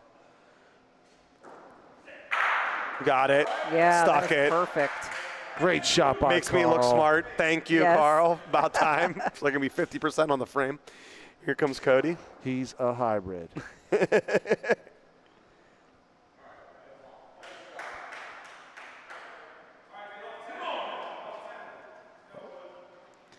All right, Matt's trying to push his team. Come on, don't give up. Don't let him back in, I guess. Yeah, they can't win the match point now No. because that's already long gone. So sponsors for the Wycliffe Barbarian, we got Carter Financial Services and Shawnee Wood Products. Appreciate your support of the Barbarians and, of course, the Ohio Bocce League. On the Koppel side, Deepwater Consulting, double dipped. And they're also on the Koppel Gamblers. 724 Bagger, shout out Jared Nash, and Nappy's Food Service. Appreciate your support. Koppel and the OBL. Russ puts in a pretty good ball.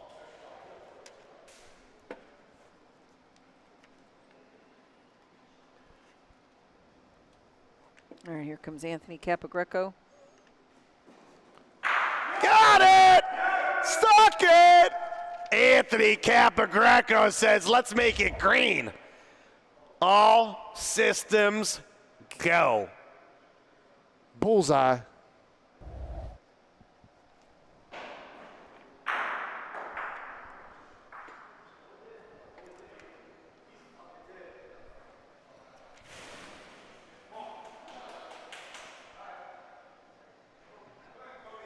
Doug seemed to pick up his shooting, too. He's shooting 12 of 16 tonight. Yeah, I think it seems like he's not shooting as well just because you're so used to him shooting, hitting everything. Yeah, right. You know? You just come to expect 80%. Yeah. I know. Poor guy. He can't even have a night where he misses a few. Yeah, 75%. I mean. Gosh darn it. All right, good roll by Cody. The Alphabet wants to use the wall. Vivo, captain today. Yeah, Captain Vivo tonight. And at MVR. I do like that they did that since they weren't playing him. Give him something that. he's good at doing. Oh. Didn't give him the right spot on the wall because I think Chris hit it exactly where he wanted. When he gave it to him, I thought he needed to be Yeah, a little. these walls I are was higher. I was surprised. Yeah. That he gave him that spot. He was probably even earlier. He needed to be almost where that glass, the plexiglass starts. You know, I'll wait till Mike shoots. Okay. Mike has a very similar shot to Vivo. Okay, Mike just shot probably the same shot. He did. So Vivo gets into the wall. So his body goes directly into the wall, almost like turns it like Mike did. Turns his shoulders into it. Turns his shoulders into it. His feet get pointed into the wall. Right. Mike also loves shooting the walls here. Does the same thing. Mike Pisano. Chris doesn't play here as much. Chris is shooting his regular shot, but just off the wall. Correct. So it skims off the wall. Good observation. Yeah, that's definitely true. And these teams should practice together. Oh, Pat. They let him in to shoot. Hey, he was shooting lights out against me in the singles here. I just don't understand not putting Vivo in. But tonight he hasn't got a chance to shoot much. I just don't understand not putting Vivo in. Yeah, right. I think Vivo is one of those players. I just don't. No. I just don't understand in that situation. Right. You cannot convince me. Yeah. I don't care if Pat is a career 65 to 70% shooter. Tonight he hasn't probably shot is. tonight. Oh, they should have put Vivo in 100%. Yeah, it's just I cannot be convinced. Yeah. No, what I was going to say is Vivo, he hasn't been in, but he's one of those that can come in and do the job without blinking. Right. He lives for this stuff. Doesn't need without warm-up. blinking. Oh, it's going to be blinking and gyrating, and then he needs smooth cream. I mean, it's not going to be without some antics, Lee. That's funny. And that was Pat's first shot of the season, attempt at the season. They don't call him the microwave. but I do agree that I think he'll be ready to shoot any ball. That's funny. All right, Pat will take that. Owns the wall, beats the point. Although there's a lot of distance, it's not the easiest ball to beat. But if Cody can find a way to go into that wall and beat it on the right side, then he could tuck it. Does it stay up? And this is why Pat's ball's so dangerous. That spot's difficult because you need enough speed to get around it, but not too much where it hits the wall and then just takes off. Yeah, it's a Goldilocks. Yeah. Got to be perfect. Yes. Now they're thinking about it. While they're thinking about it, like and subscribe to the Boccee Broadcast Network right now in the Ohio Bocce League. Catch us every Monday, starting at 6 Eastern.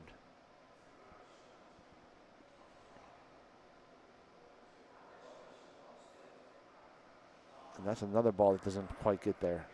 Oh, no.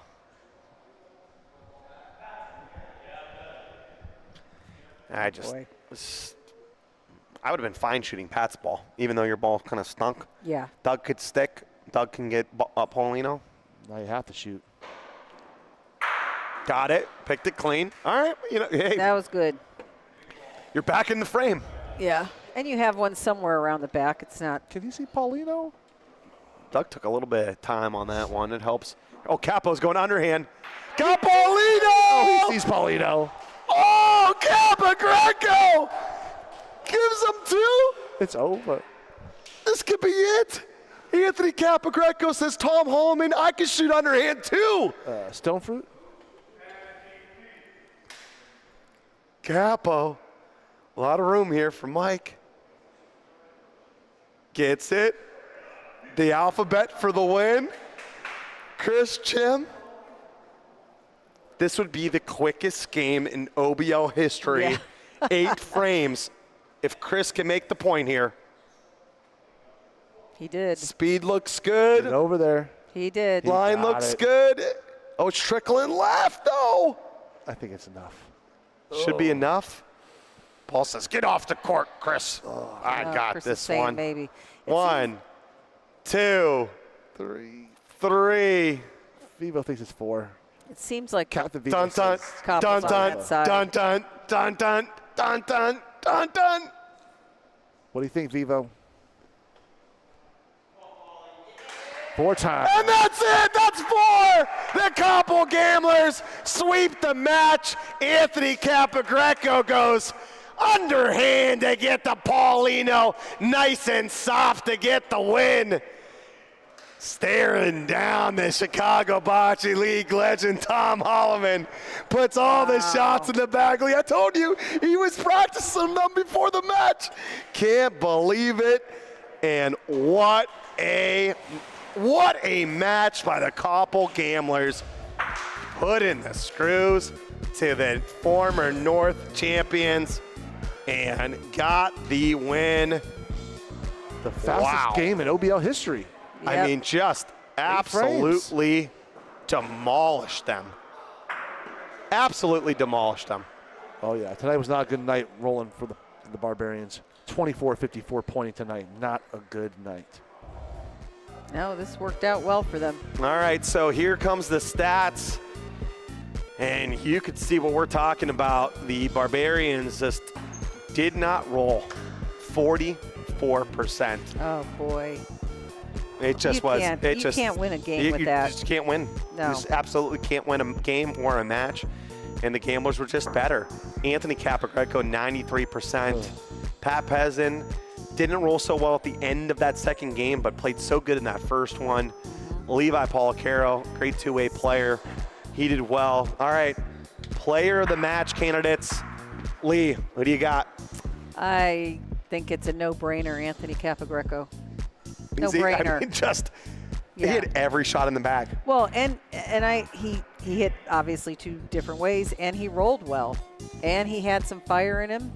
He had the energy. Just felt like it was like he was the leader today. Yes. And bringing him in. He wanted it, and he deserves the nomination. All right, for you, I'm going to go Mikey. With MHP, Michael Heath Paisano. You know, he had some clutch points there at the end to just put this one away for game 2. And I'm going to go with Levi Policaro. 8 for 10 rolling, 1 for 1 shooting. Made a lot of great plays in game 1. What a game. What a match. All right, we're going to get Anthony Capogreco in the booth for a final interview. And then we will, I got to find out his feelings on getting the North and being in the lead. Here comes Anthony Cap.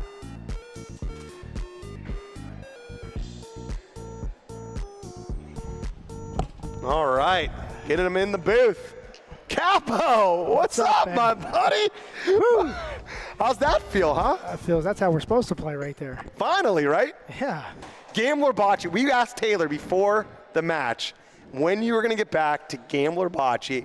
When was Cap going to go back to shooting? And he said tonight. Tonight, yeah. Gotta put on the display. He goes, what do you want to do? You want to lead, shoot, roll? What do you want to do? I said, you know what I want to do. But that's how we're supposed to play. Everybody together. You know, we were. You know, we didn't get everybody in. We went with the hot hand. You know, I'm happy for Chris. He really wanted that game. He wanted to play tonight. You know, he had the final roll there, so worked out good. Got to feel good after getting traded. Yeah. Those are the ones you want, right? The real reason we won is Mikey Clark gave me this little gift here. Oh, apple pie. Apple pie, and these now have to come every single week now. So thanks, Mike. I love it. All right, so now you're leading the North, and it was with this lineup today. Do you think you're going to do the same thing going into the next match that you guys have? Or is it going to be dependent on like who you're playing against if you're going to switch things around? I think we're going to try to see, you know, right now, like I told you before, we're trying to see what works and who plays the best together. And, I mean, obviously that was our best lineup so far this year. So we'll probably switch it up next week. You know, that's what we do. Ali nominated you for player of the match, and, you know, she was talking about you had this little extra fire in you. Wanted to know if you saw the chat. You know, there were some of the Chicago people talking about Tom Holloman can be able to shoot underhand. And Anthony Capogreco. Who are we talking about? the guy from Chicago, the lead shooter. I love Tom. He's a good guy, all for fun. But yeah, I mean, I'll play against anybody, anywhere. It doesn't matter. But I mean, we got good players over here. Why'd you go with the soft underhand that Paulino on the last frame? I didn't want Dante to get it in the kitchen. If I had to shot my normal shot, it would end up in the bar. Didn't need the Paulino off the court on that one. Yeah, no, that would have hurt. All right, I love it. Well, congrats on a great match win. You are now the leaders of the North. You played fantastic, and what a game. All right, so going back again to the match, just final thoughts here. We, of course, saw Levi Policaro, Mike Paisano, And we got Anthony Capogreco as nominated for Players of the Match. And we're going to get final thoughts here from Luch and Lee before we get it back out to you. Bringing them in. All right. Final thoughts. What do you think, Lee? What do we see? Well, I don't know. I don't know what to say because I was completely against the Gamblers lineup, and they killed it. They nailed it. But in my defense, the Barbarians didn't play very well. Now, it's easy to win when the other team plays so bad. Yeah. What do you think the thoughts are for the Barbarians? What do they need to change here? Oh, man. Barbarians have to go back to the drawing board there. Get some pointing going with Russ. I like Russ being in that situation. You traded for Russ. He did well when he got out there.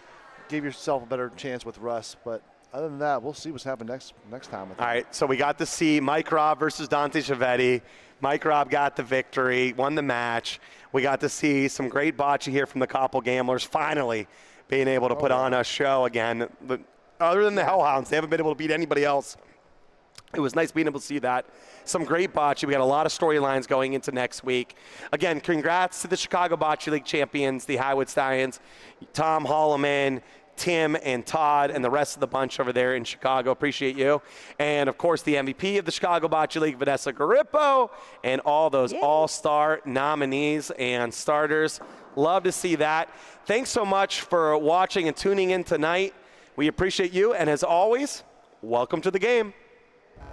Jimmy, he has been playing so